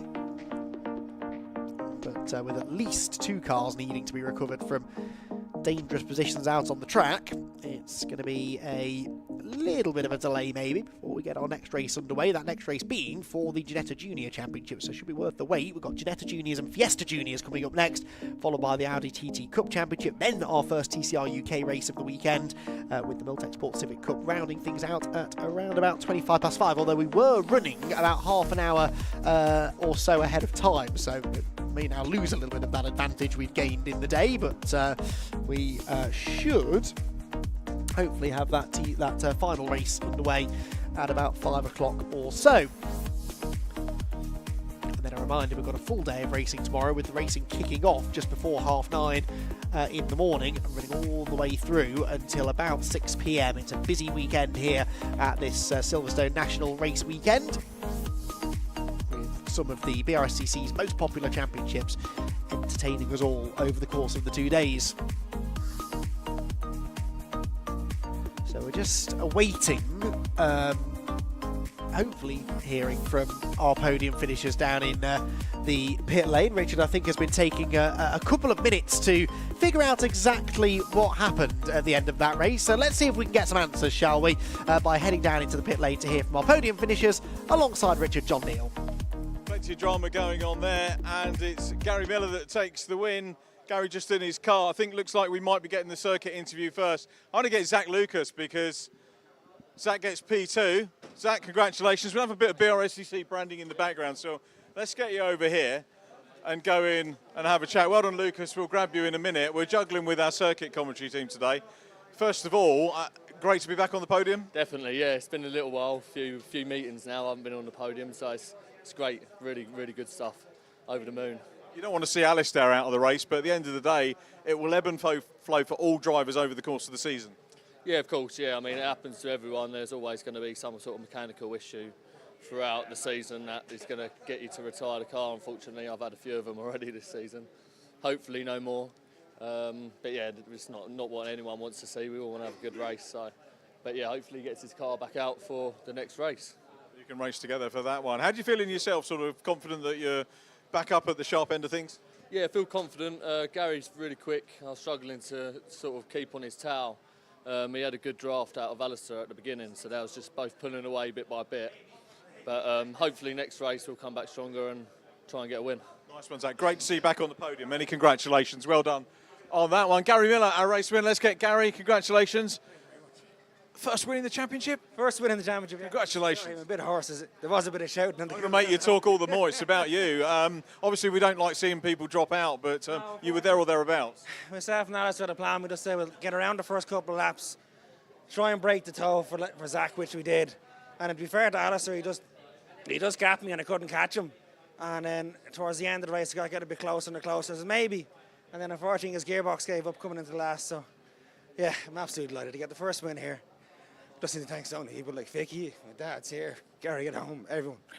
The amount of work that's gone in to get here is just, it's brilliant. It's great. Congratulations, mate. Really, really good to see. And I hope the first of many for you. Hopefully we can do the double tomorrow then and see where we are. So, see what the reverse grid brings. So, I'll do my best anyway and see. Anything you want to change on the car, or are you happy? Absolutely nothing. Put a bit of petrol in it and go tomorrow. That's all I want to do. That's what drivers say that, but you know. I won't be going anywhere near that car today. Listen, thanks to everyone. That's all I have to say. So many congratulations. Mate. Give our best to Alistair as well. We look forward to seeing you on the podium a little bit. Gary Miller, our first-time winner. Many congratulations. Third position goes to Lucas Hayden. Lucas, well done. There we go. Super stuff. Happy with that? Yeah, very happy. I think like after the form at Croft, we sort of followed through with the same sort of pace, and it's a shame in quali that it was all so close, about 2/10 coloring, I think the top 10. So yeah, unfortunate to be at the bottom end of that, but we had the pace to push through in the race, and yeah, it really showed. This championship, for someone obviously I met during the sort of junior assessment process for you, you were looking at what the options were. Good decision to come and race here? Yeah, 100%. I mean, the cars are phenomenal to drive. They're so well built, and the whole grid is so competitive as well. Like, I think this is Gary's first win of the season, and he's been up there fighting every race this year. So it shows that anything can happen in this championship, and it's, yeah, amazing to be a part of. You don't look like you've been in a race in hot conditions out there. Is that personal fitness, or? No, to be honest, I think I have. I think maybe I just pull it off. Some better than others, I guess, but it's definitely warm out there. You say you like Prince Andrew, you don't sweat. Oh, maybe, yeah, who knows? Yeah. It's like, I think Ricardo said it, didn't he? High-performance athletes don't sweat or something, but we're getting there, Much to do for the next race? Yeah, I think we'll go over the car, make sure everything's okay with it, and have a look at the day to see if there's anything that we can work on for the next race. But overall, I think the pace looks really good, and should be able to push on. Is that forensic that you'll go over the data every time? Yes, 100%, because whether it be something really small or something really big, any marginal gain is a gain, and it makes a lot of distance over the course of a 20-minute race. Well, congratulations. Great to see you on the podium. More power to your elbow. Hopefully see you a bit later on. Yeah, thank you. Appreciate it. It's Lucas Hayden. And on to the AM class. We've got Henry Howarth takes the win. Henry, well done. Juggle the mic. Let's get you over here. You get a round of applause as well, which is pretty good. And I think that's your best finish of the season, isn't it, as well? Yeah, it's up there, certainly with Oulton Park as well, getting the 2 wins there. But yeah. Overall finish? Oh, overall finish, yeah, no, definitely. Yeah, no, it was a great race. Some really great battles with Lucas and Archie, but just towards the end, I didn't quite have the pace so much for front boys to stick with them. But nonetheless, it was still a great race. Fourth class win of the year in the AM class, and it is a good way of betting yourself in, isn't it? As a young driver, knowing that you've got a class that you can race in. Sure, great if you can come in and challenge for overall honours, which you're knocking on the door of, but just having that separate class, it just gives newcomers a chance to work themselves in and maybe get a little bit of silverware. Yeah, no, definitely. It's a great series for anybody involved, and yeah, I'm fortunate to be with a really good team who've given me the car to be racing here. So yeah, big thanks to ClubSport because they've made all this possible for me this season. You're going to enter their scholarship for the JCW? Yes, I have. Yeah, I've already entered. So yeah, I'm looking forward to doing that as well. But yeah, it's great to be such a good team. You got an inside advantage there, haven't you? Don't know. I think Jamie's going to treat me as just as anybody else. So yeah. The entry terms are the same for you as anybody else, I guess. Yeah. And you're around ClubSport a lot, so I've seen you on touring car weekends, helping, mentoring, bit of engineering stuff like that. What are you learning from those events? Mainly just sort of like how cars operate. So my personal belief is the better I know how to set up a car and the better how it works, the better I'll be able to race it at the end of the day. That's pretty good, isn't it? A good learning experience, and obviously with the scholarship, you'd be using this as a stepping stone to get into the Toka arena. Yeah, definitely. I'd love to go to Minis. We're still looking for the budget to do that, but definitely that's on the board if we can. That biofuel car's probably available for brands. Yeah, we're possibly looking to do it. You never know. We'll have to wait and see. Yeah, we don't want to lose you from Fiestas. We love having you here. Well done on the class win. Thanks a lot. Henry Howe takes a win there. Well done, Henry. Thanks for chatting to us. Archie Johnson takes P2. Here's Archie. Well done, mate. Round of applause as well. I tell you what, do you know what? The AM class are getting as good a reaction as the overalls, which is really heartening to see. Yeah. Tell us about your race. I got a pretty bad start, to be fair. I got a bit of wheel spin off the start, and the initial launch wasn't great. Now I got a little bit of contact in turn 1, which put me wide, and I lost another couple of positions.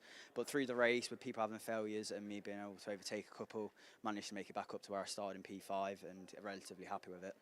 That's what you've got to do, isn't it? Come back. We were talking about, how old are you, by the way? 17. I was saying about some teenagers in the ClubSport race might, if they had a problem, throw the toys out, load up. But you've got to nail it on and keep going, haven't you? No, yeah, exactly. I mean, thankfully the car stayed well.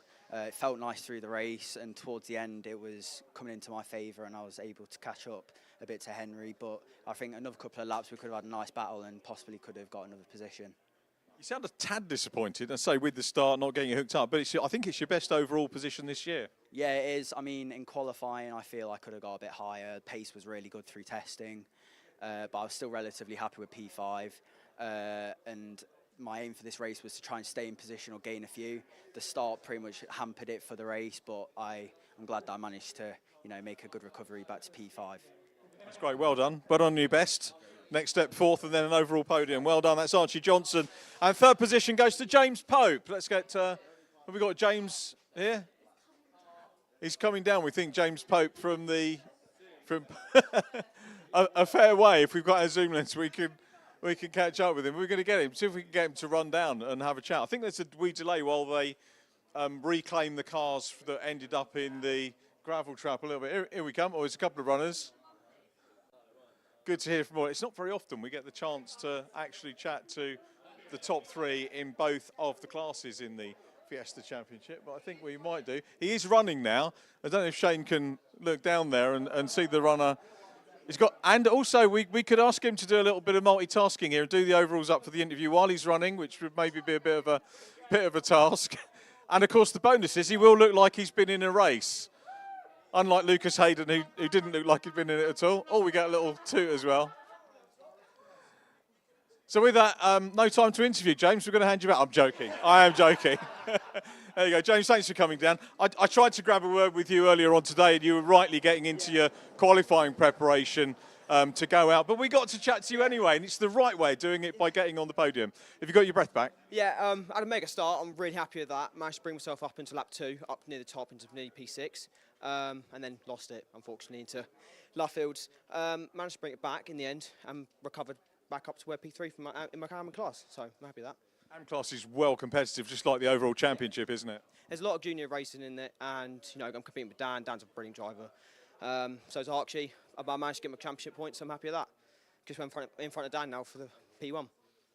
Looking at it as I did, the overall championship, whether you're in the AM class or the pro category, qualifying seemed to jumble absolutely everything up, and there were drivers at the back who should have been at the front. There were drivers who sometimes, are learning their craft, dicing with people that have been on podiums and taken race wins.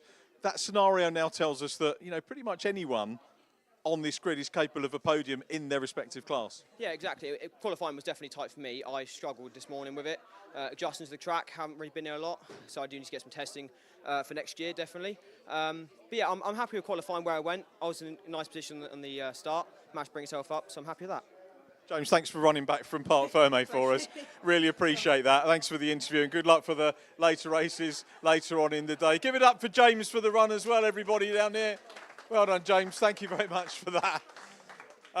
So pretty much I think everybody happy. We're going to let them get on with the overall podium. In the meantime, I'm going to hand you back to Andy McEwen with some thoughts maybe on the Fiestas, and certainly a look forward to our next race.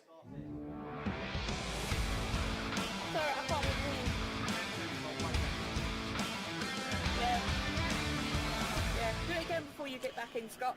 Yep, thank you very much, Richard. With our next race almost upon us, I think. The Ginetta Junior Championship drivers will be heading out at any moment now, but the Fiesta ST240 is putting on a good show for us there.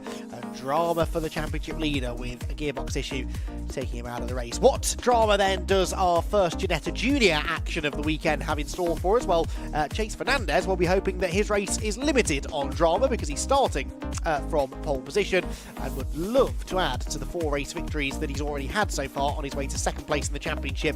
As things stand, he will have Isaac Phelps alongside him on the front row. Row 2 then for Ethan Jeff Hall and for Alfie Slater, with Marcus Sater and Jude Peters sharing row number 3.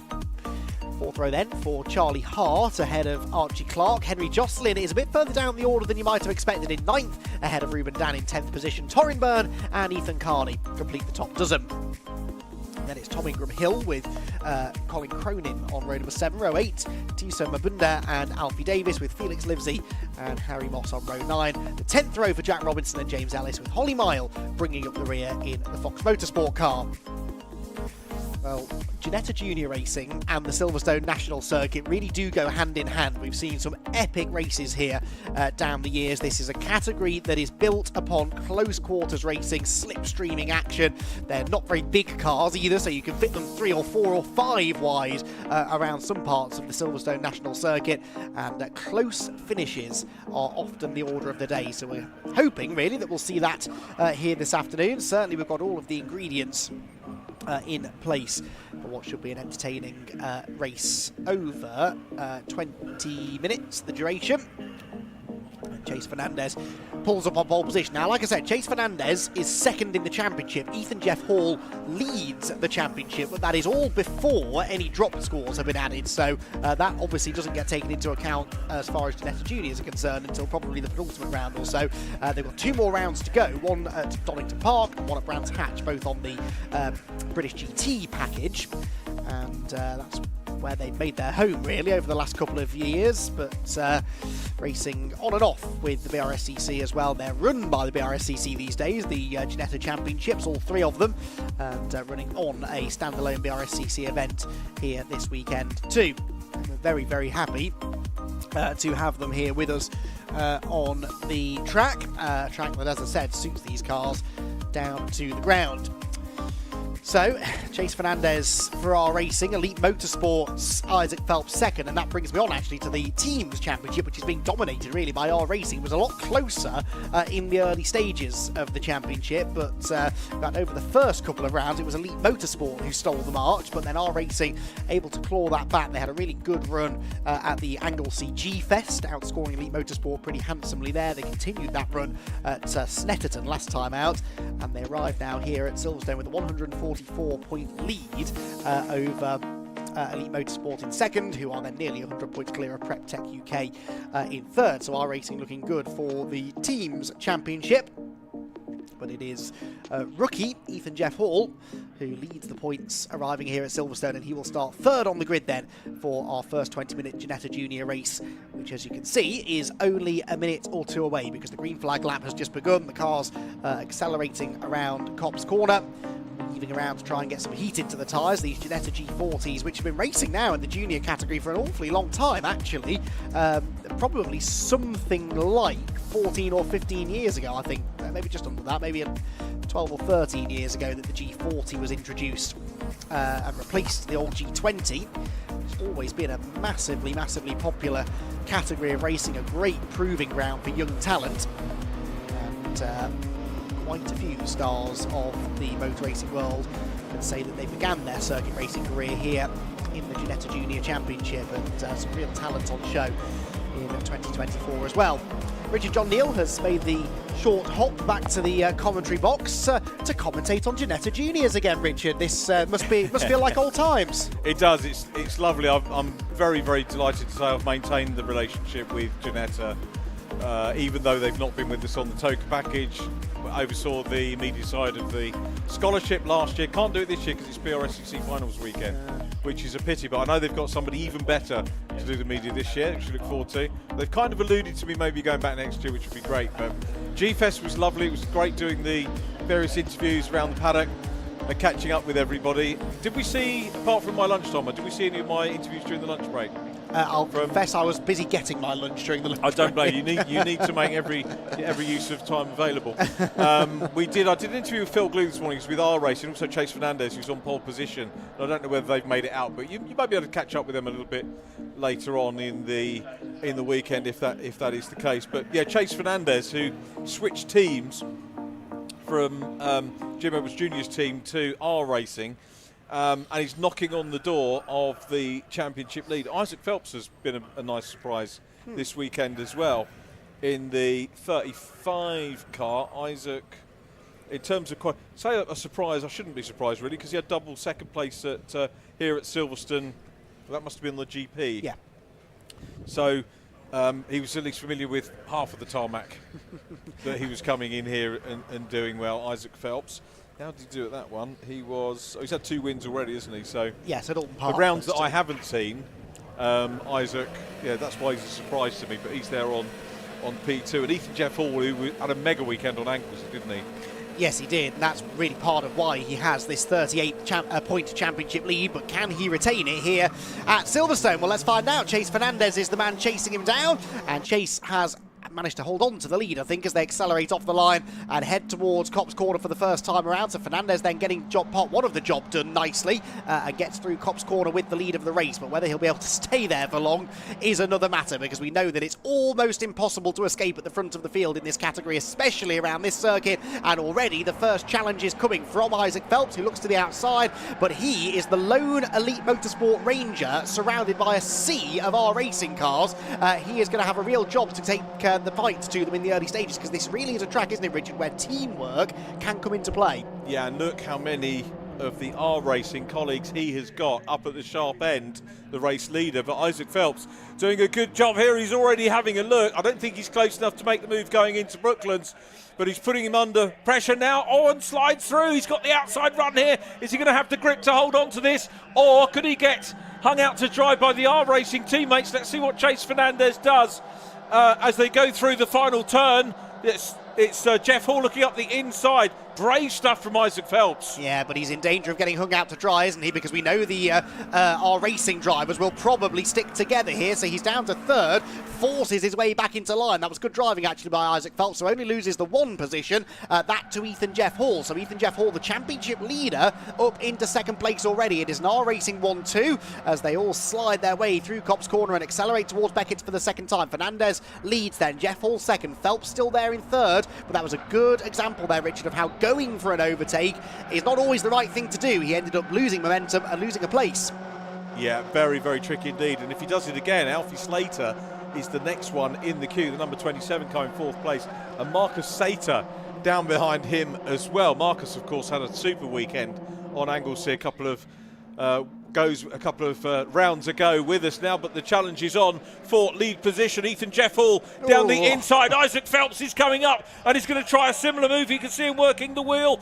He's got around the outside here of Chase Fernandez. He's still going for it. He's going to stick on the outside run. The key here is how far is Fernandez going to push him wide? Not that wide is the answer. Not into the gravel. Good driving by Fernandez, and Phelps trying to hang on. Classic Ginetta Junior Racing here, like a little junior festival this weekend, isn't it? Having the it's a shame we couldn't grab the other two, well, 1 championships with us as well. Wouldn't it be good to have a junior festival? I don't think the various factions would talk to each other to enable that to happen, but you never know, one day we might be able to do that. Well, fingers crossed. We certainly would enjoy it, wouldn't we? And I think the fans of British motor racing would as well, because look, this is the kind of quality racing you can enjoy when you get a bunch of teenagers out on track in identical cars. The inside there steams Jude Peters, can't make the corner, misses the apex by a country mile and waves through a couple of the R Racing cars. Alfie Slater and Marcus Sater, I think that was. They've got Henry Jocelyn and Charlie Hart in this group too, and I think they might both get ahead of Jude Peters as a result of that moment as well. The top 3 then breaking away ever so slightly. Ethan Jeff Hall leading, and Fernandez for now, Richard, happy to work with his teammate. Yeah, Chase will be. It's the game plan that they try and break the toe from the elite racing runner and then sort it out amongst themselves in the closing stages. Chase Fernandez told me on his interview this morning that even though he's joined this team, he's great mates with his teammates. And I said, when do you stop becoming friends? When you're battling like you two are for the challenge? Oh, no, we're always great friends. Okay. We'll ask him again at Brands Hatch, shall we? See if he gives the same answer. And he certainly gave a bit of a bump there to Ethan Jeff Hall through the apex at Luffield. I don't think Ethan appreciated that, but it wasn't intentional from Chase, just trying to stay as close as he can to the race leader's car. This is the fight for 4th position. Alfie Slater 27 ahead of 67 Marcus Sater and Charlie Hart number 50. Now Charlie started 7th, he's gained 1 position from where he started, but really needs to try and gain some more. Charlie was right up there in the championship hunt at the start of the season, He's slipped back a little bit since then, but this might be his opportunity to go through, because out wide goes Slater. Sater goes through, Hart goes with him, and actually Charlie having a pop now at getting past the second of those R Racing cars at the same time. Can't do it, slots back in line, but look, all of this battling for fourth, Richard, is allowing the top three to break away. Yeah, it's ideal for them, isn't it? Is Charlie Hart keeping an eye on Fun Cup, by the way? Has he got an impending debut there at the end of, I believe so, end of his junior tenure? More of that anon. I think you've probably heard it all before here anyway, the G-Fest. But yeah, super stuff here. Marcus Sater just ahead of Charlie Hart. Then Alfie Slater, I always want to call Cat Slater. Are you a soap man? You know what I'm talking about. Here we go. I knew who you were talking about, but no, I don't have the time these days to follow them. But yes, Alfie Slater was fourth position. I don't think he is anymore, though, is he? As they come across the line, Hart up to fourth. So good luck that from Charlie. But this group really need to start playing nice, don't they? Otherwise, those top three are going to be left to settle it amongst themselves. The trouble is, there's no real alliances here, are there? Lots of different teams represented. You've got E3, you've got R Racing, PrepTech, Elite Motorsport. There are no teammates together here, Richard, to sort of work together and get this group into order. That's Henry Jocelyn almost into the back of Alfie Slater. Jude Peters again inventing his own line out wide. There's a bit of a bump there from Jocelyn to Slater, and that will not benefit the R Racing man. Yeah, Henry Jocelyn had a disqualification, didn't he, at the previous round at Snetterton, which you can't drop. Yes. So that's a big dent in his championship hopes. He was the erstwhile championship leader a few rounds ago, and he's got a bit of a mountain to climb now. And the stewards, once you get that sort of thing, once you've got that reputation, the stewards, I'll say will focus on it, but they'll be aware, whether it's deliberate contact or otherwise, they'll have a very close look. The truth is, of course, they look at everything. They'll look at all the data, but Henry maybe needs to be a little bit careful of that. He's down behind Jude Peters, who had his strongest qualifying today. And you'll see on the timings how Jude has the letter F after his name. He's the top, or he was the top rookie, still is the top rookie, and Ginetta have acknowledged that and introduced the freshman class, which is for drivers who are new to the championship but less experience in racing generally. Indeed so, which is great, because it means that they've got something to fight for, even if they're not immediately on the pace of some of the regular front runners. But you're never usually short of someone to fight with, are you, on a Ginetta Junior grid regardless. Speaking of, side by side here, Archie Clark and Ethan Carney. Carney on the inside, number 53, and Archie Clark sort of gets eased out wide. Jude Peters and Ruben Dan are in this group as well. And Tom Ingram Hill as well, a bit further back than we're perhaps used to seeing him of late. He's been coming on strong in the mid part of the season. Down towards Brooklands they go, and this group just refusing to get themselves into any sort of order. Very entertaining to watch, but it means those top three have really broken away now. Ethan Jeff Hall and Chase Fernandez in particular, and actually they, Richard, have got a second in hand now over Isaac Phelps as well. So the R Racing teamwork at the front is working well, and I wonder whether maybe some of the R Racing teammates in this mid-pack group, if they get together, they can maybe use that to their advantage too. Yeah, it's going to be interesting as off goes Torin Byrne, I think that is. Yeah. Yeah, Torin was eased wide there by somebody. I didn't spot who that was. Colin Cronin maybe, I think, was up the inside. Yes, it was. And Torin Byrne drops down to 15th position. Harry Moss, has dropped down to 20th. Something's happened to Harry on that lap as well. He's 20th and last now, after some sort of a drama. 12 and a quarter minutes to go then. And Ethan Jeff Hall continues to lead the way. Where does the next move come from? Well, perhaps Alfie Slater, who started, let's not forget, fourth on the grid, ran inside the top three earlier on, and now finds himself all the way down in 7th position. So perhaps car number 27 is going to be the one whose driver is the most eager to try and gain some places rather than lose them. Alfie missed the... I'm not sure, you'll maybe know this. Did Alfie miss the first round because he wasn't old enough? Oh, yes, that rings a bell actually, yeah. I think I've heard that. So, yeah, that is quite common, isn't it, in junior racing? Yeah. Really, that they have to wait, and, you know, it's good to get them in, even if it's not for a full season, because they can learn their craft that first year, and then the second year they're ready to hit the ground running, and that's where their championship campaign comes from. But yes, I do believe that was why he was absent from the Oulton Park season opener. Phil Glue was telling me this morning in his little chat, and again, you might get the chance to see it over the weekend in the coverage, that they are already testing 12-year-olds. So 2 years ahead of getting... I mean, it's mind-boggling, isn't it? It absolutely is. I always joke that racing drivers get younger every year, but they really do, don't they? 12 years old, that is astonishing. But of course, there are ways they can do it in safer, controlled environments. And it means that these days it is not uncommon to see a rookie at 14 years old coming into a championship like this and immediately having podium pace. They might have to learn their racecraft over the first handful of events, but they've got the speed right from the very start, and that really is not a bad thing in my eyes, because there's so much talent out there. The sooner they have the chance to prove themselves, the better. And equally, you don't have to have all that experience to come in. You can be a total rookie and come in, or maybe a little bit of karting, because there is the freshman category. Oops. James Ellis, that was, going grass tracking. One of the McKenna development team drivers, James Ellis, so he'll be going for the podium for the freshman. He's on the podium at the moment. Torrin Byrne ahead of him is second in that category. 1.162 between Jeff Hall and Fernandez. I'm expecting a big battle in the closing stages between those two. Yes, but not just yet, probably, because they want to try and drop Isaac Phelps, don't they? But Phelps has just set the fastest lap of the race, so that tells me he's just about still within slipstreaming range. They've not quite dropped him yet. He's got back within a second now of the race leader, and about 0.6 of a second behind Chase Fernandez. So Isaac Phelps is not out of this fight just yet. There are the leaders, look, and I would not, in fact, that's not the leaders, excuse me. That is actually Marcus Sater and Charlie Hart. Charlie, who runs for Elite Motorsport, but you'd be forgiven for thinking he's part of the R Racing Brigade with his mainly grey livery. And then you've got Alfie Slater, Henry Jocelyn, Archie Clark, and Ethan Carney behind. Track limits? What track limits? That was a very wide line from pretty much every car in that group, wasn't it? When they were on Toka, I remember the clerk doing a briefing for them and saying, you could get away with it once, and in fact, actually, you should be doing it once, because if you're not doing it once, you're not trying. That was the clerk, you know, sort of saying, yes, you should do it, but I'm sure the driving instructors will say the same thing.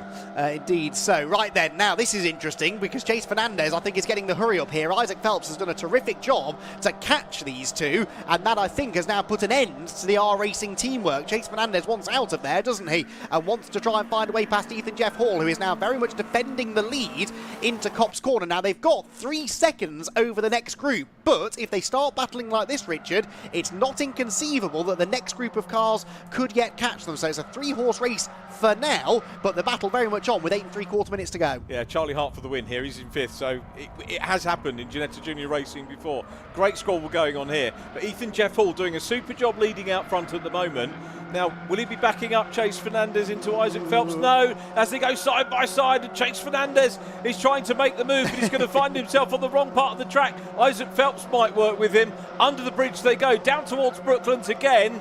So Ethan Jeff Hall knows he's on the right side of the track. Well, he is, but it's Fernandez that's got the move done with that drafting from the elite car. But the elite car's going to lose out on P2 here. So it's Fernandez leading now. Super stuff by Ethan Jeff Hall, who tries to get back on the inside. Meanwhile, Phelps is back through and into P2. Lovely stuff. Chase Fernandez drove the entirety of the Wellington Straight one-handed. He had his right hand on the wheel, his left hand waving furiously at Isaac Phelps, saying, push me, push me, push me, which in fairness he did, but it didn't really work out very well for Isaac. So Fernandez gets the lead then, Jeff Hall second, but of course he now has the slipstream and perhaps an opportunity to attack into Copse Corner. The door is going to be closed. They almost make contact, and look at the run that Phelps will have. Takes the wide line in, cuts back to the late apex, gets alongside Ethan Jeff Hall, and I think has gone into the race lead. Yes, he has. They lean on each other, but Phelps is through into the lead of the race, and that was a perfectly timed switchback. Wonderful stuff from Isaac Phelps. Great racing from these three. This is what the Toka package is missing at the moment in terms of juniors. May come back to him next year. We'll wait and see, but it's Jeff Hill back up into P2, and Chase Fernandez, as low as he's been in this race, down in 3rd. And Marcus Sater and Charlie Hart 3/4 of a second quicker than them on the previous lap, so you might be onto something there. I think they're going to be with these three if the battle continues, and it's showing no sign of abating. Launching up the inside goes Ethan Jeff Hall, supremely late on the brakes, and gets the car stopped. That was the move of the race so far, and he has got the lead back again. And for the first time, I think, all race, the R Racing cars are split by the elite car of Isaac Phelps in 2nd position, but out wide goes Jeff Hall. They'll be side by side again before you know it, and the chasing pack are catching. Unless someone could tell me otherwise, that was one of the moves of the year for me. Agreed. Super move. Yeah. From Ethan Jeff Hall. You know, you get 2 or 3 that stick in your mind each season. That one's going to be lodged there for sure. But the battle for the lead carries on, and as you say, it is going to get bigger because you've got Sater, Hart, Slater. Clark, Jocelyn, all that group wanting to come into the mix as well. Phelps has got the switch back again, back up the inside of Ethan Jeff Hall now as they head for Beckett's once again. This is the 12th lap of the race, 6 and a bit minutes to go. And Isaac Phelps now hits the front of the field. Now, can he keep it this time? He's got the inside line at Beckett's corner. Fernandez tries to slot through into second, but look, they're there. We've got Marcus Sater and Charlie Hart now making it a 5-way fight for the win. And there's a lot of elbowing going on there between Fernandez and Ethan Jeff Hall. They're teammates, yes, but they are also the top 2 drivers in the championship. And to your point earlier on, Richard, it's so difficult to retain that friendly relationship with a teammate when you're this close for the championship and this close on track. Yeah, brilliant racing at the moment, and it's Ethan Jeff Hall looks to try and get around the outside of Isaac Phelps again, who leads this one. Chase Fernandez, Marcus Sater, Charlie Hart is in behind as well. Hart's had a plethora of podium positions, no wins yet, and he could just fancy showing a little bit of racecraft here towards the closing stages of this one, maybe to get into the lead. But it's a huge ask from P5, where he is at the moment, as they cross the line again. Yeah, Charlie Hart's been on the podium in half of the races so far this season, 8 out of 16 races, but never the top step, and this could be a genuine opportunity. He's got a good run out of Copse Corner. Look at the car at the back of the group, but nowhere to go. They're 2 and 3 abreast in front of him, and he's just got a road full of Ginetta. He finds a gap, though, goes with Fernandez, and might be up into 3rd place here before you know it. Yes, he is. So Phelps leads the way, Fernandez second, Hart up into the podium places, and Richard, he's arrived with momentum here and wants to do something with it. Now, can you credit that Ethan Jeff Hall is down in 4th place, Marcus Sater still at the back, and we've got another 4 cars wanting to join in. You know, there is absolutely nothing wrong with this product at this level. Absolutely not. It is, the racing, honestly, is second to none. This is fantastic stuff. Sideways for Phelps over the curb, and Chase Fernandez's rather dog-eared car in second position is a bit more dog-eared now because he's rattling up the inside of Isaac Phelps through Luffield Corner. He really wants to get to the front of the field, doesn't he? Doesn't want to get sort of sucked back into that pack behind, and he is willing to get elbows out to make that happen. They are side by side for the race lead past the pits, but this is giving a double slipstream now to the cars behind, and here comes the challenge from Charlie Hart. 3 abreast up the inside line towards Copse Corner they go, and Charlie Hart has got the lead, has he? Maybe. Well, Isaac Phelps tries to hang on around the outside, but Charlie Hart, with the run down the pit straight, saw a gap and went for it. He did. This is classic stuff. Has he peaked a little bit too soon, though? We've got 3:43 on the clock. Almost as if he's listening to me, drops back into P2. Oh, no! Oh, it had to happen. It had to happen. That's Archie Clark and Alfie Slater who have gone round. I think Chase Fernandez was involved in that contact, but managed to keep going on the outside line. But, Richard, they couldn't keep that up. It was going to go that way, wasn't it? You know, when you've got that many cars, and there'll be all sorts of post-mortems into that, but the race lead carries on as well here. 3 wide for the race lead, and coming through on the inside, Ethan Jeff Hall from, well, he was way back, he was 4th a couple of laps ago, back into the lead. And Charlie Hart now down to, well, at the moment 3rd, but looking for 2nd on the inside. A little bit of drifting from Charlie, collects it up well in the 50 car. Will try and slot through on the inside, but the momentum, I think, is with Phelps. Well, it was until he clattered over the curbs. Yeah, got 2 wheels in the dirt. That means Charlie Hart comes back through. I'll tell you what, though, if it comes down to a last lap lunge into Brooklands, my money is on Ethan Jeff Hall. That's twice now that he's outbraked someone from quite a long way back on the inside line. If he can position himself there on the final lap, that could be the race-winning move in about 2.5 minutes time. Out of Copse Corner we go again then. He's got the lead. Charlie Hart is back in 2nd position. Then it's Chase Fernandez in 3rd. 4th Isaac Phelps. Then a bit of a gap back to Marcus Sater and Henry Jocelyn. Haven't really mentioned Henry Jocelyn much in this race, but he's creeping into contention right when it counts. Through Beckett's corner they go. Armfuls of opposite lock there for Chase Fernandez as he rattles wide over the curb. But this battle is not over yet, that's for sure. Ethan Jeff Hall leads them down the straight, and I guess at this stage of the race, you want to be leading at any time, but tactically, does he want to be leading? Because he's got Charlie Hart, who's going to be fired up for that first win. Hart takes the nice wide line into Brooklands, not under any massive pressure at the moment. The cars are there, forming a little bit of a spectre for him, with Fernandez in 3rd place, Isaac Phelps still in 4th, Henry Jocelyn getting himself up towards them as well in that 26, but it's Jeff Hall still out front. Charlie Hart thinks relatively settled with just under 2 minutes to go. Which means 2 more laps of the Silverstone National Circuit then between us and a checkered flag, but who will see the checkered flag first? That is the question. Ethan Jeff Hall, I would say, has led more laps than anybody else in this race. He does seem consistent. He doesn't able to put himself at the front of this group. A recovering Archie Clark, by the way, has just set a fastest lap of the race down in 8th position, but a couple of seconds behind this lead group, which also now includes Ethan Carney and Ruben Dance. This is the top 8 cars now, all in a long line, heading towards Beckett for the penultimate time. It's Isaac Phelps who tries the outside line on Chase Fernandez. Fernandez will not want to let him through and escorts him beyond track limits, and then gives him a big hip check on the exit of the corner. Phelps on the grass. Fernandez now tries to fend off, I think that was Marcus Sater, and it's actually Fernandez who comes out of that worse. Yeah, he didn't want to be doing the bashing and crashing down the straight. He was defending position.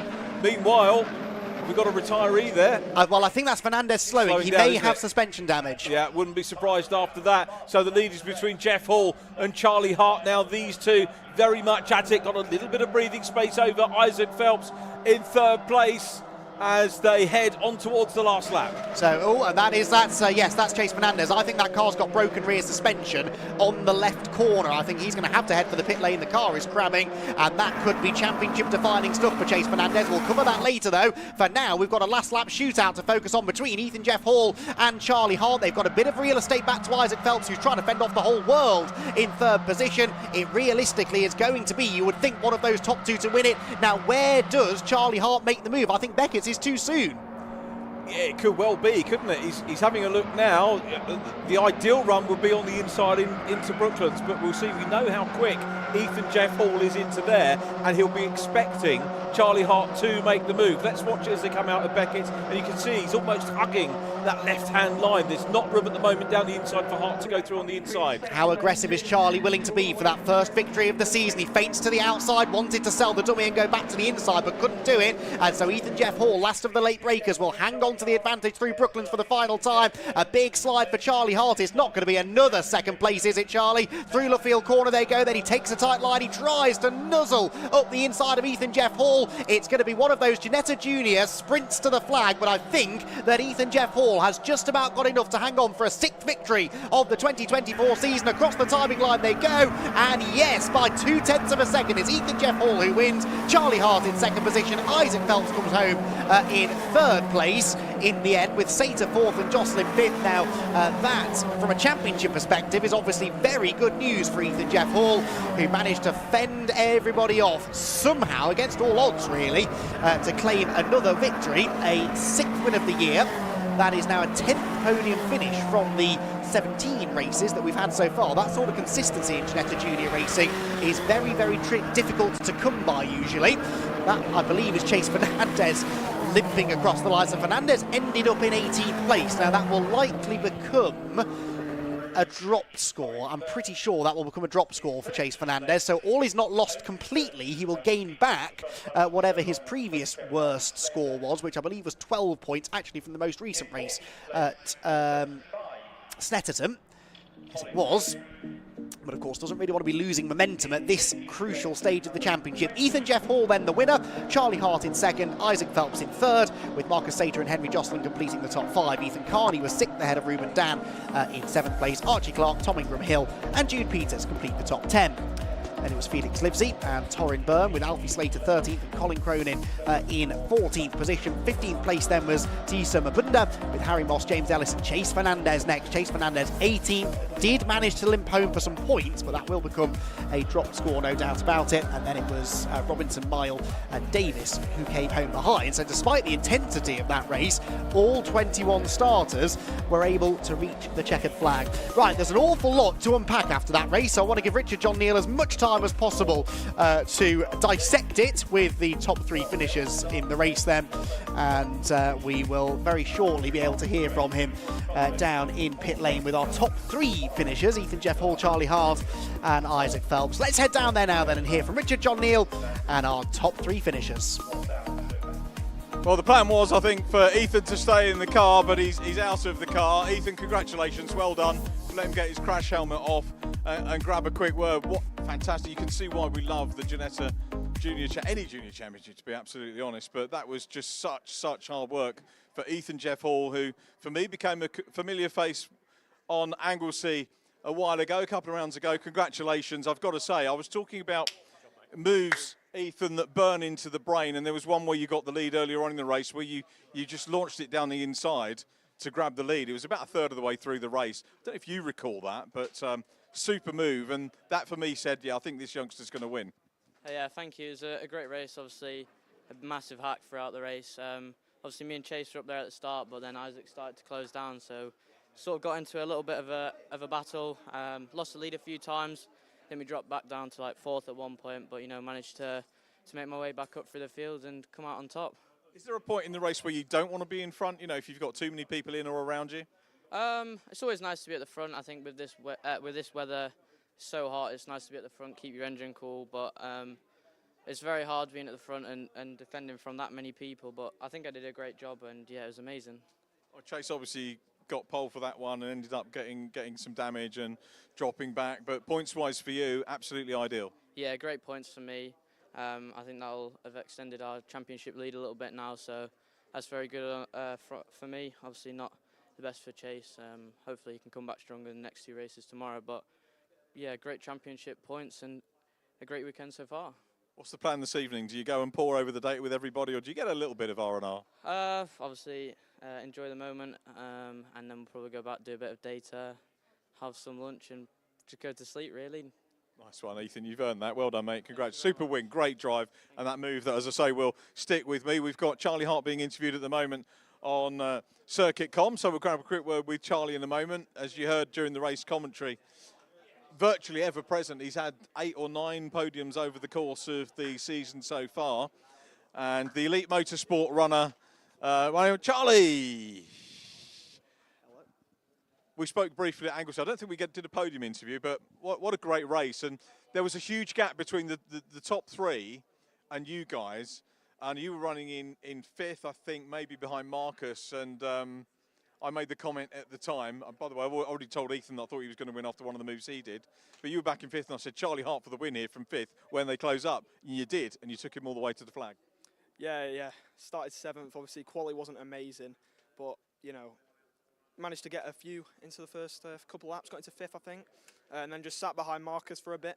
It was inevitable they were going to battle at the front, so I just spent the time planning for what I was going to do when we caught them, and then, yeah, just picked them off one by one. Just couldn't get Ethan at the end, but good race. As one of my commentary colleagues, Joe Tanner, who's like Scottish Formula 4 champion many years ago, said, podiums are great when you first get them, but until you get a win, they get old, you get fed up with them. The win is so nearly there for you. Yeah, so close again. You know, we're starting 7th again tomorrow, so, you know, just do that again and make the move for the win, hopefully. Reading your body language, your face, your eyes, it says to me, you know you've got the win in you. Yeah, 100%. I know what has to be done. I know I'm capable of it, so yeah. Great team behind you as well. Shout out for Ed and the boys. Elite's always been a good outfit as well as our racing. Oh, yeah, you know, great team. Couldn't have done it without them. We've made a lot of improvements to the car, so yeah, really happy with that. Nice one, Charlie. Many congratulations. Charlie Hart, P2 man. That's our top 2 from the Ginetta Juniors. Shame we didn't get to do the other runners, but we've got more junior racing coming up, courtesy of the Brscc Fiesta Juniors. They'll be on track in a moment. Let's head back to Andy for a bit of reflection, maybe on the Ginettas, and certainly look forward to the Brscc Fiesta Juniors.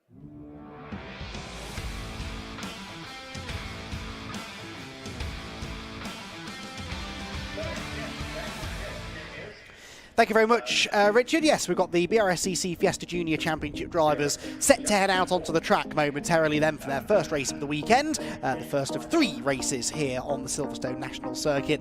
9 races away from the end of the season, and things are tightening up nicely at the top. Just 10 points separating Jenson O'Neill going from Finn Leslie, but this is the circuit at which Finn Leslie took his first ever race victory in the championship 12 months ago. He debuted here, I seem to recall. He may have, forget which way round it was, Silverstone, then Donington, or Donington, then Silverstone. But anyway, I think Silverstone was the first. He was immediately quick, won a race, and was able to really make a name for himself even towards the back end of 2023. Came into 2024 as a clear title contender, as, in fairness, did Jenson O'Neill going as well. But Finn Leslie arriving at Silverstone, a very happy hunting ground for him historically, and he managed to net the pole position as well in qualifying earlier on today, albeit only by 37 thousandths of a second over Jacob Hodgkiss, with Jenson O'Neill going lining up third. So Jacob Hodgkiss, who is there in the championship, I seem to recall. Jacob is 6th in points coming into the weekend, albeit about 70 points or so adrift of the championship lead. So realistically not likely to challenge for the title this year, but he would like to try and get himself a race win if he can. Jacob Hodgkiss has had just the one victory so far this season. His championship really derailed with a non-finish followed by then a disqualification in the 2 races at Snetterton earlier on in the year. Now the non-finish can be counted, well, non-start it was actually, can be counted as a drop score, but the DQ in race 2 can't. He then had another non-finish last time out at Croft, the middle of the 3 races, which means he's now dropped 2 zeros and also has a further 0 score that he can't drop from Snetterton. So his championship really sort of unravelling a little bit as a result of that, but looking to try and get himself a win here if he can. Finn Leslie starts, as I said, from pole position though, and Finn's championship campaign has just got stronger and stronger throughout really. He had a win along with 2 third-place finishes at the Brands Hatch season opener, had a 2nd and a 1st at Snetterton. Bit of an iffy first race at Oulton Park, but bounced back nicely for 2nd in race 2, sorry, 3rd in race 2, then got a 2nd place finish and a 3rd place in 2 of the races at Croft last time out. So Finn Leslie with a pretty consistent season really, not dropping all that many points compared to some of the others. But Jenson O'Neill going is the one who's done most of the winning. He won 2 of the 3 races at Brands Hatch. He then claimed another win at Oulton Park, another win at Croft, but Jenson has only once finished outside of the top 4 all year long. That came in the reverse grid race at Brands Hatch, where things went a little bit wrong for him, but he has proven on multiple occasions that he is capable of winning these things, and been very, very good at positioning himself at the front of the field when it counts. And this could be one of those races where you have to judge it right. We saw that in the Ginetta Juniors just now. You don't necessarily want to be leading for the whole race or need to be leading for the whole race, but obviously Jenson O'Neill going, if he can get out in front, will certainly be keen to do so.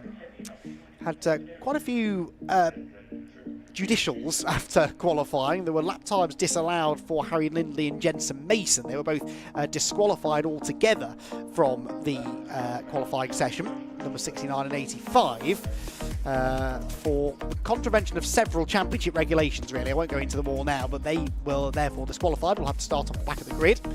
And we also had lap times disallowed from number 87. That was Archie Davis, who qualified 6th, but probably could have started a little bit further up than that. He wasn't the only one to have lap times disallowed though. Jenson O'Neill going even having a lap time taken away from him.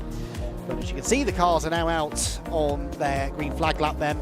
Well, not their green flag lap, that's their outlap from the assembly area. The layout here on the Silverstone National Circuit sees the cars line up in the assembly area, which is actually 2/3 of the way down the Wellington Straight. So they come out, do Brooklands, Luffield and Woodcote line up on the grid, and then are released onto their green flag lap proper. When that's done, it will be a 15-minute race then for the juniors. And I believe we can take a look at how they're going to line up for it any moment now with, as I said, Finn Leslie in the red number 26 car, setting the fastest time, but only by 37 thousandths of a second was he quicker than Jacob Hodgkiss, who will line up alongside him. Then Jenson O'Neill going the points leader starts 3rd, alongside Alfie Garford, Billy Blockley and Archie Davis together on row number 3. 4th row of the grid then is where we'll find Josh Watts and Thomas Merritt. Henry Foote and Daniela Sutton complete the top 10, with Callie Clifford and Jack Burgess on row number 6. 7th row of the grid for Ben Doherty and Maggie Webster. Hayden Gray and Jack Sant are on row 8. Row 9 for Atlanta Le Breton and Aaron Beattie, with George Foxlow 19th on the grid. And we should then have Jensen Mason and Harry Lindley at the back. Those are the 2 who had their qualifying lap times disallowed for various Motorsport UK regulation contraventions. So, grid is set, more or less. Just got the last couple of cars being filtered into position at the back of that grid, and then we'll be good to go.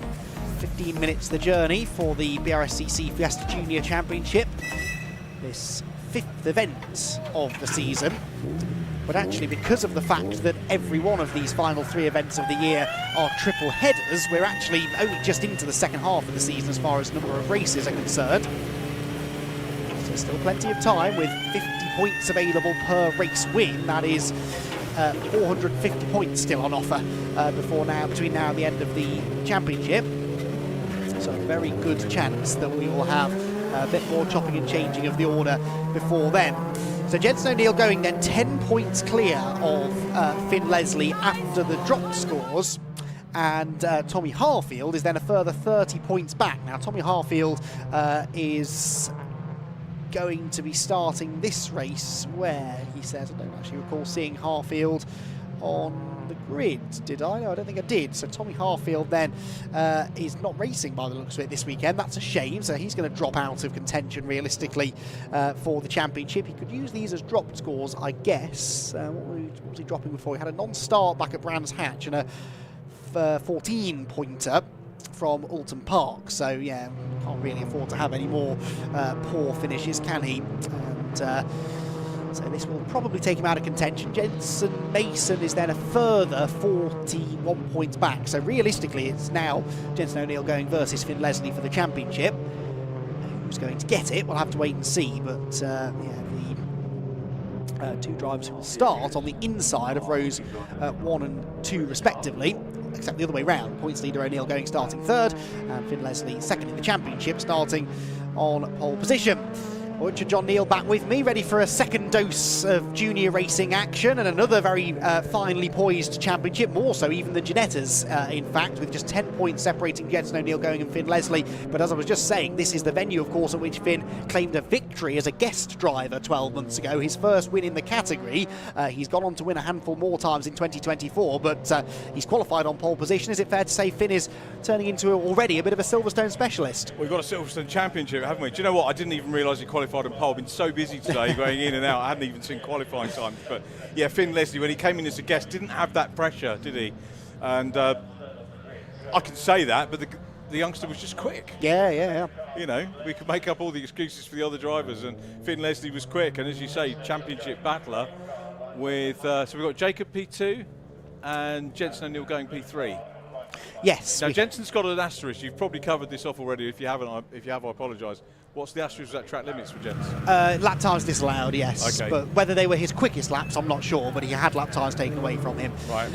As a result of that, he wasn't the only one, as you can probably imagine. Hopefully that's not something that's going to rear its ugly head in the race. We want a good, clean race, no track limits, penalties. Let them settle it out between themselves on the circuit. And hopefully we'll get a good show here from the juniors. The Fiesta juniors then, the Brscc's very own junior racing category, which has been providing lots of opportunities for talented youngsters for well over a decade now. Who's going to come out on top then in this first race of 3 this weekend at Silverstone? Finn Leslie on pole, Jacob Hodgkiss on the inside of him, and then Jensen O'Neill going starting from 3rd. The championship leader, can he make a good start? Challenge for the lead into Cops Corner. The lights go out now, away we go. Pretty even start really for most of the front runners. Like Josh Watts got away well. Josh Watts qualifying reasonably well, although he's getting involved in a bit of fisticuffs already. That was with Billy Blockley, I think, in the red car, but he does manage to force his way through. So Blockley dropping down a position or so already as they round Cops for the first time and head down towards Maggots and Beckett. Who's got the lead though? Is it still the red car of Finn Leslie? No, it isn't. Jacob Hodgkiss going through with an assistance from Jensen O'Neill going. Hodgkiss sideways, but not as sideways as Leslie, who is off. Finn Leslie off altogether up at Beckett's corner, and that, well, whether it was pressure, who knows? Certainly cold tyres, I think, coming into play. Another car out wide further back, but that is drama already for Finn Leslie, who's got it all to do.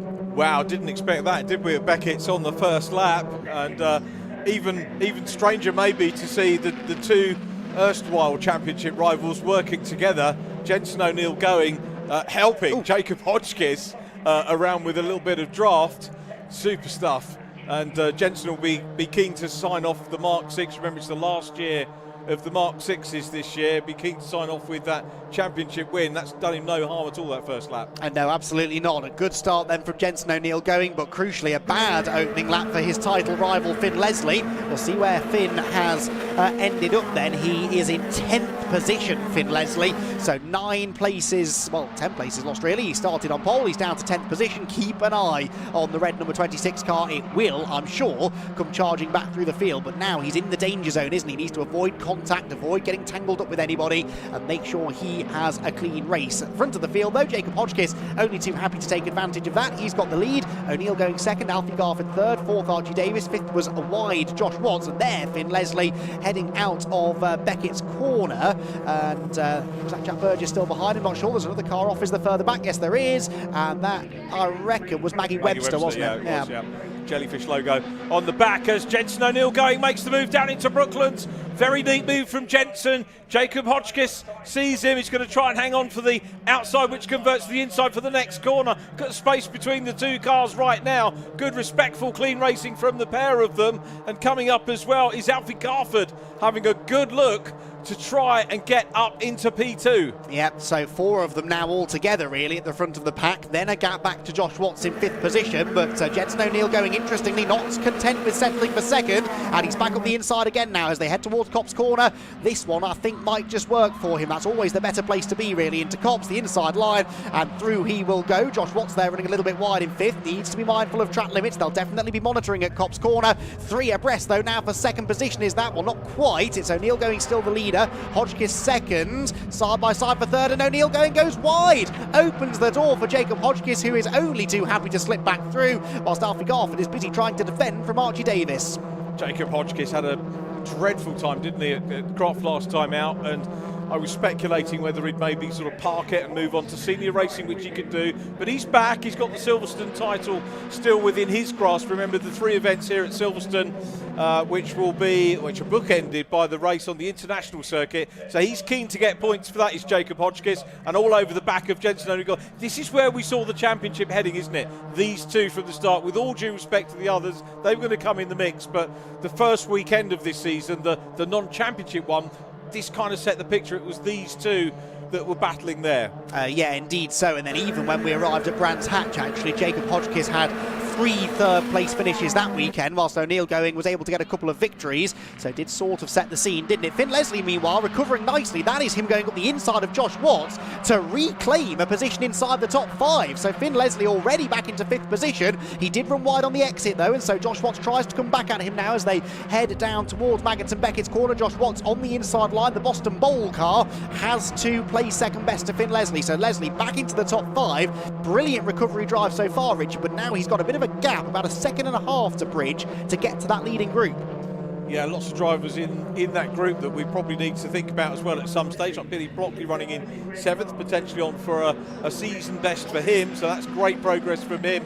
And Jamie Going was saying in the week when I caught up with him at the Toka Junior launch, JamSport were having a look at that these drivers, the newcomers, just get on terms with these cars. Maybe, some at the first meeting, maybe some a little bit further on at halfway, to start to see drivers getting involved, getting a little bit more confident, getting themselves up at the sharp end of the results, and that can upset the championship apple cart as we look at the race leaders coming down towards us again. It's Harry Lindley. Yep, pulling off with a mechanical issue on the back straight, I think. Here for the lead, though, Jacob Hodgkiss and Jensen O'Neill going. So close together at the line, they broke our timing screen momentarily, but it's Hodgkiss who had the lead and still retains that lead coming out of Copse Corner. Then Jensen O'Neill slotting into 2nd position, but Finn Leslie on the previous lap was quicker than the group of cars ahead and is starting to get back on turns with them. Hodgkiss defending into Beckett's corner, but look there, Leslie almost with them already. This has been a fabulous fight back already for Finn. He's still got over half the race to try and find his way back to the front. Yeah, this has got shades of the Ginetta Junior race, hasn't it? Completely different sort of car and completely different characteristics, but with racing going on here and Jensen having a look at the outside, is he going to be able to hang on to this? Again, the different characteristics between the Mark 6s and the Mark 7s, evened out as best we can by the Brscc to make sure for the last couple of seasons that they've been able to run these cars side by side, and this is probably the closest we've seen between these 2 cars. Just goes to show how well this has been thought out, the spec between these two cars. Daniela Sutton. Yeah, Daniela Sutton. She's beached herself up on the grass runoff area down at, and maybe not on her own. I think Callie Clifford might have been involved in this because her car is up against the barrier pointing the wrong way. So I fear that these two have tangled together. Callie Clifford then in the Jam Sport car pointing in the wrong direction, but the real cause for concern, I suppose, is the other car of Daniela Sutton's. Now, is that smoke from Jensen O'Neill Going's car? It is, isn't it? I can't tell if it's tyre smoke or engine smoke. Here comes Finn Leslie on the inside, though. Look at that for a move. Barges aside Archie Davis, and he's into 4th place. Finn Leslie's not here to make friends, but the red flag is out, and the race is being stopped, and this has to be because of Callie Clifford's car stuck in a dangerous position down at Brooklands Corner. She may well need some attention from the marshals as well. So the race being stopped. We're not yet at half race distance, so we should get a restart, and this could come at a very good time for Jensen O'Neill Going if that car is starting to develop a fault.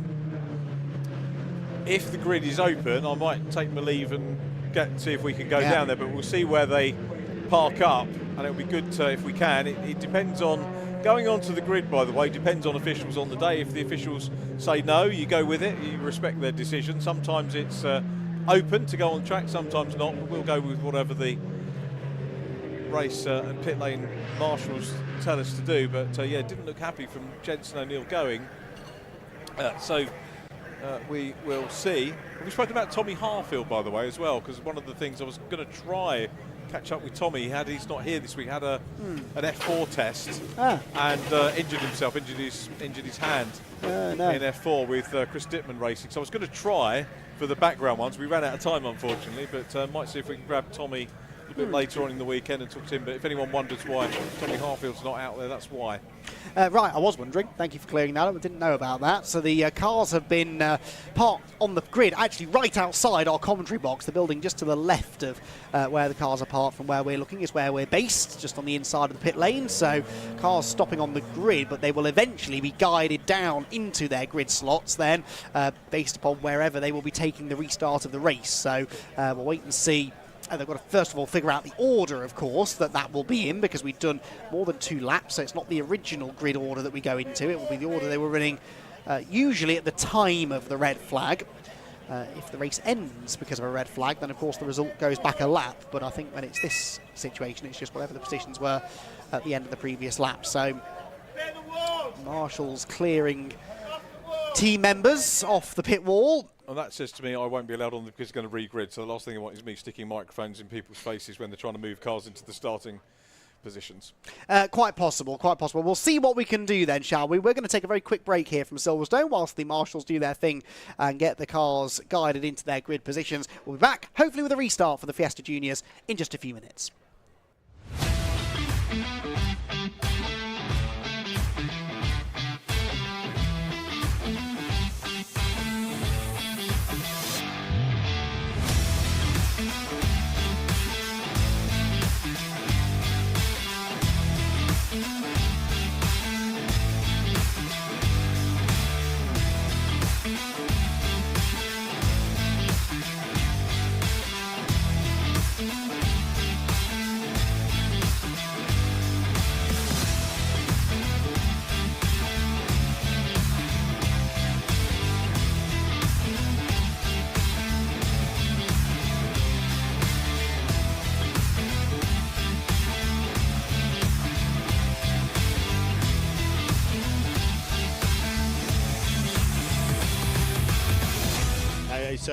Now the cars are well evenly matched, you see that, so should be good racing. It shows that the young kids can still get in it and show what we can do.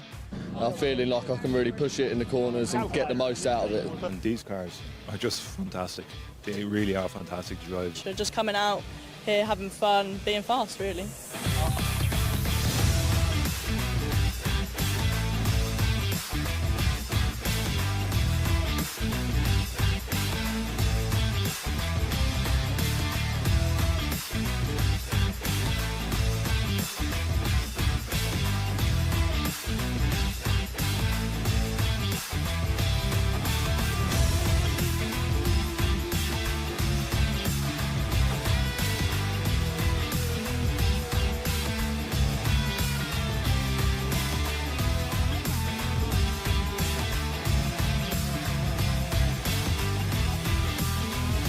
Performance for money, you can't beat the value. I mean, the nearest thing you're going to get to a mini touring car.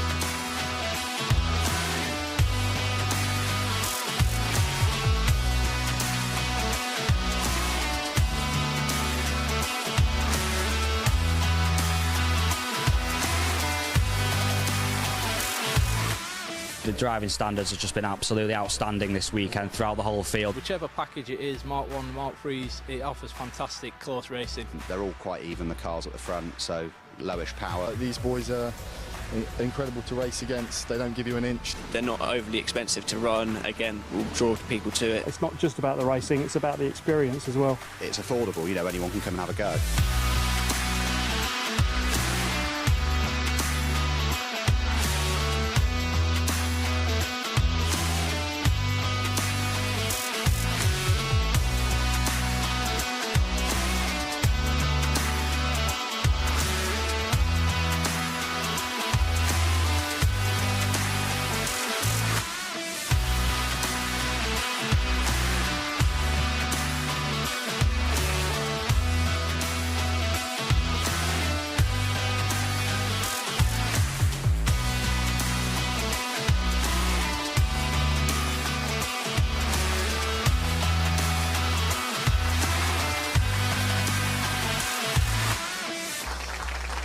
Wow, yeah.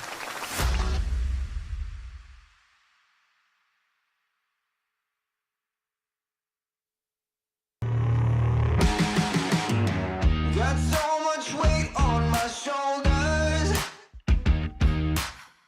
Enough to knock me out, but I'm still holding the throne. You'll never know till it's over. You want an honest man, but you don't understand. I won't be here when you wake up again. You want an honest man, but you don't understand. I won't be here when you wake up again.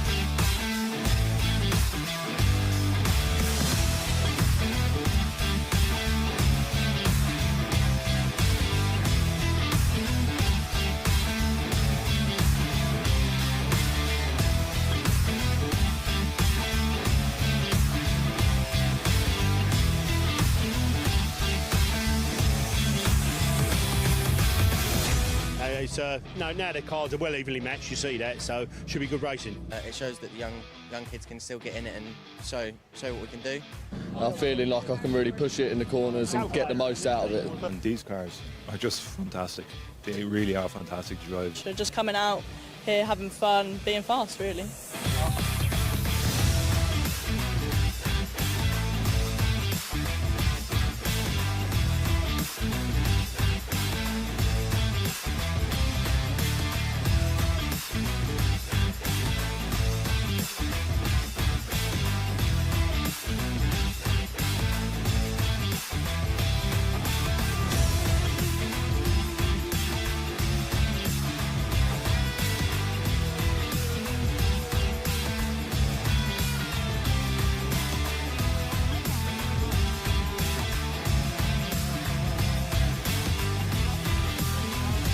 Performance for money, you can't beat the value. I mean, the nearest thing you're going to get to a mini touring car.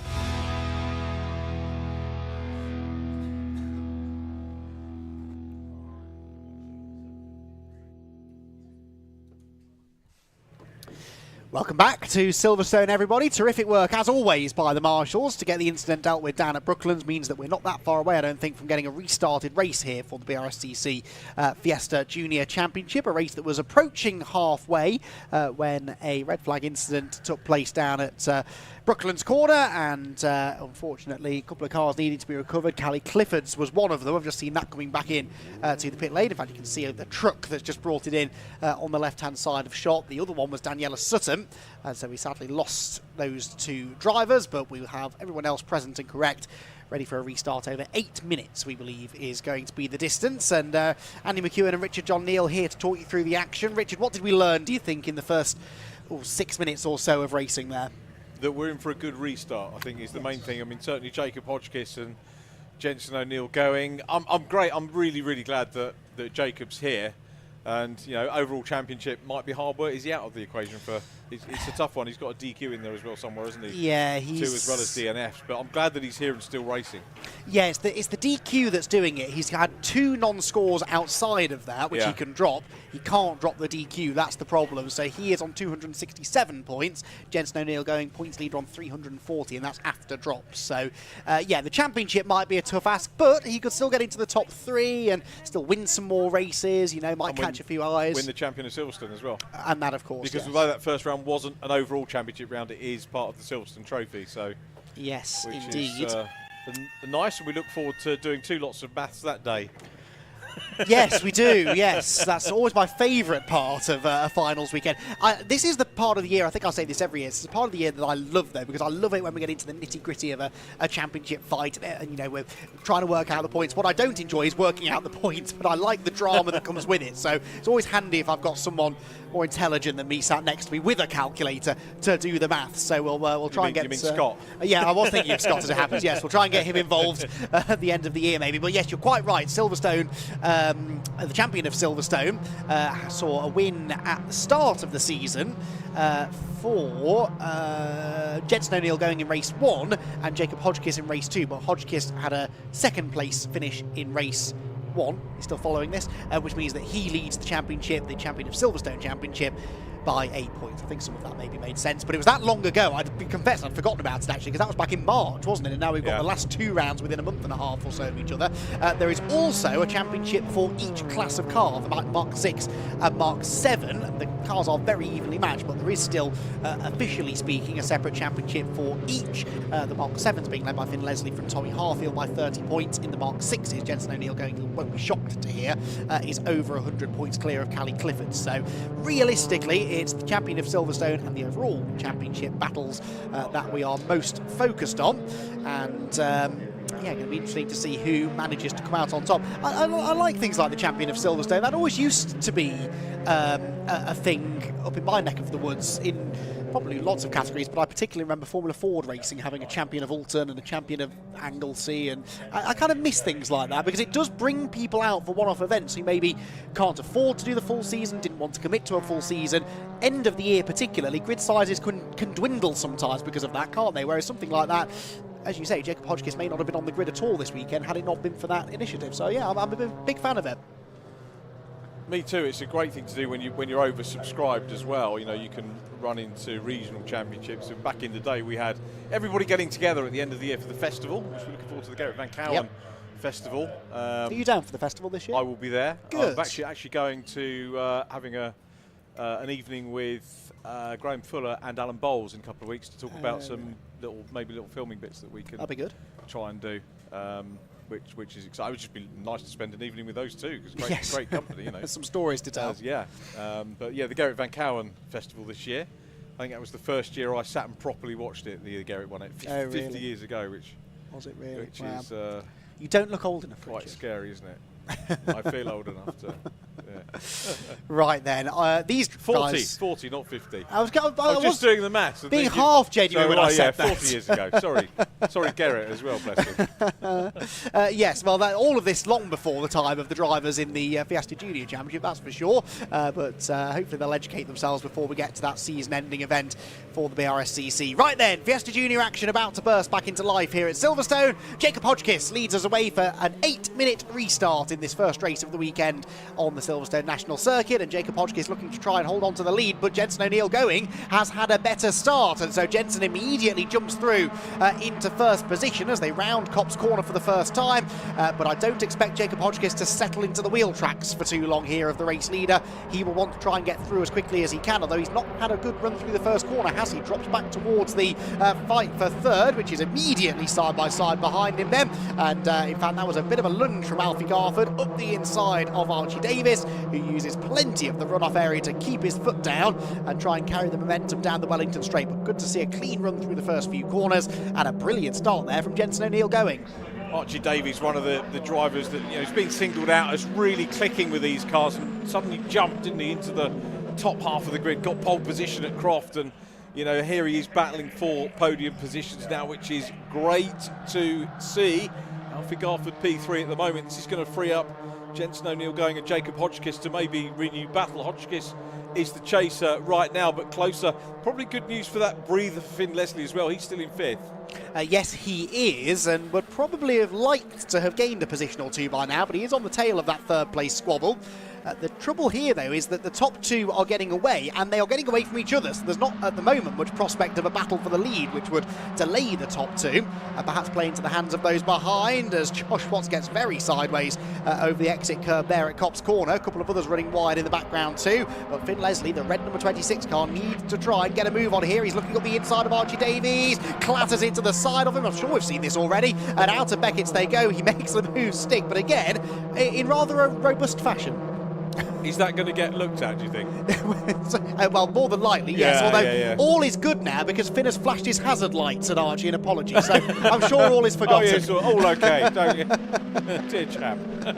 That was funny. So at least had the presence of mind to make some attempt at fixing the situation anyway. Yeah. Sometimes as a commentator you have to put your brakes on yourself, don't you? I just stopped an inappropriate RJM moment there. Well done. Thank goodness. Right then, out of Luffield we go, and we've got Finn Leslie then on the tail of the third place man, and as they come across the line, that lead gap has come down, hasn't it? Slightly, I would say, and Finn Leslie sets a fastest lap of the race, so turns out by using somebody else's brakes down at Beckett, you can carry a bit more speed through the corner and set a good lap time. Finn therefore picking up an extra point as well, and will now look to try and maybe not do exactly the same, but find a way past Alfie Garford perhaps at the same place. Here we go, he's looking to the inside line, he is late on the brakes, there's a chink of an opening, and well, same again. Yeah, pretty much the same again. Through he goes into third position, and Finn Leslie is into the podium places. He is, well, I think more drivers should try that, honestly. I think that would resolve an awful lot of angst in the paddock, wouldn't it, that? Father Dugmore. As I said last time, Ted, it won't happen again. That was very, very almost predictable, wasn't it? Now, I wonder whether Alfie Garford might try and pay him back here if he gets half a chance, because he was thinking about it into Brooklands. There's Josh Watts meanwhile, and he's leaning on Billy Blockley slightly, who, in fairness, was very bravely going around the outside, and it might just work for him. He's got the inside line through Luffield Corner, and that is Billy Blockley into the top six, and Josh Watts there, Richard, getting eased out wide, might lose more places. Yeah, nice to see Billy running strongly here, and great to see Watts up in the sharp end of the grid as well as they go across the line with 4 minutes remaining. O'Neill going from Hodgkiss, Finn Leslie in third place with that fastest lap. It'll be interesting all of the... Alfie Garford. Blimey, that was shows how stiffly sprung these cars are. The Mark 6s were famous for that. The Mark 7s, when they came out, looked a bit more softer and spongier maybe, but they've clearly honed the setup on them now to make them quick. A fast car is often not a comfortable one, is it? But, oh my word! Out of absolutely nowhere comes Jensen Mason with Josh Watts in tow, and they both were very late on the brakes. I think that was Thomas Merritt, wasn't it, they were battling with? And Tom did a good job to avoid them, really. Yep, Tom, one of many drivers. They're getting like the Toka package guys now. They're feeding the information through, sending me bits and bobs, always wanting to have a chat, bless them. It's absolutely the right thing to do. Yeah. No, absolutely. Make friends with the commentators, and we'll always have plenty of nice things to say about you. Josh Watts, unfortunately, his race is unravelling a bit. He's just been overtaken by Jack Burgess, was that? I wonder whether Josh has got a problem. He's quite slow through Brooklands. George Foxlow there on the outside of Henry Foote as well. Josh Watts continuing, but that Boston Bowl liveried car fading a little. That's a shame. It was a promising qualifying run for Josh, wasn't it? And doesn't look like he'll be rewarded with a top 10 or even in this race. Leaders out of Cobb's corner, nose to tail now, so Jacob Hodgkiss then has caught Jensen O'Neill going. What can he do about finding a way through? Finn Leslie behind them was quicker again on that lap though, and that's before these two start battling, so you have to say there's a good chance Finn Leslie will get onto turns with these two, and we know already that he will not pull any punches. If he sees a chance to get up there and claim a race victory, he's going to go for it. He will certainly go for it. I've just been having a look. I was confused with George Foxlow's colour on the timing tower. Didn't realise it was back in 6. Ah, yes, he is. You're right. He had a Mark 7, hadn't he? Yeah. Early on in the year, yeah. Good point. Second highest of the Mark 6s then. Of course, the Mark 6 class led by Jensen O'Neill going, but is he going to be the overall race leader for much longer? Not if Jacob Hodgkiss has anything to do about it. Tries the outside at Brooklands, but couldn't quite make the move stick, then snatches the brake and opens the door for Finn Leslie, who sticks his nose in the gap. That time, I think, was fairly up the inside of Jacob Hodgkiss, who gives him one back anyway. And as they head through Woodcote Corner, Finn Leslie now with a golden opportunity to move into second place and go on to challenge his big championship rival. Yeah, this could be some defining moments here. Only got 1:52 on the clock, so it's not got long to play out as Leslie in red left of shot through on the inside. He's certainly been in the rubs in this one. Keep your eyes on track limits, gentlemen. Well, he didn't want to let Hodgkiss back on there, did he? And I think that was probably smart racing. It just didn't look very smart at that sort of speed, but he managed to sort of box Hodgkiss off the road without ever actually making any contact with him. So he's up into second position now then. Hodgkiss down to third, but that little side-by-side exchange, Richard, has just given Jensen O'Neill going a little bit of a cushion. Oh, Josh Watts, unfortunately, out of the race. That we sort of saw coming, didn't we? Did suspect that car was maybe running into mechanical issues, but has Finn Leslie got the time and the speed to catch Jensen O'Neill going? I think we're about to start the final lap. Yeah, we are. He's going to get embroiled in a battle if he's not careful. Alfie Garford coming up in the mix as well. Jacob Hodgkiss, he'll want to hang on to a podium. He'll want to be further up on the podium. But once you get embroiled, it can let the guys ahead go further ahead. Oh, no! Oh, and that could have broken the rear left suspension, has it? No, I think they've just about got away with it. Alfie Garford and Jacob Hodgkiss leaning on each other there. And Garford very lucky if he's not damaged the left rear corner of that car. But the way it spat sideways looked as though he had, but holds on to third place. Provisional result when we get there. What makes you say that? It might not be over yet either, because there's only 6/10 between the leaders. Finn Leslie on the previous lap was a 10th faster than Jensen O'Neill going. Has he got time to get there? Debatable maybe. Does look like maybe Hodgkiss has some damage though, because he's just made that very easy for Archie Davis to go through. Possible steering damage, maybe a puncture on the 94 car, which doesn't exactly stay within track limits, but I reckon Jensen might just have enough in hand here over Finn Leslie to hang on to the win. Yeah, it kind of looks like it at the moment. He got in front off that start. Great restart from him. Jamie going, he did look a little bit concerned down in the pits when they were, we said, Finn Leslie having a go and closing in. We can ask them about this when we get them through. It's going to be a gap on the inside. Finn Leslie's going for it. Jensen O'Neill going. There's a run between the two. Top two for the championship. Oh, side by side. Get the photo finish camera ready. This could be very close. And Jensen O'Neill going won't have liked that. He's trying to get a side draft here from Finn Leslie on the run to the line. They're side by side to the line. Who is going to get it at the line? The timing screen says by 35 thousandths of a second. O'Neill going held on, but he is furious with Finn Leslie's tactics through the final corner, which may still be looked at regardless of the positions they ended up in. But by 35 thousandths of a second, Jensen O'Neill going managed to hang on by the skin of his teeth. But Finn Leslie, well, he didn't make many friends in that race, but he certainly put on a show and was not going down without a fight. He knew the significance of trying to outscore Jenson O'Neill going if he could, but in the end, Jenson stood his ground and managed to hang on to the win. Fantastic stuff there, and Jenson O'Neill going will be relieved, I think, more than anything else,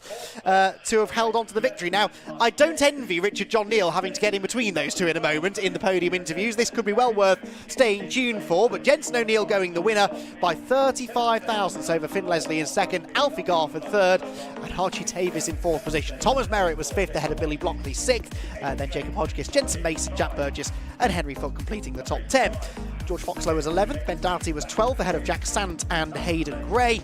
Then Atlanta Breton, Maggie Webster, Aaron Beattie and Josh Watts, as we saw, pulling off to the side of the road, was the only retirement from the restarted race, but of course we lost a couple in the initial run of the race. Callie Clifford, Daniela Sutton and Harry Lindley, unfortunately all failing to take the restart. So a couple of walking wounded then, making their way back around to the pit lane and Parc Ferme area. And a reminder that we still have 3 more races to bring you today. The Demon Tweaks Audi TT Cup Championship are out next. Then it will be the turn of the TCR UK Championship drivers to hit the track.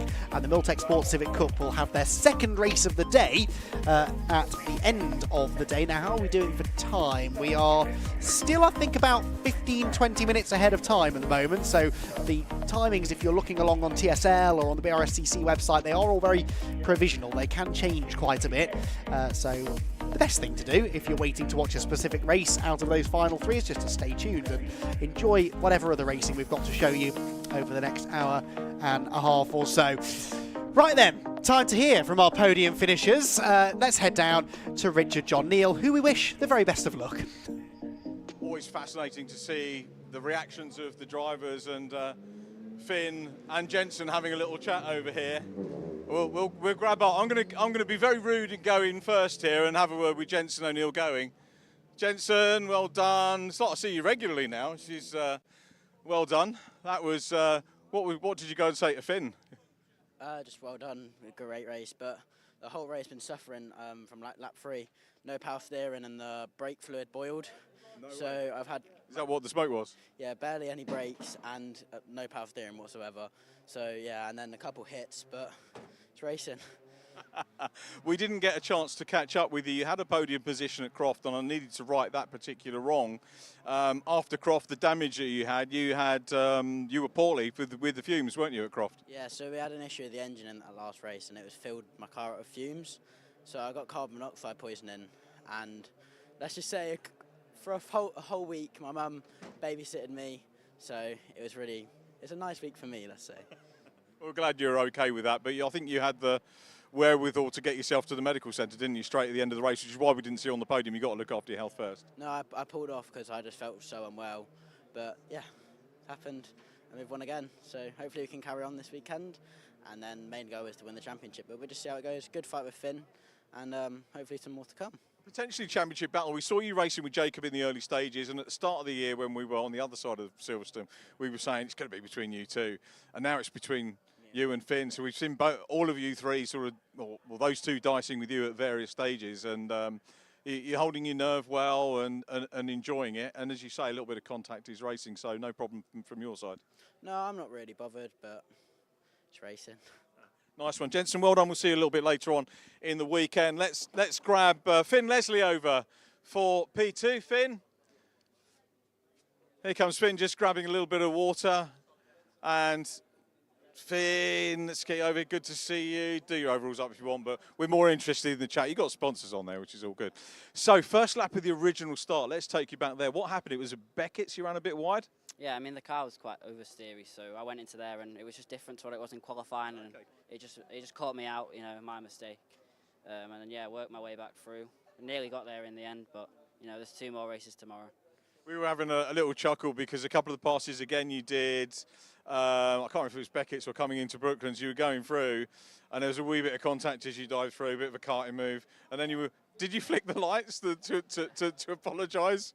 Yeah, I mean, I didn't mean to. Obviously, the car wasn't how it should be, but Well, I guess that's evidence from the first lap, isn't it? You had that wide one. just kept going. I couldn't do anything about it, but yeah. But to charge back from 5th place, mega race from you, and on the line side by side there with Jensen, and it's you two at the moment for the championship. Yeah, I mean, it stayed the same, maybe 1 point up, so, you know, it's not the end of the world, and we go in tomorrow. How much did you have in your mind that, you know, you'd come here and won before? Obviously, you came as a, you know, non-championship driver last year, made your debut, impressed everybody greatly that time, so you know you're quick round here. Yeah, I know I am. It's just, you know, annoying. So we pulled it by a decent margin and then, you know, not to convert it into a win. We look forward to seeing you for race 2. Thanks for coming over. Very well done. Let's have a word with third place man, Alfie Garford takes 3rd place. Alfie, you didn't look too happy actually a minute ago over there. It's always great to see you on the podium. And what are your thoughts? No, I think at the end of the day it was a good race. We got another podium, so I'm happy with it. It's another day ticked off with a podium, so it can't be a bad day. What you saying about Finn? You know, he sort of nudged into a couple of people on the corners and then put the little lights on to apologise. I guess at the end of the day, it's racing. We all do it at some point, and it's with such a close fight. I guess you've got to do something to get past. So you pull all the tricks, and he got past me. So I'll have to try a bit harder next time, won't I? Podium's a podium, so that's a decent result for you, isn't it? And championship-wise, still enjoying it? Absolutely, yeah. Brilliant championship, so I can't fault it. Yeah. Good. Nice one, Alfie. Great to see you. Well done. 3rd position, Alfie Garford. I don't know if we've got our Mark 6s here, but obviously Jensen won the Mark 6. Let's have a word with George Foxlow, who takes 2nd position in the Mark 6s. I think we've got time. We'll get the egg on. We've got the Audi TTs on. So, okay, so George, good to catch up. I was going to try and grab you this morning, but a Mark 6 podium. First of all, why the switch? It's a better car. It just is. It just sits with you better? Yeah. Well, it's more of a race car. It's got a slip diff and it's just better handling, I suppose. But, yeah, my choice, my preferred option. Family's got a busy weekend as well because Dad's out in the modified Fords tomorrow? Yeah, he is. He was testing yesterday with it and he seemed to be going well. Not bad at all, really. So he's looking forward to that. And have you had your hands on that one at all? I have. I went round Donington in it, did about 20 minutes and then spun out. But are you quicker than Dad? I'm going to say yes, but I think we all know the answer, really. Good stuff. Well done on the podium. Good to see you. Mark 6 podium. George Foxlow, very well done. Completing the Mark 6 podium is Maggie Webster here. I don't think we've got Maggie. What we do have, though, cars coming back into pit lane after the Fiesta race. We've also got some Audi TTs on circuit, so let's go back to Andy McEwen and have a look at the Audi TT grid.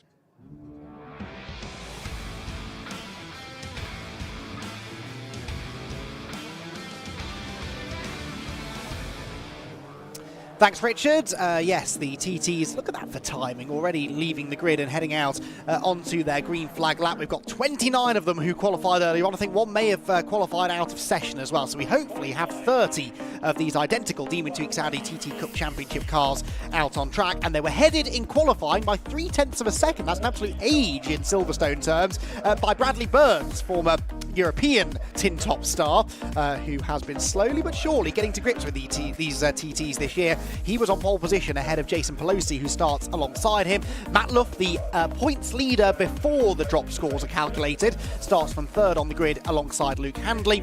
And then it will be Steve Foden, the reigning Mazda MX-5 champion, and Carl Swift, former TCR UK race winner, who starts from 6th. Now, Carl Swift didn't race with us, or didn't finish either of the races, I should say, at Oulton Park, but he's using them as dropped scores. So he's actually the championship leader, starting from 6th on the grid. Then Ross McCarr and Will Stacey starting together on row 4. Row 5, Sam Heading and Charles Budd, with Adam Blair and Paul Lucy on row number 6. 7th row for the Masters pole sitter, Sean Smith alongside Nick Brady, with Morgan Root and Daniel Budd, brother of Charlie as he's normally known, a bit further up the order. Then he will have Mark Rice and Sam Meager next in line behind him. Andrew Dyer and Jonathan Williams make up the 10th row of the grid. Row 11, Daniel Chapman and Oliver Devine King. Ruby Smith and Mike Harris on row number 12. And the 13th row, Paul Savage and Patrick Booth. Tim Gray and David Richardson on row 14. And the back row of the grid, Joe Weaver and the driver who qualified out of session, which I believe will be Richard Forber. So Yes, Richard Forber, who's only done a couple of rounds this year, wasn't able to qualify, but has, I believe, now completed a few laps behind the safety car during the lunch break, and so has been able to tag along at the back of the grid. So the Audi TT Cup Championship then about to kick off. We've had one car down the pit lane, that's Charlie Budd, unfortunately. So Charlie, who was due to start 10th on the grid, he's in the pit lane with a problem before the race even gets underway. Richard John Neal back in the pit lane, back out of the pit lane and in the commentary box alongside me. And Richard, I'm sure, as excited as I am about this. What a success story this championship has been this year. Absolutely superb, isn't it? And we've even got a driver here, Ollie Divine King, first race, and really? he was with us at the Brscc inaugural Fiesta Scholarship last year. Oh, wow. And rather than go Fiestas, he's actually come into Audi TTs. Right. And we wish him well. There's, again, an interview you might see later on in the 2 days coverage. He started 22nd, so we wish him well. I think we've got another newcomer as well, haven't we?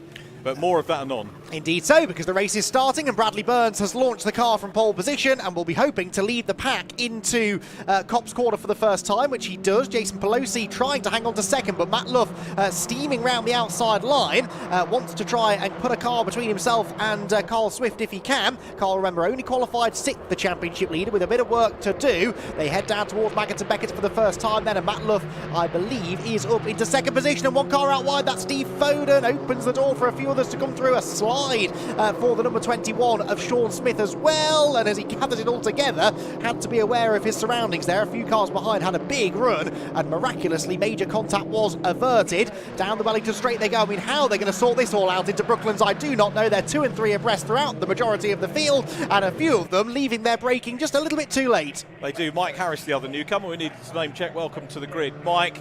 But Bradley Burns really finding his feet here, isn't he now? It's funny how the narrative of a season can change at one round, and it certainly did seem to for Bradley Burns at Croft, and he looks like he's really enjoying his racing. Yeah, absolutely. We've heard this from Josh Files, actually, in the Civic Cup as well, who raced at a very similar level to Bradley Burns, if anything, actually slightly higher up the touring car racing tree in Europe.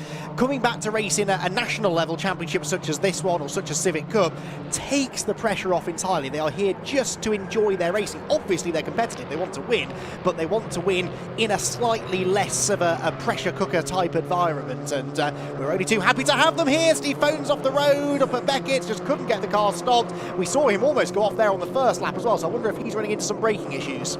Does look that way, doesn't it? Remember, was race winner in the reverse grid race at Snetterton, but far from happy in this one. Still plenty of time to develop. Remember, the Mazda champion making the move. Paul Luthi said to me early today. Oh, no!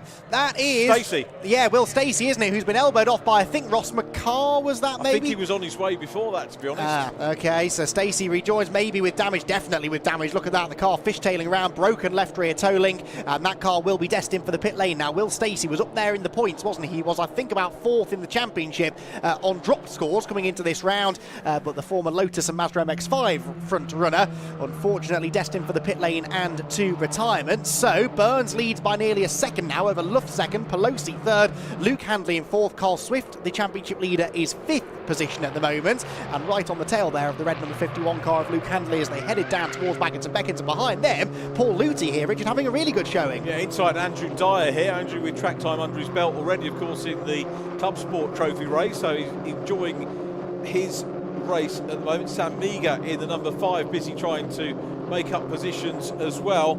All good for Bradley Burns at the moment. 8/10 clear at the end of lap 2. Yes, he is trying to pull away. He's got that bonus point for the fastest lap in his back pocket for now, although others may well be able to challenge that as we move forward. Through Luffield Corner they go then. Carl Swift there with a different livery on that car now. Now, has Carl Swift got a new car since his Oulton Park accident? Because it's a different livery on that car, and I wasn't there at Croft to see it, so we think it might be still the same car as he had, just with a new livery put onto it. But anyway, that's why it took me a moment or two to ID him earlier on. But Carl Swift, 5th position at the moment, on the tail of Luke Handley and Jason Pelosi. That could be an interesting battle to watch.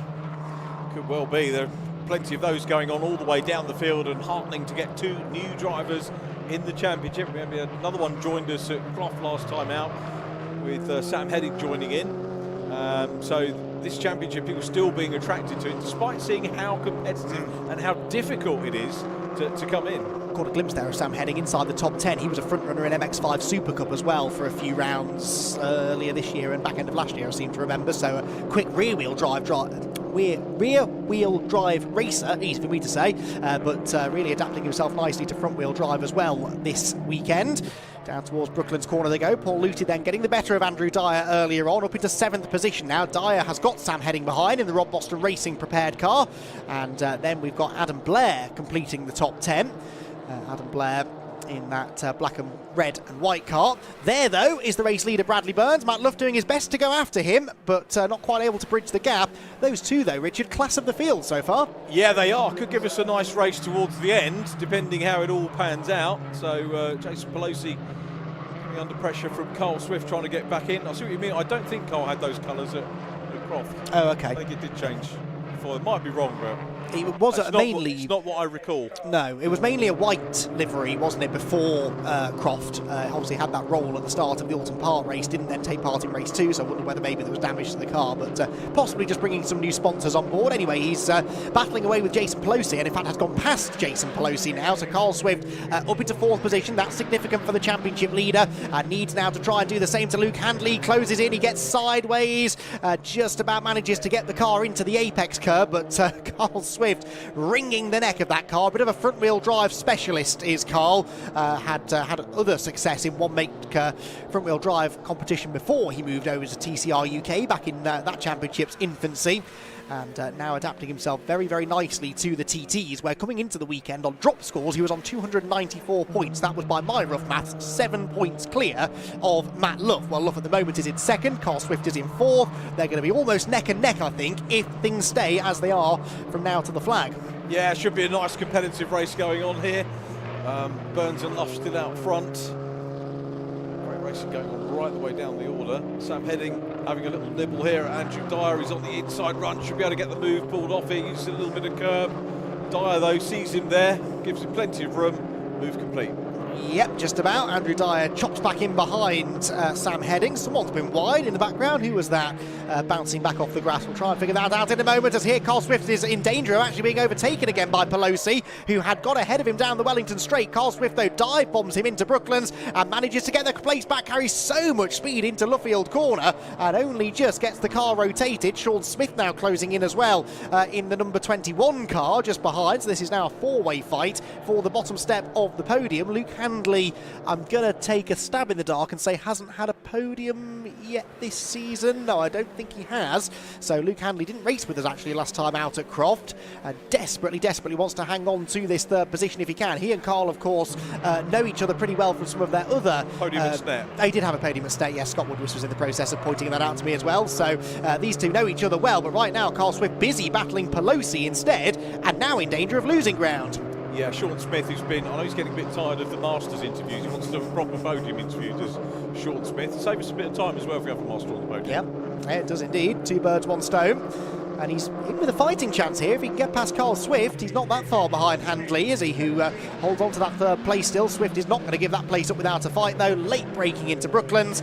No yellow flags out there, by the way. That car's been off the road since earlier on, hasn't it? The Ross McCarr car, and so the yellow flags have got in a couple of laps ago. So we're halfway through the race then, only 15 minutes. Disappointingly short races, I always think, the Team Tweaks Audi TT Cup Championship events. Bradley Burns leads with a fastest lap by 1.8 seconds. All of the action really happening behind those top 2. We are, of course, back on 3 race format. Yes. For TTs, having had a couple of double headers, Oulton Park and Croft. Oulton Park one day, so a lot more sensible to run the 2 races there. Croft, we probably could have squeezed another one in. Would have been nice. It would have been nice, yeah, absolutely. It's fast becoming one of the headline acts, isn't it, of these TCR UK race meetings, and one of the championships in the UK that people are really focusing their attention on. And you can see why. The cars look good, they're good to drive, they produce good racing, and they certainly present a bit of a challenge, even for very experienced drivers, including Carl Swift, who is still struggling to find a way back past Jason Pelosi.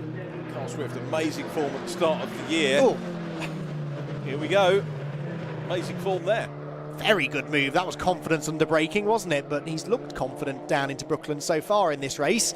And Carl Swift then does squeeze back through into 4th position. So he had this place a handful of laps ago. Pelosi got him back again, just as Carl looked as though he was about to challenge Luke Handley for a podium place. Well, now he's got a chance to go back after Luke Handley.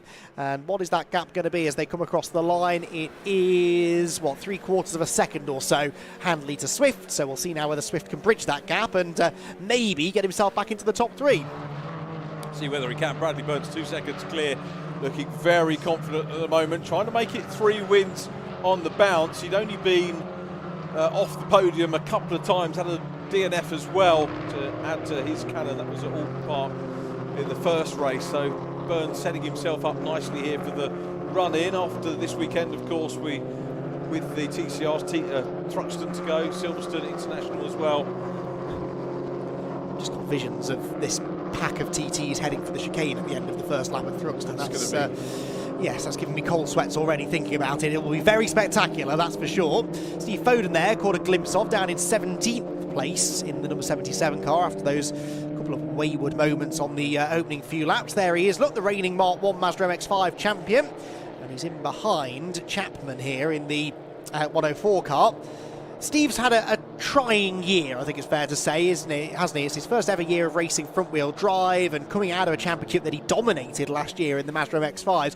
I think some drivers would possibly take that to heart and, you know, struggle to find the positives. But I think Steve is still really enjoying himself and taking some solace from the fact he is getting quicker round by round.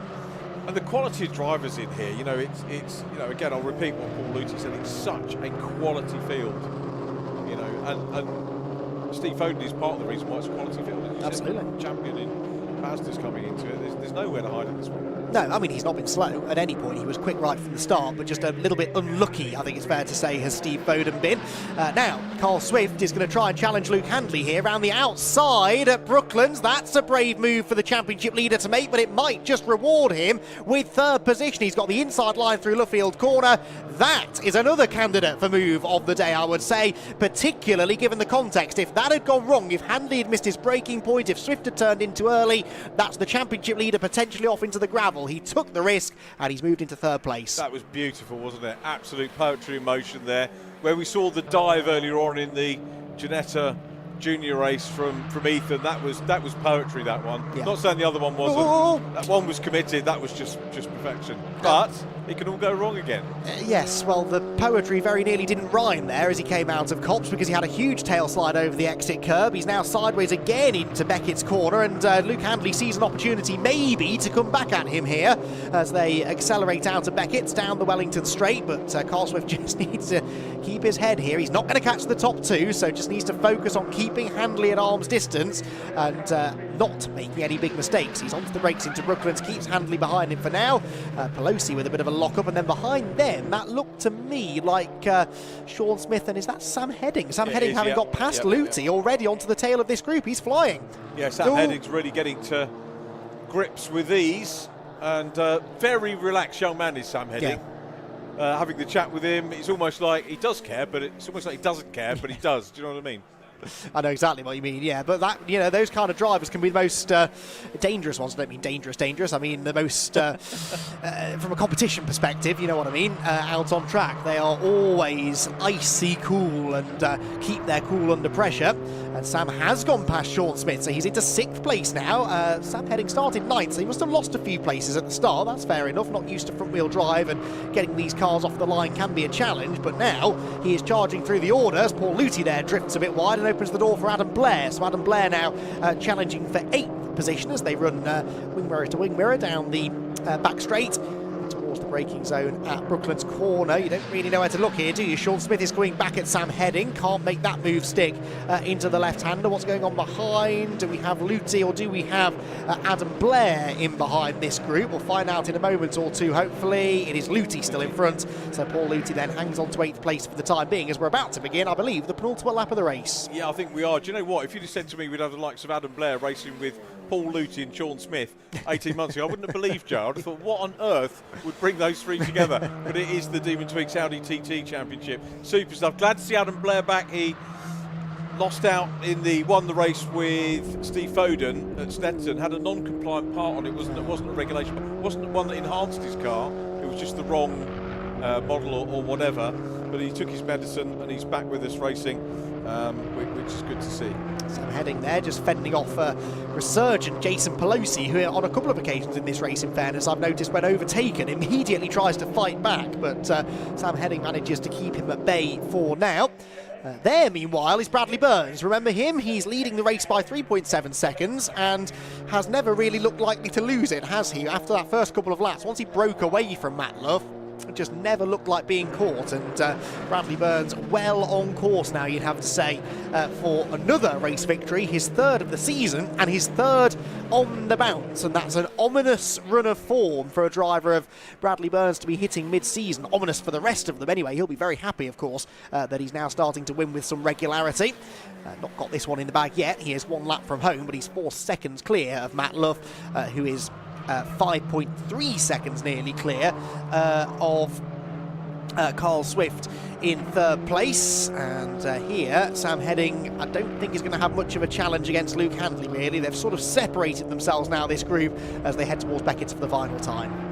Sets us up nicely, doesn't it, for the other 2 races of the weekend from the Demon Twigs Audi TT Cup. I know there are a lot of people watching this thinking, you know what, might come in next year, could be even bigger. Start of the year we were talking about having to split the drivers into groups. That might be a thing again in the future. Quite possible. You can see it coming, can't you? This championship growing in popularity all the time. 30 cars entered this weekend, and we know there are plenty more out there ready to come out and play later on in the season. Through Luffield Corner we go for the final time, though. Bradley Burns is going to claim a third victory on the bounce to well and truly put himself on terms with the championship leaders. Bradley Burns the winner. Matt Luff comes home in the end, a fairly lonely second, but at least we'll be happy for the points. Third place for Carl Swift, though, so Luff only 1 place ahead of Carl in the end, and won't therefore take too many of those 7 points out of him. Then he was adrift coming into this round. Then it is Luke Handley in 4th position, Sam Heading 5th, Jason Pelosi 6th, Sean Smith, Paul Lucy, Adam Blair and Andrew Dyer to complete the top 10. And an area Motorsport 1, 2, 3, 4. They do have a habit of doing this, let's be honest, in the Milltek Sports Civic Cup, for example, and they've managed to do the same thing again now here in the Audi TT Cup Championship as well. And, well, they still have another race in the Civics to come later on where they could well be taking home some more silverware. So a successful day for Area Motorsports all round, really. And Bradley Burns, well, what a mid-season run he is putting together here. Came into this weekend on 281 points, so he was 13 points behind Carl Swift, but that race victory is going to mean that that gap comes down significantly. Burns the winner then for the 3rd time this season, and the 3rd race in a row, with Matt Luff in 2nd position, Carl Swift in 3rd, Luke Handley 4th, and Sam Heading in 5th position. Jason Pelosi was 6th ahead of Sean Smith, Paul Luty, Adam Blair and Andrew Dyer to complete the top 10. Then it was Sam Meager, Mark Rice, Jonathan Williams and Nick Brady in 14th. 15th in the end for Steve Foden after a couple of moments up at Beckett's in the early stages. Dan Chapman was 16th ahead of Richard Forber, Daniel Budd, Joe Weaver and Oliver Devine King, with Ruby Smith, Paul Savage, Mike Harris, Morgan Root and Tim Gray. Next, David Richardson was 26th, 27th then for Patrick Booth, although actually he was the first of the non-finishers, having had his dramas with Stacey and Ross McCart tangled up at Brooklands, and were both non-finishers as well. So fastest lap in that race went to Bradley Burns. He also, of course, got the bonus point for pole, so that will be 52 points, the maximum for Bradley. I remind myself, actually, yes, you do get a bonus point for pole position. I'm sure you do. So that will pretty much halve the deficit, I think, that he had to Carl Swift. So that has really tightened things up now at the front of the championship, and we can get all of the thoughts of our top 3 drivers by heading down into the pit lane to join Richard John Neal. We call this Victory Lane, but we're going to call it Victory Area for Victory Motorsport Area. Bradley Burns will get you over, and he's just going to deal with his racing kit, get that away, and here is Bradley. Well done, Bradley. We'll get you in front of the Brscc branding. And 3 wins on the bounce. And, you know, I've got to say that looked fairly comfortable. I said to Andy McEwen in the comms box, you really look to me like you're enjoying your racing right now. Yeah, it was good. I got an okay start and then just looked forward and carried on going. And, yeah, got a good result, crept away from Matt. But, yeah, now we have a reverse grid for tomorrow, so that should be really good fun. But a lot bit more racing, but a win's a win. Yeah, I was going to say, do you actually prefer? I mean, you've earned the win because you know you qualify well, you get out and you make the distance. But I guess you like to go wheel to wheel. Yeah, it'd be better tomorrow, definitely. Hopefully, don't know where it's starting, but yeah, tomorrow will be good coming back through the grid. I think it'll be much more fun than that, but it's good. It's good fun that, but yeah, hopefully tomorrow will be better. And something I've not really addressed before, and I apologise to the team, but Area Motorsport, a lockout here. Yeah, Area Motorsport, yeah, done a fantastic job as usual. Cars are faultless, 1, 2, 3. Yeah, thanks to the guys back there for sorting the cars out, doing everything, but yeah. And I mean, championship-wise, you obviously getting those wins at Croft, bringing the form here, comes sort of the right time, doesn't it, for points-wise towards the end of the year? Yeah, exactly. I don't know where I am, but yeah, good points. I don't know about what the lap times were like, but just try to look for consistent laps. So yeah. You got fastest lap as well, I think. Ah, perfect, even better. But yeah. So having said that, anything you would change on the car going into the second race? No, I'm pretty comfortable with it. We did a few tweaks for this race, and it feels really good. So I think we'll just look at the tyres and go again. Nice one, Bradley. Well done. Good win. We'll see you tomorrow. Good stuff. And let's get Matt Luff over for P2. Get a little round of applause from the area guys as well. Matt, can we grab you? Well done, Matt. Thank you very much. Thank you very much.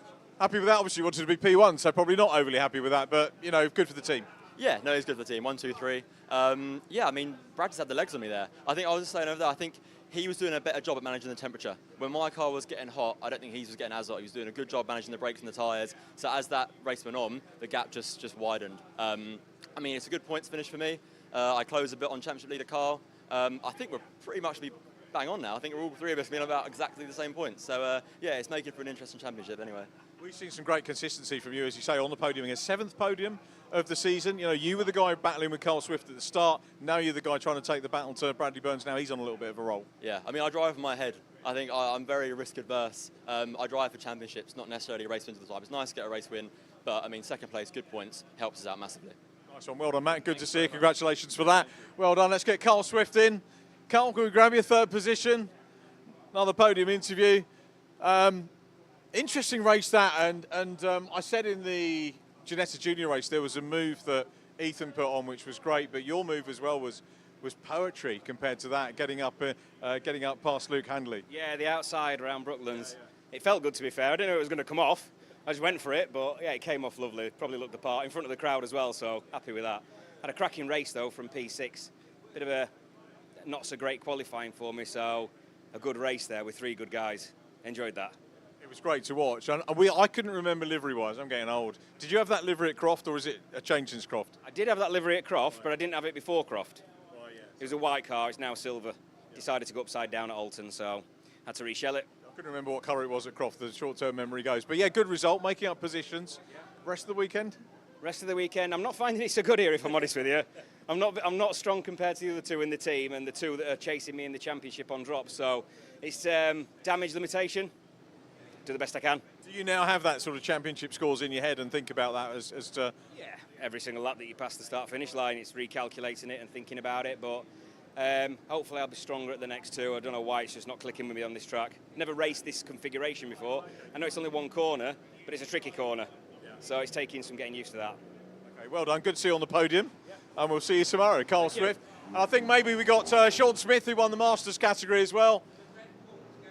I was saying in the race, Sean, you're probably fed up getting Master interviews. You want a podium one, but you're nearly there. You were battling with the podium, the group that were chasing for the podium. Yeah, that was it. There was a bit of a catch-up at the start. Well, I got caught up with a few bits. And then they got away and gapped it. I managed to pull the gap back, but I just ruined my tyres trying to get to them. So by the time I got there, I had nothing left, to be honest. So I was sort of happy where I finished it. Really, I had nothing left, and I was a bit out of breath as well. A bit more time in the gym. I certainly need it. Yeah, I need a bit of time. I just need to go to it, not just more time, I think. Yeah, me too. I was saying on the in the commentary, if you'd have said to me, you know, 18 months ago, we're going to see a championship with Sean Smith, Matt Luff, Carl Swift and Paul Luty in it, I'd have said, where would that come from? But it's brought you all together and it's mega. Yeah, it's it. It's really good. I mean, these top 3 are so quick anyway. So just getting to them and keeping with them was nice this time. The front 2 there, obviously, they gapped near the end. But everyone's starting to get to know everyone now, so everyone knows how everyone races. And there's a lot of respect out there for the front boys now, I think. So it's quite good. Sean, well done. Great to see you. Congratulations on the Masters win. We'll let you do the podium, and while the podium goes on, we will look forward to the first race of the weekend for TCR. Back to Andy.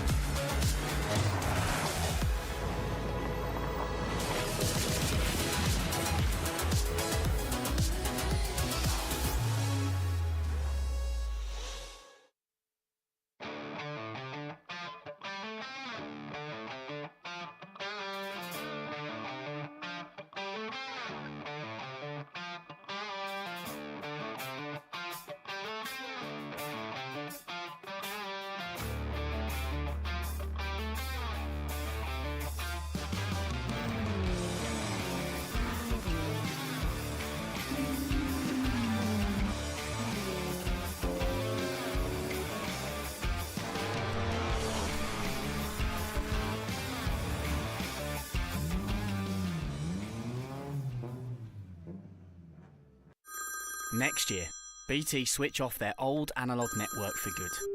Make sure your business is ready to switch over to cloud telephony. Get a telecoms and IT health check from Maximum Networks today, for free. Future-proof your business now. Arrange your free audit today at maximumnetworks.co.uk. Got so much weight on my shoulders, enough to knock me out, but I'm still holding the throne. You'll never know till it's over. You want an honest man, but you don't understand. I won't be here when you wake up again. You want an honest man, but you don't understand. I won't be here when you wake up again. You want an honest man. Is your business ready to switch over to cloud telephony before the BT analogue switch off? If you're not sure, you can get a telecoms and IT health check from Maximum Networks for free, covering broadband, phone systems, IT support and more. Arrange your free audit today at maximumnetworks.co.uk.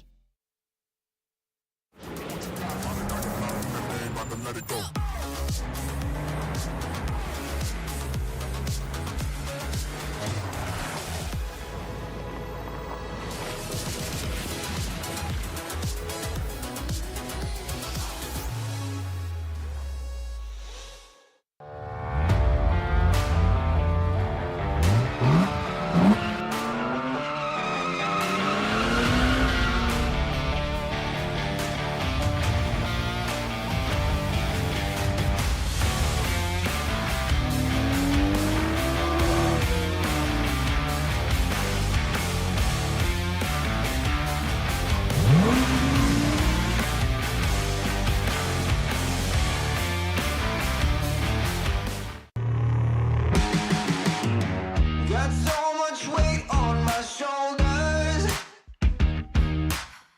enough to knock me out, but I'm still holding the throne. You'll never know till it's over.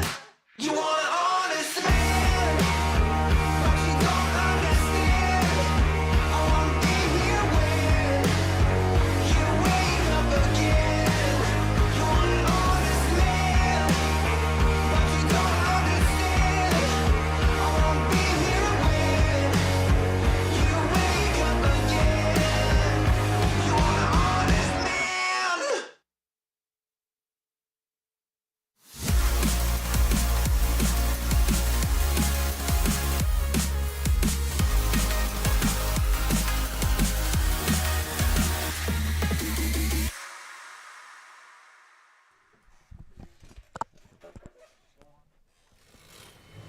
Good afternoon, everybody. Welcome to the Silverstone National Circuit, where our first of 3 races this weekend in the TCR UK Championship for 2024 are about to get underway after a very competitive qualifying session this morning, as we often seem to get here on this short circuit. We are in, hopefully, for another cracking race. The championship is balanced on a knife edge. We've got the top 2 drivers in the championship sharing the front row. There's been a little bit of bad blood between these two at times this year as well.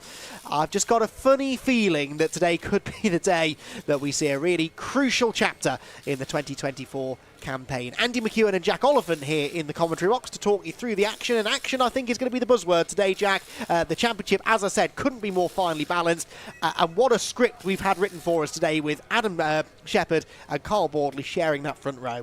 It's one of my favourite sort of facts that I've been talking about with Adam Shepherd, is the fact that it's 2 points between himself and Carl Boardley. It's also 0.02 seconds between them in qualifying, which is astonishingly close. I mean, only bettered really by the Civic qualifying, where the pole in second was 0.002, just to show up the TCR drivers. But yeah, Adam's been fantastic. He's confident. He's very confident, in fact, that he's got another 2/10 in the car. Really? Yeah. He didn't quite get the. He came in with about accidentally 30 seconds to go, thinking he'd get some fresh tyres on, and they said, well, it's pretty much done. He also feels like maybe there was just a couple of, maybe a 10th in him out there as well. So yeah, quite a lot. I haven't chatted to Carl Boardley much, but you know what he's like. He's wily. When he gets the race helmet on, it's all about the racecraft, and Carl Boardley's got experience in bucket loads.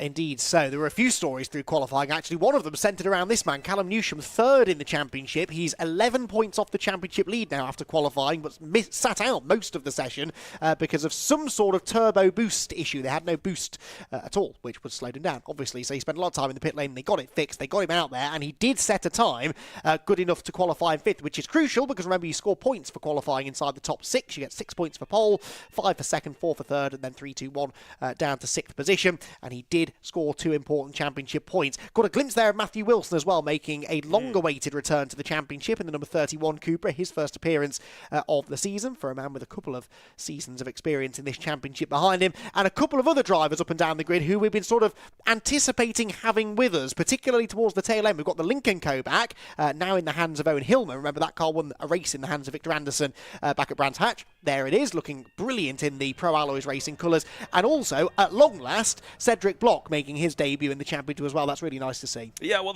they're both on my list of drivers to go and talk to. I'm glad Owen Hillman has managed to get to the grid on time, because I was sat for half an hour waiting for him in his garage, and he never turned up. So, unfortunately, didn't really chat to Owen. But it is great to see the Lincoln Co car back. We know Owen's quick from his Civic Cup expeditions. So, Silverstone is offering up an opportunity where a lot of drivers clearly keen to return, keen to give it a go and see just a little flavour what it's like, maybe thinking about next season. Well, we've seen this a little bit over the last few years, really, in TCR UK. You get to this part of the season, drivers do like to come in and just have a little go, test the waters maybe, and think about coming and racing with us full-time next year. So hopefully that will be the case for Owen. Right then, cars released out onto the circuit. Now, is this going to be the green flag lap, or is this taking us around to the tyre rotation lap? I can't actually remember. I'm pretty sure I saw them changing tyres that time around, but whether they'd done a lap already, I'm not so sure. But anyway, let's go through the grid, shall we, just in case this is the start of the race coming up. And as we said, Adam Shepherd on pole position, 6 championship points scored, and that means he's now actually 3 points ahead of Carl Boardley, who scored 1 point less for qualifying second. Then Brad Hutchison and Steve Laidlaw. What an effort that was from Steve Laidlaw in the Hyundai, the first non-Cupra, starting from 4th on the grid in the i30N. A similar car then of Callum Newsham behind him, with Darren Lewis starting from 6th, also getting quicker and quicker as the year has gone on. Another brace of Hyundais there. Then it is Sam Laidlaw with Matthew Wilson starting 8th on his return to the championship. Will Powell just inside the top 10 is the first of the Hondas, and Brad Thurston then completes that top 10 ahead of Rick Kerry and Owen Hillman in the Lincoln Co starting from 12th. Then it's Will Beach and Cedric Block, debutant in the championship. Cedric with Luke Sargent at the back of the grid because of a change of car. He's in about his 47th different TCR car that he's driven over the last couple of years or so. And Luke now at the wheel of an Audi, which Jack was telling me earlier on he is raving about, that has to start from the back because of the change of car, but actually qualified inside the top 6 or 7, so should go quickly. Stuart Lyons also back out, confirmed now for the rest of the season, now actually at the wheel of the ex-Bruce Winfield race-winning Hyundai i30, with Jeff Oldham at the back in 17th. So the cars then warming their tyres up, weaving around, heading through Brooklands and Luffield, and yeah, a fantastic group of cars at the front. I should correct myself actually, Steve Laidlaw is no longer in a Hyundai, he is now in a Cupra. It's Sam Laidlaw who's in the Hyundai. Easy mistake to make, I suppose. So it's actually a Cupra 1, 2, 3, 4, but this has traditionally been a good Hyundai track, so I wonder what pace Callum Newsham in particular might have now that they've sorted that turbo issue. Yeah, Stephen Laidlaw actually, he said he was in the Cupra, and sort of correcting himself there. It's actually Luke Sargent's old Cupra. Oh, is it? Yeah, Luke Sargent sold it to him because Sargent wasn't going to do the rest of the season. Came to Croft to watch, got FOMO, decided to ring up Stuart Lyons, and it's Lyons' car that he's in the Audi. So it's a bit complicated, really, but it's it meant that we both get Steve Laidlaw in a very quick Cupra, and we also get Luke Sargent in what sounds like a very quick Audi. So I'm all here for it. You know, it's a bit of a hot potato in terms of TCR seats, but you know what? I'm here for it because we've got the amount of drivers that we have here. Well, exactly. Luke Sargent, as you said, raving about that Audi, so expecting good things from him. We are getting ready for the start of the race by the looks of it then. It's a 20-minute race, the first of 3 here this weekend from the Silverstone National Circuit. 3 points separating Adam Shepherd from Carl Bordley. They're sharing the front row. I expect fireworks here in the early stages because track position is vital around here, and neither will want to play second fiddle to the other going into Copse Corner. The revs are starting to rise then. 20 minutes on the clock. The first of 3 races here at Silverstone about to burst into life, and Adam Shepherd trying to extend his championship lead from pole position. The green flag has been waved from the back of the grid. The red lights go on the starting gantry. They will go out after a very long hold.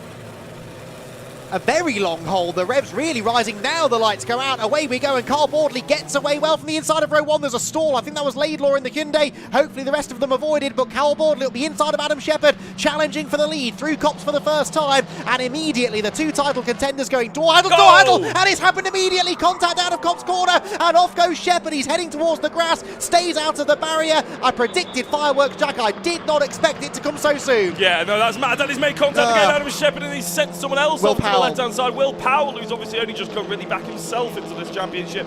This is absolutely, I mean, explosive stuff to carry on your fireworks reference. It looks like we're going to go under, no, not safety car conditions. I thought they were weaving because of the safety car, but actually just trying to heat the tyres up, make sure none of them actually squeeze out wide. It is going to be Carl Bordley who is in the lead of this race. I'm not sure whether any penalties are going to come that way. That's not for us to decide, is it? But it is all provisional from now on. Yeah, well, we just didn't see the initial contact, did we? But definitely contact was made. Look at Callum Newsham, though. He could be the beneficiary. He's on the brakes, though. I think there are yellow flags and Shepherd is around. I think he's got a puncture, right rear puncture, I think, for the championship leader. And this is crucial. Adam Shepherd, remember, is only dropping 10 points. He's had some bad results already this year. He cannot afford another non-finish. This could hand a huge advantage in the championship to Bordley. I'll tell you what, his Croft shenanigans will be definitely biting him in the backside now, won't it? I mean, it wasn't anything to do with him. He just turned up and the car wasn't working. It doesn't look like he actually has any rubber on that tyre. It's just an alloy now, isn't it? And, well, that's a very, very big disappointment for Shepherd. If they're quick, though, they can change that tyre, get him back out, and possibly still be on the lead lap. This is really important now. The team need to get that tyre changed as soon as they can. If it's only a tyre,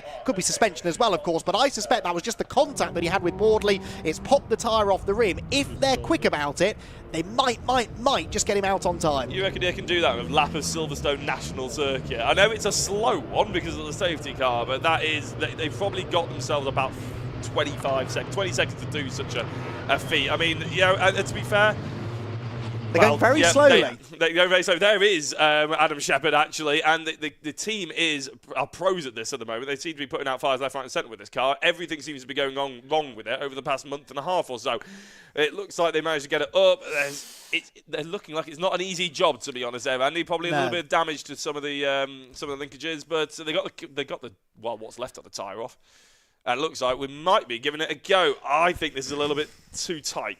I don't know. It won't take long to tighten it up. He's got to get to the end of the pit lane. As long as he gets to the end of the pit lane before the safety car queue. It is quite a long pit lane. He's about halfway down it, I think, isn't he? That looks like that's where he's based. Yeah. It will be touch and go, but it could be crucial here. He needs to try and get back out on the lead lap so that when there is a restart, he's got a chance to fight for positions. Out of the gravel already is Will Powell, so it will be a short safety car period, this. So the next challenge for Shepherd will be to catch back up to the tail of the queue.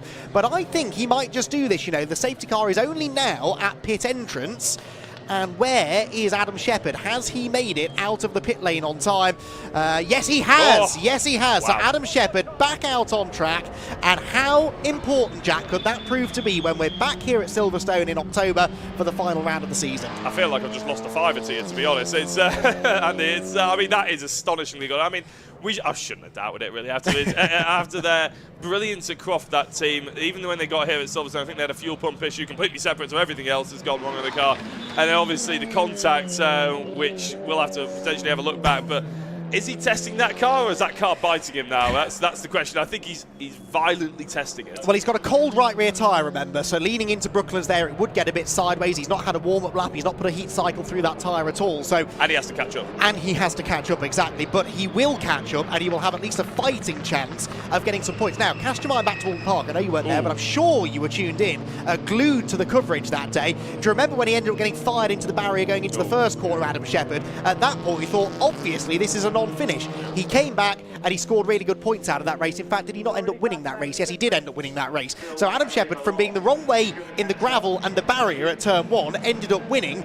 He'll have to really push to win this race, but points could still be on the cards. Yeah, I don't think Will Powell's going to be winning this one, unfortunately, is it? I mean, he was just the unlucky recipient of a bit of a bash and a rejoining and potentially slightly angry red mist of Adam Shepherd. But again, everything is well above our pay grade to decide all that sort of thing. So let's just enjoy what we're about to see, which is Carl Boardley leading this race. Steve Laidlaw up from 4th position. I mean, I can't believe we didn't mention it, but he's in 2nd with Brad Hutchison in 3rd. He's just scoring podiums after podiums after podiums in the last 3 rounds, with Callum Newsham just behind. This is going to get spicy. Indeed, Callum Newsham, the one that really needs to get a move on. He, remember, was in the process of passing Hutchison when the safety car came out. The safety car is now back in, though. We're away in racing once more with just over 3/4 of the race distance to go, and Carl Boardley needs to try and get his head down now and get out of town before Adam Shepherd gets back on turns with him. But look at this, Laidlaw's going after him. Laidlaw on the tail of Boardley as we head down towards Beckett for the first time at full racing speed. Shepherd sets the fastest lap behind the safety car. That won't stand. But Callum Newsham there nibbling away at the back of Hutchison. At the moment, Boardley doesn't seem to have a huge amount of pace. No, it's a bit surprising, to be honest. Obviously, maybe he knew that. Maybe that's why he really tried to go for that move off the line. He didn't get a good start.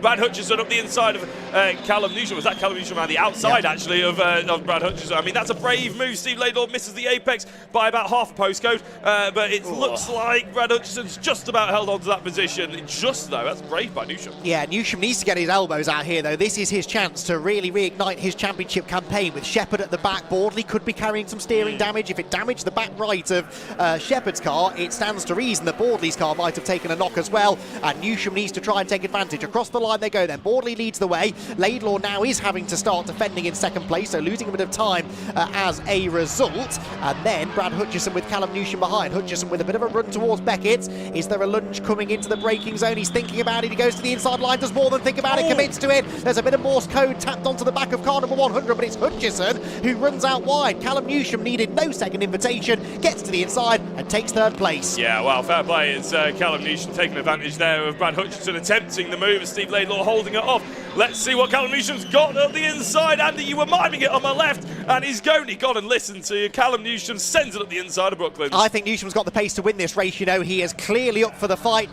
Carl Boardley just not pulling away at the front of the field, and Callum Newsham has broken into 2nd place a lot more quickly than Carl Boardley would have liked. Adam Shepherd, by the way, has set the fastest lap of the race. Now, Shepherd was in 13th position at the end of the previous lap, but remember, bonus point for fastest lap as well. That could prove to be pivotal when we get to the end of the season. I'm going to guess the car with the headlights on might well be Adam Shepherd. Yes, it was, and he comes across the line inside the top 10 and only 8 seconds off the lead. Wow, I don't know, that's absolutely astonishing, isn't it? He must have caught right back up without us really seeing it. Steve Laidlaw still in the podium positions.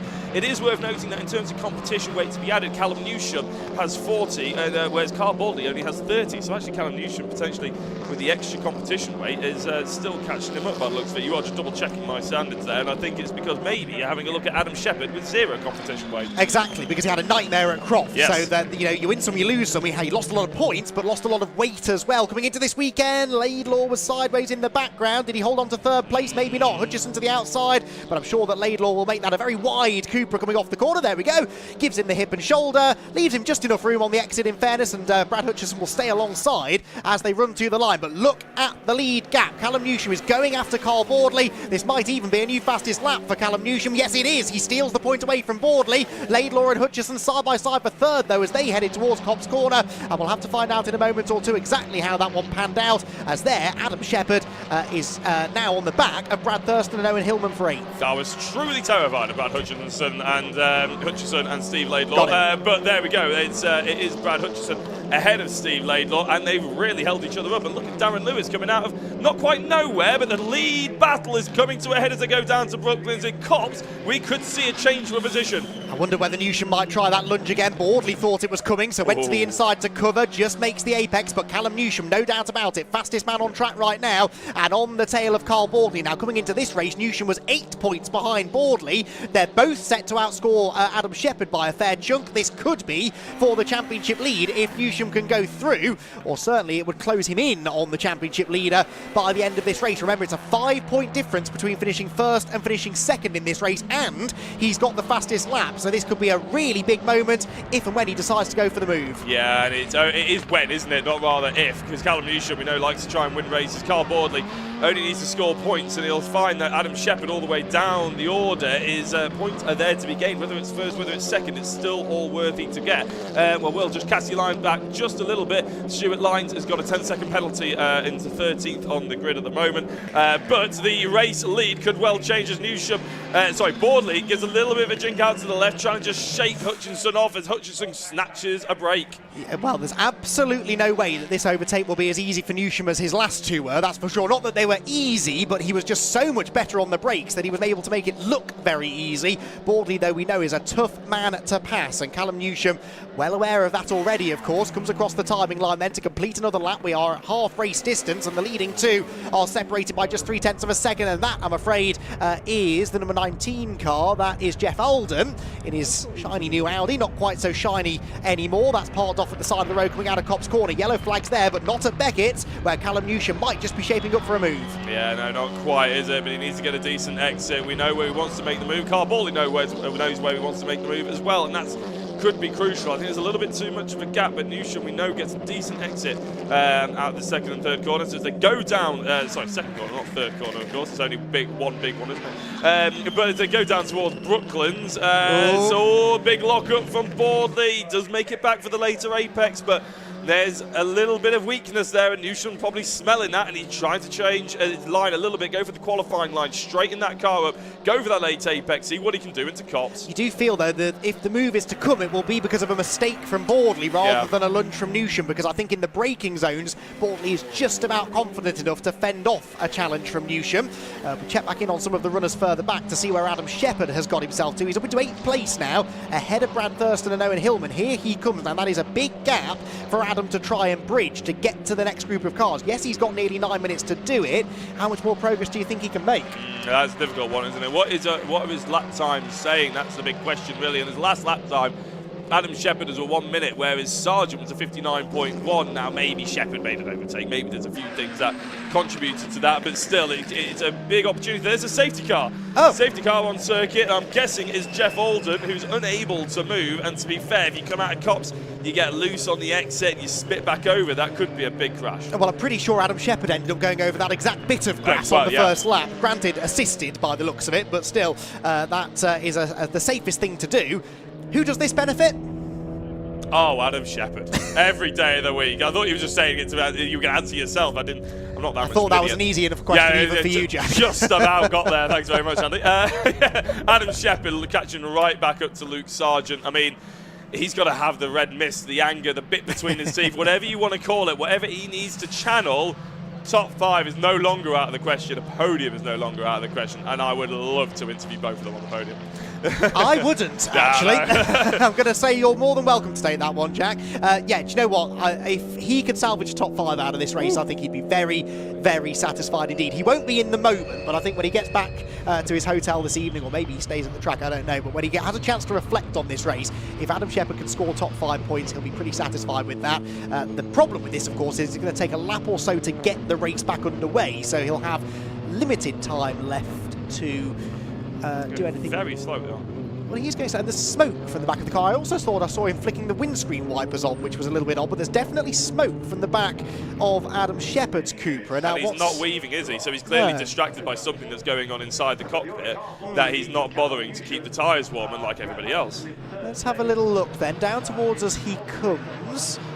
He's looking down. You can see him looking down at something inside the cockpit as well. So overheating maybe when he's been on the grass, remember. I did not see them clearing grass out of the radiator. All of the focus was on changing that tyre to get him out on the lead lap. I wonder if it's overheated. Yeah, but we also didn't really see that much of the car. We only saw the camera focus in on that rear right, didn't we? Yeah, so I don't see much grass, but he has gone grass cutting. So realistically, there will be some in there somewhere, and that could well be a problem. He's not looking like he's going to come in.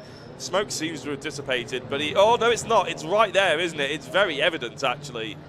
That could be a bit of a kick in the teeth for Adam Shepherd, because this is a bit of a saving grace for him. Well, it may still be, because if this had happened under green flag conditions, would he have survived another 7.5 minutes of whatever this drama is? Behind the safety car, he can manage it, and this recovery is not being dealt with quite as quickly as the Will Powell recovery earlier on, because this car needs a lift. There must be damaged suspension on the Jeff Oulton Audi, so it needs a lift onto the back of the flatbed truck. Then they've got to get the flatbed truck off the track. That will take perhaps another lap behind the safety car, but that Cupra is definitely still smoky as it heads through Copse Corner, and at least, if nothing else, this is giving Adam Shepherd some chance to diagnose the problem and figure out exactly what he needs to do. Yeah, that's, as I said, it's a big problem for him, really, isn't it? Because, as I said, it could have been a saving grace. But here we are. Adam Shepherd will have to just try and figure it out as he goes along. Bit of troubleshooting, not really what you need when you're halfway through a TCR race, and especially if you probably head's not quite in the road, in the sort of mode of, okay, it's not exactly a test day, is it? We need to go out there and score some points. But he is still scoring some decent points. He's got Matthew Wilson ahead. I was chatting to Matthew, actually, in an interview earlier on. You'll be able to catch that on the social media channels, on TCR UK, on all Facebook, Twitter, and everything like that. Very nice guy. He's been away doing some endurance racing at his TCR. So he's still been in the car, and he just decided, you know what, I got a podium here last time I raced in the TCR UK at Silverstone. I'm going to come back and try and repeat the antics and see what I've learned from my endurance racing and see if there's any chance of maybe a realistic opportunity to go into next year. Yeah, well, oh, he's moving. Yeah, so he's weaving around now, is Adam Shepherd. Yes, you're absolutely right. Good to have Matthew Wilson back on the grid. He was a good character. Was starting to, I felt, really make big steps forward, actually, at the end of last year. So I was a bit disappointed to not have him on the grid full-time this season, but nice to have him with us, at least for Silverstone. And maybe he'll get the bug again and decide to join us again in 2025. There he is, look, going through Luffield Corner. Possibly the best looking car on the grid, I have to say. A very, very well presented car, that, as was his old one, but I prefer this livery actually, with a yellow, something a bit NASCAR about it, which probably is why it appeals to my inner American. Right, that smoke from the back of Shepherd's car is still there, but this Audi very shortly will not be there on the exit of Copse Corner, so we might be going racing at the end of this lap. Well, you would think that you only have to move it slightly in, because you're near the pit exit there, aren't you? But we'll have to wait and see. Obviously, the fantastic marshals know a lot better than we do, Andy, and they are a brilliant bunch, aren't they, the Orange Army? We have to give them the shout out and appreciation every time we come racing, because they're all volunteers around here, of course, and there is no way we'd be able to race without the brilliant help that they provide, and they always seem to do it with a smile on their face, no matter how annoyed the driver who's just crashed their £100,000 car is right next to them. They're always nice and cheery, and I have to say, on occasion, you have mentioned that I maybe have ended up in a tyre barrier once or twice. Oh, really? Yeah, I think missed that. No, I think you mentioned it at least 40,000 times. But whenever I did, especially at Crofton, I was like so annoyed and so angry. And all of a sudden, you know, there's the Orange Army sat next to you. Do you want a cup of tea? Custard cream for you, love. That might make you smile. And you go, Yeah, all right, okay, you got to put a nice face on. They do a fantastic job, and obviously they do a brilliant job at clearing up this sort of stuff as well. So we can go racing, hopefully, for the last 2 minutes. Indeed so. Well, yes, Carl Boardley weaving around in anticipation. Let's see if the lights go out. They will probably go out halfway down the Wellington Straight, which they do right on cue. Look at that timing. And so the safety car, the Jaguar safety car, will head to pit lane. And we have a showdown on our hands here. Has Callum Newsham been able to use this tyre productively to come up with a plan of attack, or has Carl Boardley maybe been able to just cool everything down, cool the tyres, the brakes, and maybe himself down, and put himself in a defensive mode to keep one of his big title rivals at bay? This could be a fascinating sprint to the finish here in the first of 3 races this weekend for TCR UK, and Carl Boardley's gone early. Cool. That was a really smart restart. Years of experience there of rolling starts, of course, from his short oval years. He absolutely nailed the restart, although then runs a bit wide through Luffield corner.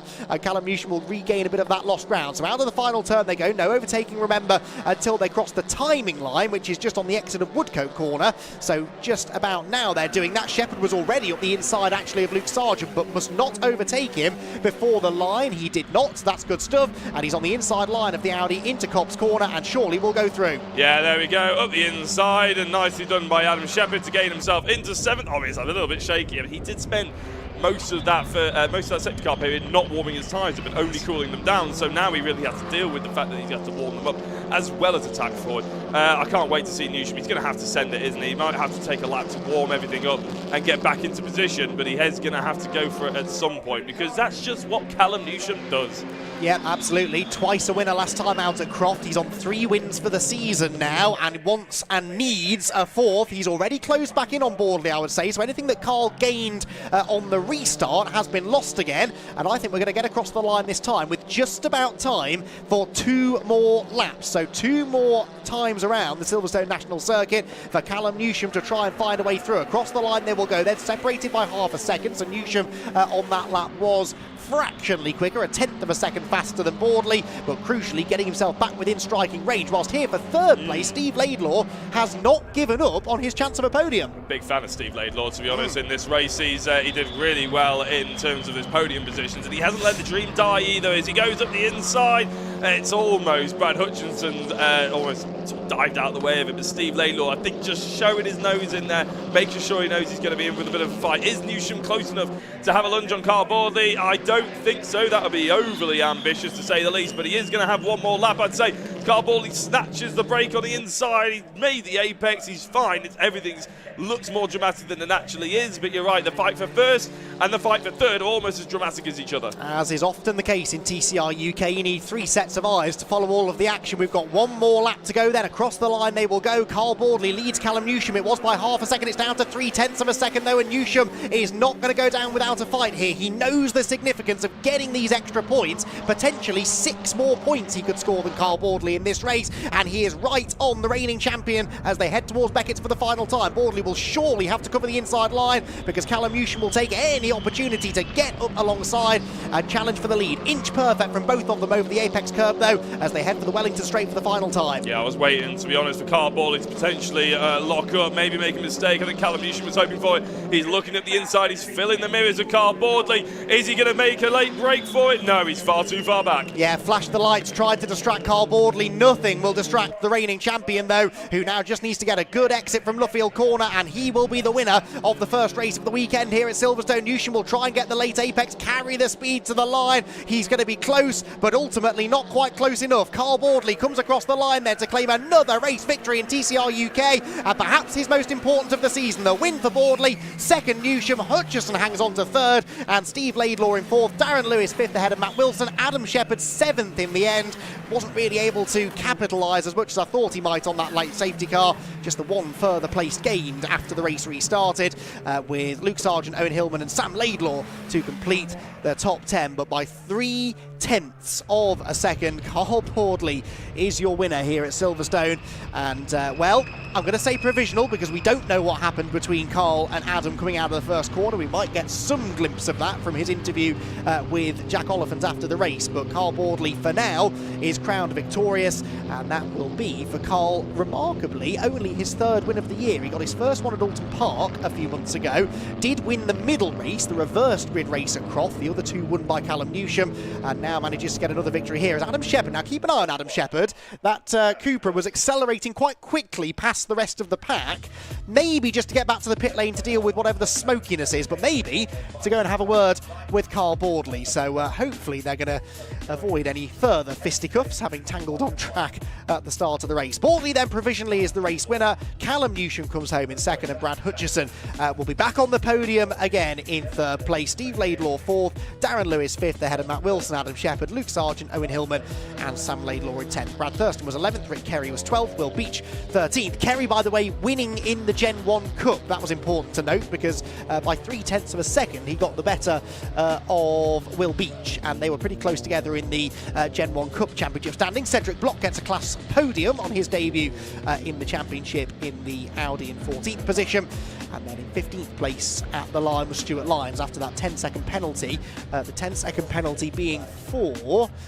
the timing screen doesn't tell us. It came very early in the race, though, so I'm going to imagine it was something like a jump start or being out of position at the start. Well, Powell was a lap down after his spin up at Beckett, and Jeff Olden, as we saw, brought out the safety car with whatever his drama was coming out of Copse Corner.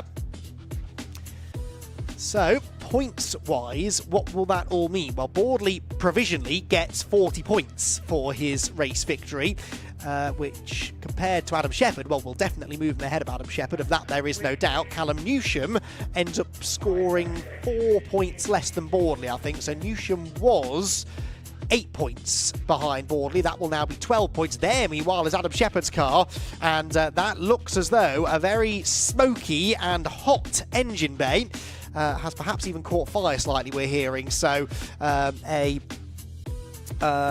lot of concern amongst Adam Shepherd's team.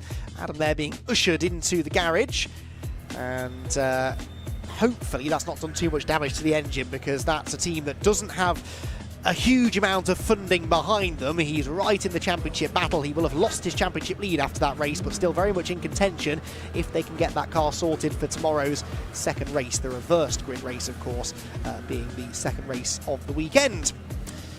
So cars then are being pushed back into their garages. We're hoping the top three drivers, though, are ready to have a chat with us. These could be some very interesting interviews, and in charge of them all is Jack Oliphant.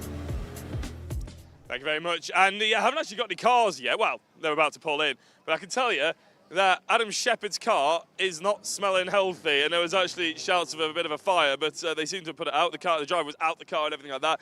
Everything's fine. So just a bit of drama right towards the end. We were asking, wonder why it's smoking. Well, I can tell you what, it's very much smoking. We can see Carl Boardley, though, in front of us, and as he slowly gets out of the car, it looks like I think he's going to enjoy a race win more than he's enjoying his football team at the moment, with a Leeds United crest on the top of his head. Brad Hutchison in, smashing into third place. I think his tyres are probably pretty cooked as well, with Callum Newsham on the right-hand side as well. I think it's going to be very entertaining to chat to all three of these drivers. All of them had their own battle. With Carl Boardley is going to be the first person we're going to go and chat to. I'm going to go stick a microphone in his face pretty much straight away. Carl Boardley. As he says, well done. Big congratulations. That's hard work, shall we say. That looked from all over the place. You were getting attacked, weren't you, throughout the entire race. But you managed to keep it together, managed to get it on first place. How do you feel? Yeah, all good. Obviously not very happy with turn one, but there wasn't really a lot I could do. Adam tried to come back over and basically just hit the front wheel, and it just sent me a bit left, and I obviously clipped the back of him, and that sent him across the track, so damaged my car in the process. So like you say, it was a bit of a struggle to get it home. I didn't think we were going to at one point, but managed to get it here, so yeah, all good. Well, how was the damage in terms of how the car drove then? Was it a bit of a fight to keep it pointing in the right direction?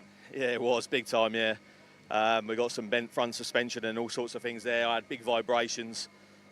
Steering wheel was down one side, so yeah, it's obviously moved a load of track in the front, so I just had armfuls of understeer, really. How much was that playing on your mind when you had one of the most aggressive drivers coming up behind you in Callum Newsham? He loves a lunge, and we even saw it in that race. Yeah, I see him there, and obviously he was flashing away. He was quicker than I was, but like I say, I think we was a little bit hindered by the damage. But no, it was a case of he was probably a lot stronger than me through turn one. But then I think if anything, I could get him down the back straight and then into Brooklands. So yeah, it's one of those. Well, it looks like it was a very entertaining race from our point of view, Carl. And let's face it, a lot of championship points swaying your way as well. That must be on the mind. It's not really. Like like I was saying to the boys, we're only just past the halfway point in terms of races. So, no, I mean, we just, we obviously want to be, be doing well and winning races. That's the main aim. What happens after that, points-wise, we'll take what comes our way. Fantastic. So what we're going to do is we're going to wrap up with you because we've got the Milltek Sports Civic Cup. Thank you very much, Carl. Big congratulations on the TCR win. But we've got another race to get to. So Andy McEwen, back over to you and I'll sprint down to join you.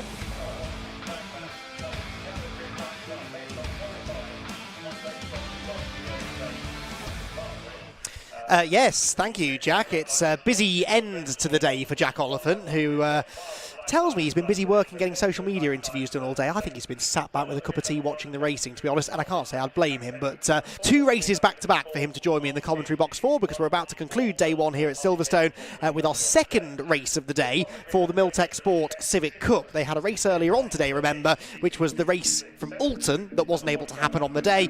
Now, though, we're into the Silverstone event proper, the second of 4 races this weekend, essentially, but this one, the grid based upon the qualifying session earlier on, and it saw Will Redford start from... We'll see him start from pole position. He did a 1 minute 5.189, 2 1,000ths of a second quicker. Blink of an eye stuff between himself and Josh Files, who starts second on the grid. The reigning champion and current championship leader Max Edmondson starts third, ahead of Harvey Caton, with Lewis Kent, double former TCR UK champ, starting 5th, and Dave Marshall, who flew from the back of the grid, remember, in that first race earlier on, starting now from 6th. Alistair Camp, in another one of the rapid FN2s, will be starting from 7th alongside Josh Bromley in 8th. Row 5 for Daniel Petters and Jack Riddell, with Spencer Stevenson and Wesley Swain on row 6.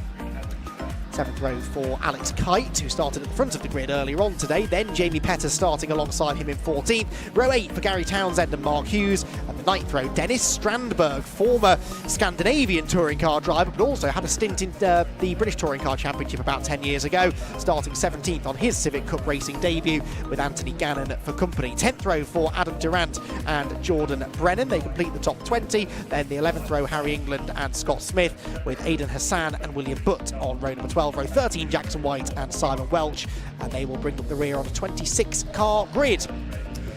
Championship-wise then, after the race earlier on today, Max Edmondson managing to consolidate his position in the championship, I think it's fair to say, with that solid if unspectacular result, but he did at least only lose 2 points to Josh Files, and so the gap between the two of them is still a reasonably significant one. 33 points I have it between the two of them in the reigning champion Max Edmondson's favour, but Josh Files starts this one from the second place on the grid, with Edmondson lining up third, so they'll be together, but who knows what will happen at the end of the 15 minutes. Worth reminding you as well, Will Redford did actually run towards the front in that race earlier on today, but seemed to just run out of a little bit of speed in the middle part of the race. Did manage to hang on to second place, but was coming under big threat from the cars behind. What can he do now, though, from pole position? Well, we're about to find out. The revs are rising.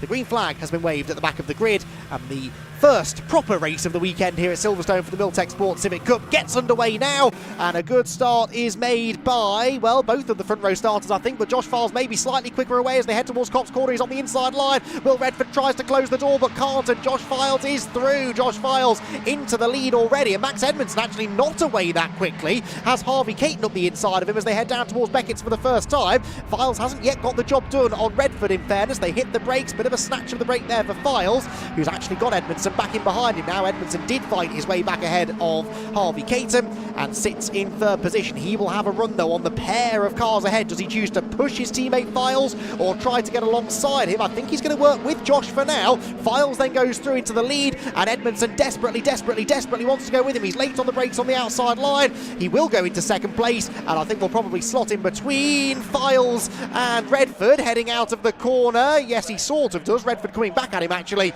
on the outside line, gets hung out to dry, and that invites Harvey Caton to the party now in the fight for third. Dave Marshall, by the way, 5th position, could be a real challenger for the win here, as Gary Townsend, I'm afraid Jack Oliphant has had a spin. That's down at Brooklands, and that will bring out the safety car. Yeah, it's a bit of a shame the safety car will be brought out. Everybody will have to calm down just a touch, but I was actually watching Dave Marshall throughout that whole scrap sort of thing, and really feisty. He's loving life in this Silverstone at the moment in that FN2. The way he's got the car set up, he said it might not be the fastest. We haven't got all the tyres we need in the world, all that sort of driver excuse, which is all fair enough. However, he just seems to be driving it on a sixpence. It's brilliant how he can turn that car. He's talented. I mean, that's all we can say about Dave Marshall. He is a supremely talented driver who doesn't have the budget to stick new tyres on the car for every race, doesn't even have the budget to do any testing. Very often, the first time he goes on track is in qualifying, and he's been very open and honest with me earlier in the season, saying, look, our qualifying is letting us down. We cannot expect these days to arrive at a race meeting, go out for the first time in qualifying on used tyres and be competitive. And yet still, by the end of the races, he always seems to be up near the pointy end, even if he qualified badly. And you have to wonder, if someone threw a bit of money at Dave Marshall and sent him testing and bought him new tyres, would anyone be able to keep up with him, honestly? Because the job he does with the funds that he has is astonishing. It is. And I know we sort of sound like we're bigging him up over any other driver on the grid, but he is very, very impressively talented, as we said. And I'm sure there are plenty of other drivers that would probably think exactly the same thing about themselves as the cars go past. The safety car is still out. Is that the safety car? There it is. You were wondering who was actually pulling in there. Dennis Strandberg was pulling in, unfortunately. That's a shame, isn't it? That was a big story coming into the week. It was. But mechanical gremlins perhaps striking, and the Scandinavian driver will have to spend a bit of time in the pit lane to get that sorted. But yeah, Dave Marshall driving phenomenally well and could well be a threat in this race. How important, though, that Files and Edmondson both got ahead of Redford there early doors, and that Edmondson was able to follow Files through, because what Max can't afford is for Josh to be beating him by a couple of positions every race. Second place is fine for Max at the moment. He's only going to lose 5 points to Files if things finish as they are now. The last thing he needs is Files to win and Max to get sort of dragged back into the pack. Yeah, if you ask Max about it, it's like he doesn't even notice that the championship's actually going on. Really? He's so relaxed about it. Now, obviously, as the lights go off in the safety car, he'll obviously be feeling a little bit more than some would probably think he would, than what he lets on. But he's a racer, he's a champion, he wants to beat the best. And I know Josh Files also says he's just here for the vibes. He's just here for a good time. You roll your eyes, everyone at home rolls their eyes, I roll my eyes. Yeah, Josh Files is here to win. He doesn't like losing. Racing drivers do not lose. No, and I refuse to believe anything either of them say, to be honest, because this means a lot to them. It means a lot to Max to take the fight to someone with Josh's experience. It means a lot for someone like Josh to come into a championship like this. He could very easily have come into this championship and been uncompetitive. He hasn't been, but if he doesn't win, there will be people who say, well, why didn't you? He might not feel that way, but the pressure is on nonetheless. Anyway, the race gets underway once again with just under 11 minutes to go, and Josh Files nails the restart, in fairness, gets a length or so over Edmondson, who's already back on him, though, by the time they get to Copse Corner. These cars do give a reasonable slipstream down that main straight, and Edmondson using that to good effect, and he's piling the pressure on already. He is, actually. And when we were looking, if you remember in the race earlier on, just before lunch, and Files actually made a mistake through turn 1, to no one's surprise, I was wrong with my prediction. He ended up making, there was a driver in front of him, he ended up making it a little bit harder, so he had to get back on the brakes halfway through the corner, lost the back end, and he managed to catch it. He did admit it's a pretty damn good catch, and I was like, yeah, fair play, it was pretty good. However, he might well have to do a little bit more defending than he was in that first race, because Edmondson is crawling all over the back, and as Files snatches the break going into Brooklands, there's a little bit of a gap forming between second and third, and that's Will Redford. Can't seem to quite turn that qualifying pace into race pace. And we sort of suspected that, didn't we? He said after qualifying to you, apparently, that he wasn't sure he'd have the race pace that he had in qualifying, but he is fading away from the top two. Now, what that means is that Max Edmondson's under no pressure. He's free to take whatever line he wants to try and outfox Josh Files without the risk of being attacked by Redford behind. But it also means that he doesn't really need to take a big risk here, Edmondson. He's got no threat from third position. If he just sat behind Josh Files, he's pretty much guaranteed second place. But that's not the way that Max Edmondson operates. He wants to win, whether it's for the points or whether it's for the trophies. He just wants to win races, and he will want to get one over on Josh Files if he has half a chance. And every race fan out there also wants to see people go for wins. They don't want to see people settle for second. That's not what we turn up for racetracks for, is it? So, yeah, hopefully Max Edmondson turns his inner Callum Newsham on and starts going for a little bit of lunges left, right and centre. But we also have to probably talk about the fight for third, because look at the train that's on the inside of the circuit as Will Redford tries to defend from Harvey Caton, Dave Marshall, Lewis Kemp, Josh Bromley and the rest of the Milltek Sports Civic Cup field. And Lewis Kent just set the fastest lap as well on the most recent lap. Ignore that graphic, it's not Gary Townsend. He, as far as I know, is out of the race. Kent with the fastest lap, and Kent up the inside of Dave Marshall there for 5th position. So Dave Marshall, just after we were bigging him up, Jack, now in danger of losing some ground. The last thing you want here at Silverstone is to be hung out to dry, and that might be what's about to happen. Yeah, well, Lewis Kent is a TCR UK champion, isn't he, at the end of the day? It's not a bad thing to be overtaken by him. It is a bad thing if it means you lose 2 places, yes, which is exactly what Dave Marshall might end up doing here, because he's got another driver up the inside, and that's Bromley. Now, Bromley's transponder's apparently not working, so it doesn't look like he's actually on the left-hand side of the screen on the timing tower, but he is there because he's about to try and overtake Dave Marshall, almost losing a place to Alistair Camp. In fact, there you go, he just appeared in 7th place on the left. Josh Bromley's having to be manually inputted at every single lap, so it may well take a second to update, but Josh Bromley definitely is there. And he feels like he's getting a lot quicker in these Civic Cups as well. I've spoken to him quite a lot today. He was bang average at darts, I won't lie, but he seems to be getting better at Civics.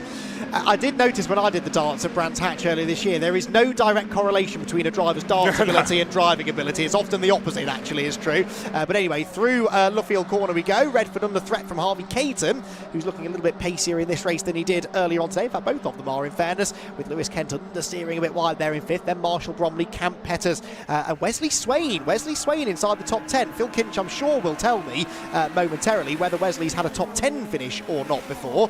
I don't recall him finishing in the top 10, so that's a big step forward in pace for him. And actually, he's 9th now, ahead of... no, he's not, he's 10th, because Bromley's transponder still isn't playing ball. A couple of good battles going on further back, but this, the lead group, and it's side-by-side Jack for 3rd. Yeah, Will Redford and Harvey Caton. Harvey Caton, obviously a race winner at round 8, but it happened this morning. Trying to go around the outside of Will Redford. That's a bit of a brave move. Will Redford trying to force him out off the circuit. There's nothing wrong with that. He's left him just enough room to actually stay away. As I say that, it could have ended horrifically badly.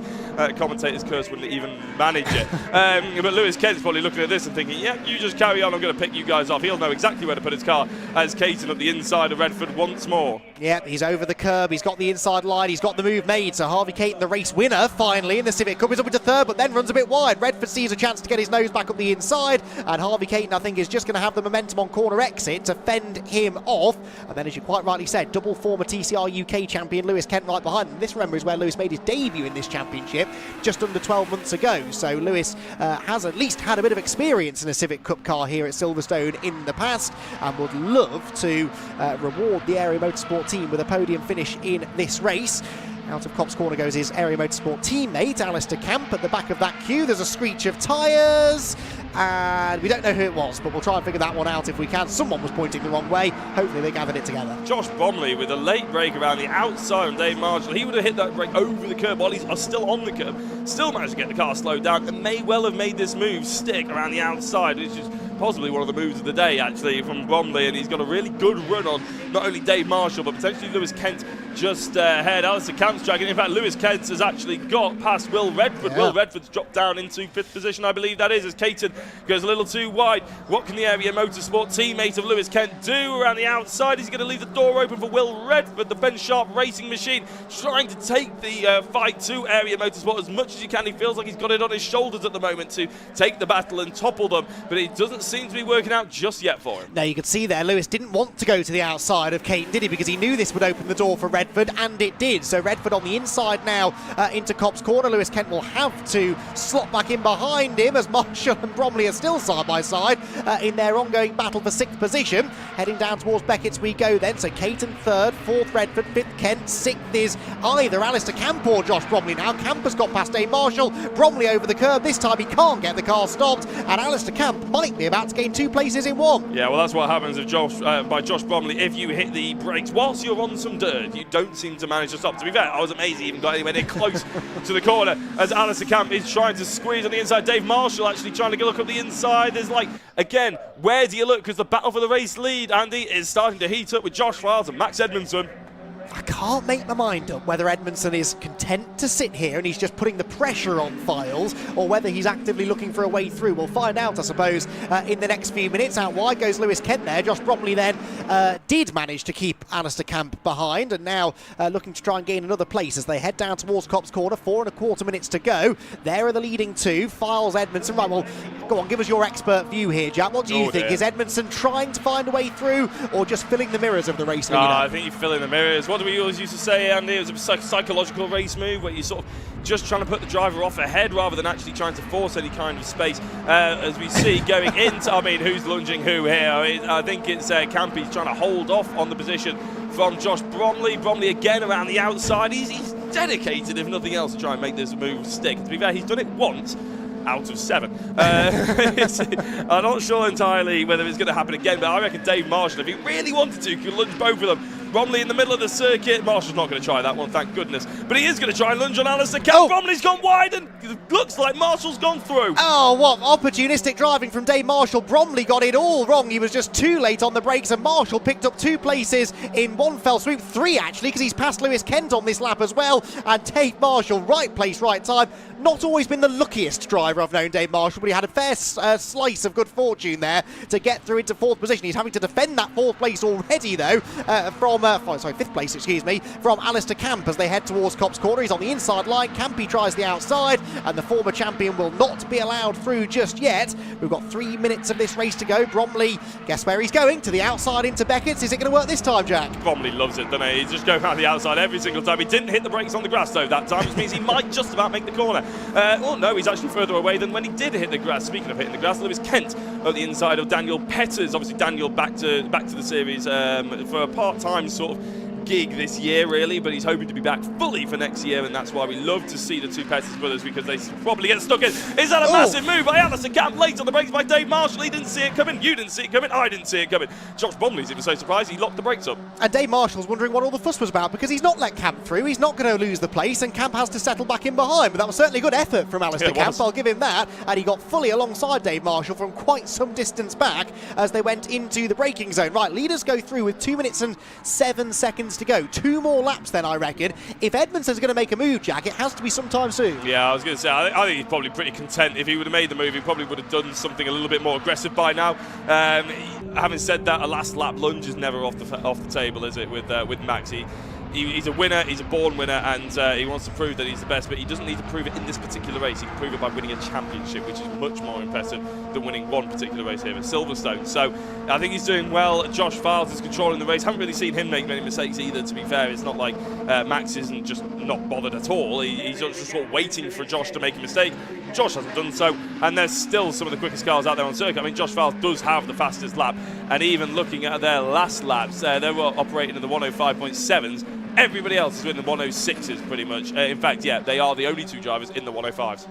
Yeah, they've been the class of the field, haven't they, really, in this race? That's for sure. Marshall sideways going through Luffield Corner. He does like a loose car, but that was maybe a little bit too loose and almost opened the door for Alistair Camp as Lewis Kent and Daniel Petters are rubbing panels again as they head through Woodcote Corner with Kent on the inside heading towards Copse for the final time. Right, Edmondson on the tail of Josh Files. If the move's coming, he is close enough now to think about it. Certainly still pushing. He goes well beyond track limits there coming out of Copse Corner, but didn't really seem to gain anything out of that. No, and remember in the last race when he took too many track limits, he ended up getting the penalty. No one seems to have got the track limits penalty on this particular occasion, but Edmondson does have to think about that a little bit. He's pushed the envelope one too many times earlier in the day.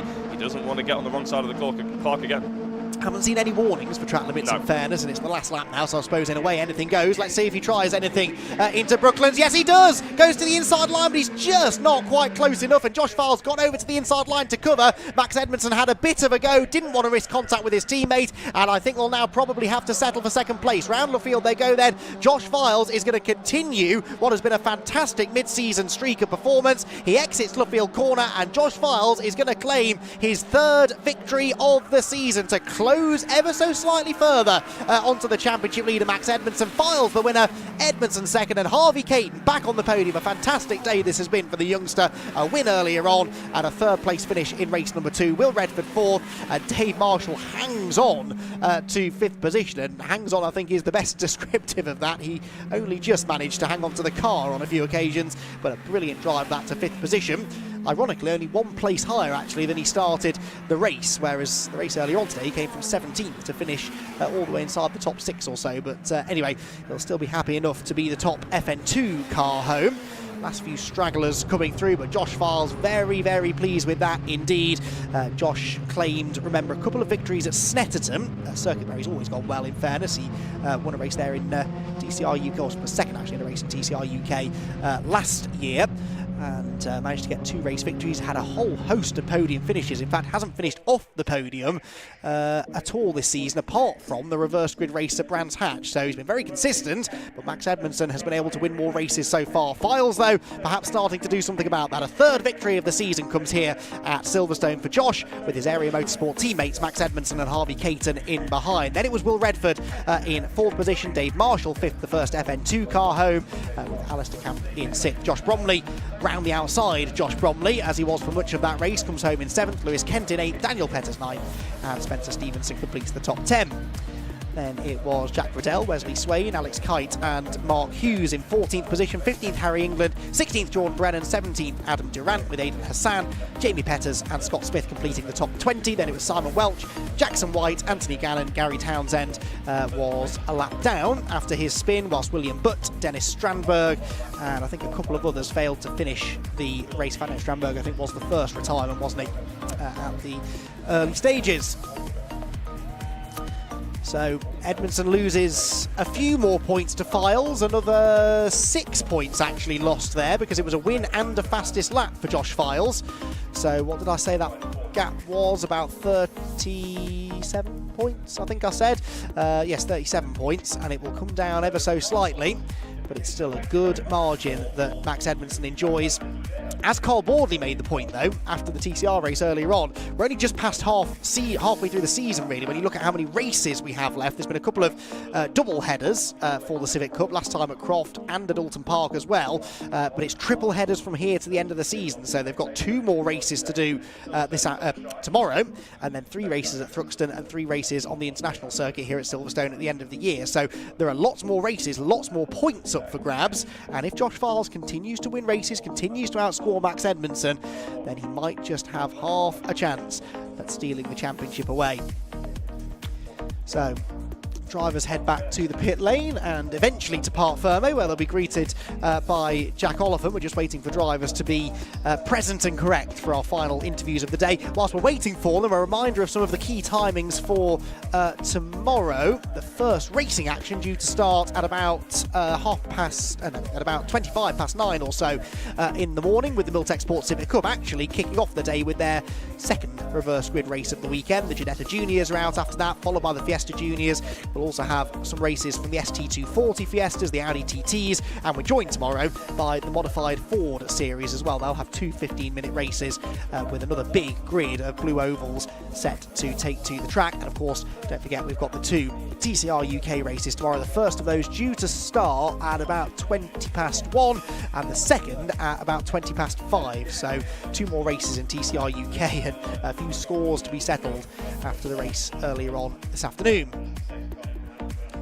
So a busy weekend here at Silverstone, the first of 2 visits, like I said, for TCR and Civic Cup and their various support race categories here at Silverstone. We'll be back out on the international circuit. That will be on the 12th and 13th of October at Thruxton on the 21st and 22nd of September, the first ever visit for these championships to the Thruxton Speed Bowl, and then the Silverstone International Circuit providing a fitting venue for the championship decider in front of the famous Silverstone wing, and a circuit that again always produces lots of drama. A slightly different style of track to the national circuit, certainly a bit more technically demanding, a few more tight and twisty sections, but that really opens up more side-by-side racing, more overtaking, and I'm sure we're going to have quite a few interesting storylines to come to a conclusion when we reconvene here in mid-October. So we're still waiting for the drivers to make their way to Parc Fermé. Always the way after a race. Racing drivers, the first thing they want to do when they get out of the car is to talk to each other, then maybe to talk to their family, then they want to have a chat with their teams as well. The last thing they want to do is answer questions in an interview, but we would love to hear from them, and we're going to hear from them, we believe, in a few minutes' time. We're going to take a very quick ad break, but we will be back with post-race reaction here from Silverstone in a few minutes' time.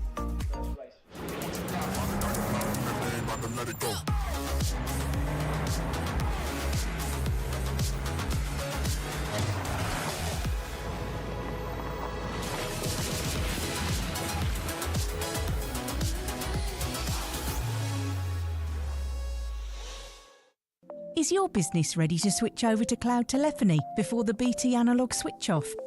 If you're not sure, you can get a telecoms and IT health check from Maximum Networks for free, covering broadband, phone systems, IT support and more.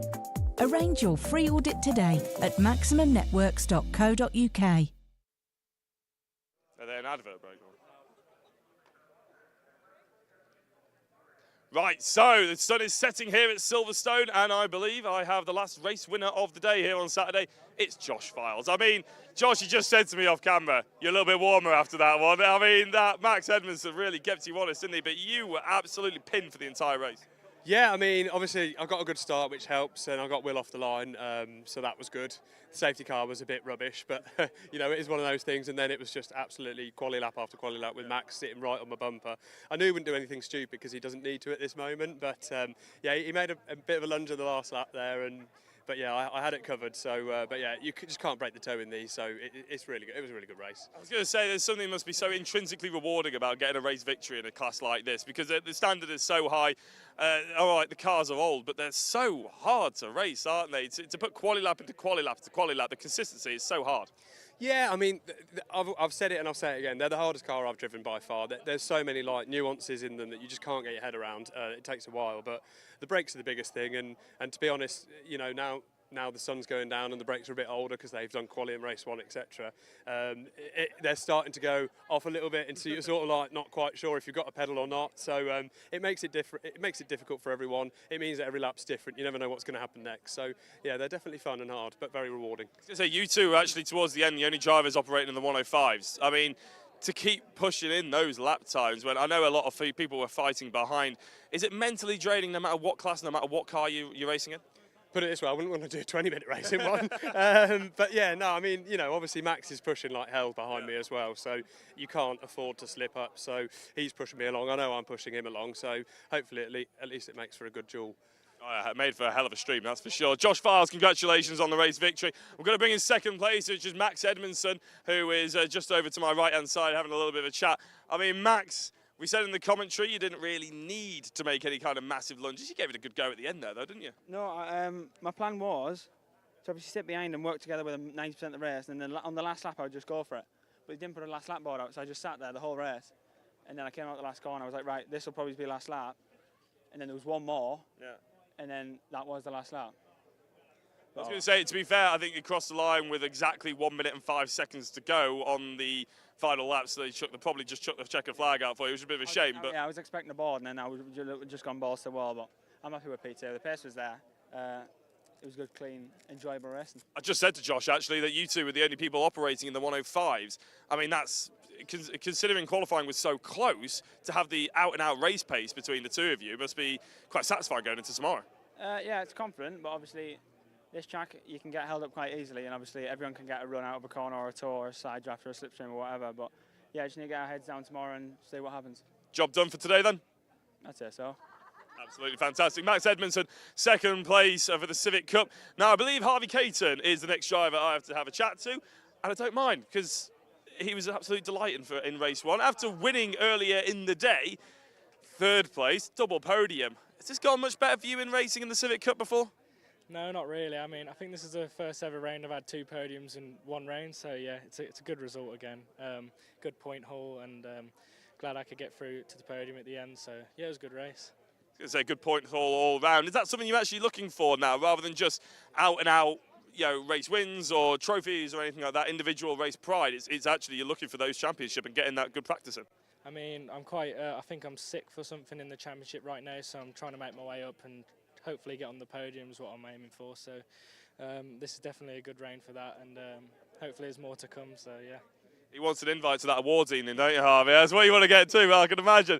I mean, slightly bang average at darts, but really, like the Civic Cup is really driving a car. You are coming into your own today. I mean, do you feel like this was coming throughout the entire season, or is it almost a switch been flicked? I mean, it's definitely been a slow coming up through it. Definitely had to learn some things, keeping my head cool when I'm near the front, and just making sure that I manage the car better as well. And with the battling as well, sometimes I've made stupid choices, and you just got to make sure you make the right choices the whole way through the race, because it means all the difference at the end. So yeah. Absolutely brilliant. And if you want to see Harvey and the rest of the Civic Cup drivers do the darts, and by all means go to the social media throughout the coming weeks. Right, Harvey, big congratulations on the third place and the first place, obviously a little earlier on. Right, we have got a couple more people to chat to. Goodyear Diamond Award is Mark Hughes. I feel like I'm chatting to Mark more and more every single weekend. I'm absolutely enjoying it. Mark. That's a good thing. Oh, no, yeah, I feel like we're getting closer. Yeah. How was it for you then? I mean, obviously, you had a couple of people around you sort of fall off the track, shall we say. I'm not entirely sure what happened to them, but you ended up obviously coming out on top. Yeah, Mr. Townsend locked his brakes up into turn 3, which obviously brought out the safety car. Locked his back brakes up, and I don't think he could get the car restarted again. So, but yeah, apart from that, track was a bit weird. I wonder when it was really hot. Not quite as much grip, I didn't feel, but I had a good run. So a lot of tyres have been around this track, haven't it? It's been very hot today, so maybe the rubber was just a bit over the top in terms of temperature. Maybe the air was such a difference. I'm not really sure, but it didn't feel as good as earlier. No, definitely didn't. Didn't quite feel as sharp as earlier. Yeah, definitely. I think it maybe is probably all the heat on the tarmac. It's probably really hot. Well, I mean, in terms of racing spectacle, it was just as exciting as earlier on. But we'll have a chat to you a little later. Goodyear Diamond Award, obviously, is your aim. It's what you've gotten twice today so far. You confident going into Sunday? Yeah. We'll take it as another day and see what happens. But yeah, the car's on song. Yeah, I'm looking forward to it. Absolutely brilliant. Congratulations on the race. Right, last driver that we need to speak to is the Paul Winfield Trophy, and it's Josh Bromley. Josh, congratulations. You may have been without a working transponder, but at least you got on to the Paul Winfield Trophy. It's quite hard to keep an eye on you, to be honest, until you started late breaking everybody around the outside of every single corner. I mean, what are you thinking going up there on the grass? Oh, we had a little go at it, didn't we? It was a really fun race, I must admit. I think me and Alistair spent most of it door to door, and fair play to him. He left me room. I think we touched mirrors once, and that was it. So it was brilliant racing. I was going to say, you, Ali, Dave Marshall, Lewis Kent obviously in there as well. That gaggle is what we spent most of our time losing our voice over. It was absolutely stunning. You'll have to watch it back. But do you feel like you've really graduated up to another class here in Civic Cup, because all of a sudden you're fighting them lot really closely? Yeah, we've had quite a few issues this year, and luck sometimes hasn't gone away, but this weekend, touch wood, it's been really good, and we've got the car switched on. I think I've learnt a lot as well, so yeah, we're moving in the right direction. Absolutely right. We'll go and get you your podium. We'll go and get you your trophy in a second. It's about that time that we round out the stream. If you just had if it just wet your whistle for more Brscc, TCR and Milltek Sports Civic Cup action, then by all means, tune in tomorrow. Wherever you're watching this, if you just turn it back on tomorrow, 9 AM roughly, it's going to be more and more door-to-door action for all the races that you've seen today. My name's been Jack Oliphant. We've had Richard John Neal also on the cams and Annie McEwen in the box as per usual. We'll see you at 9 AM.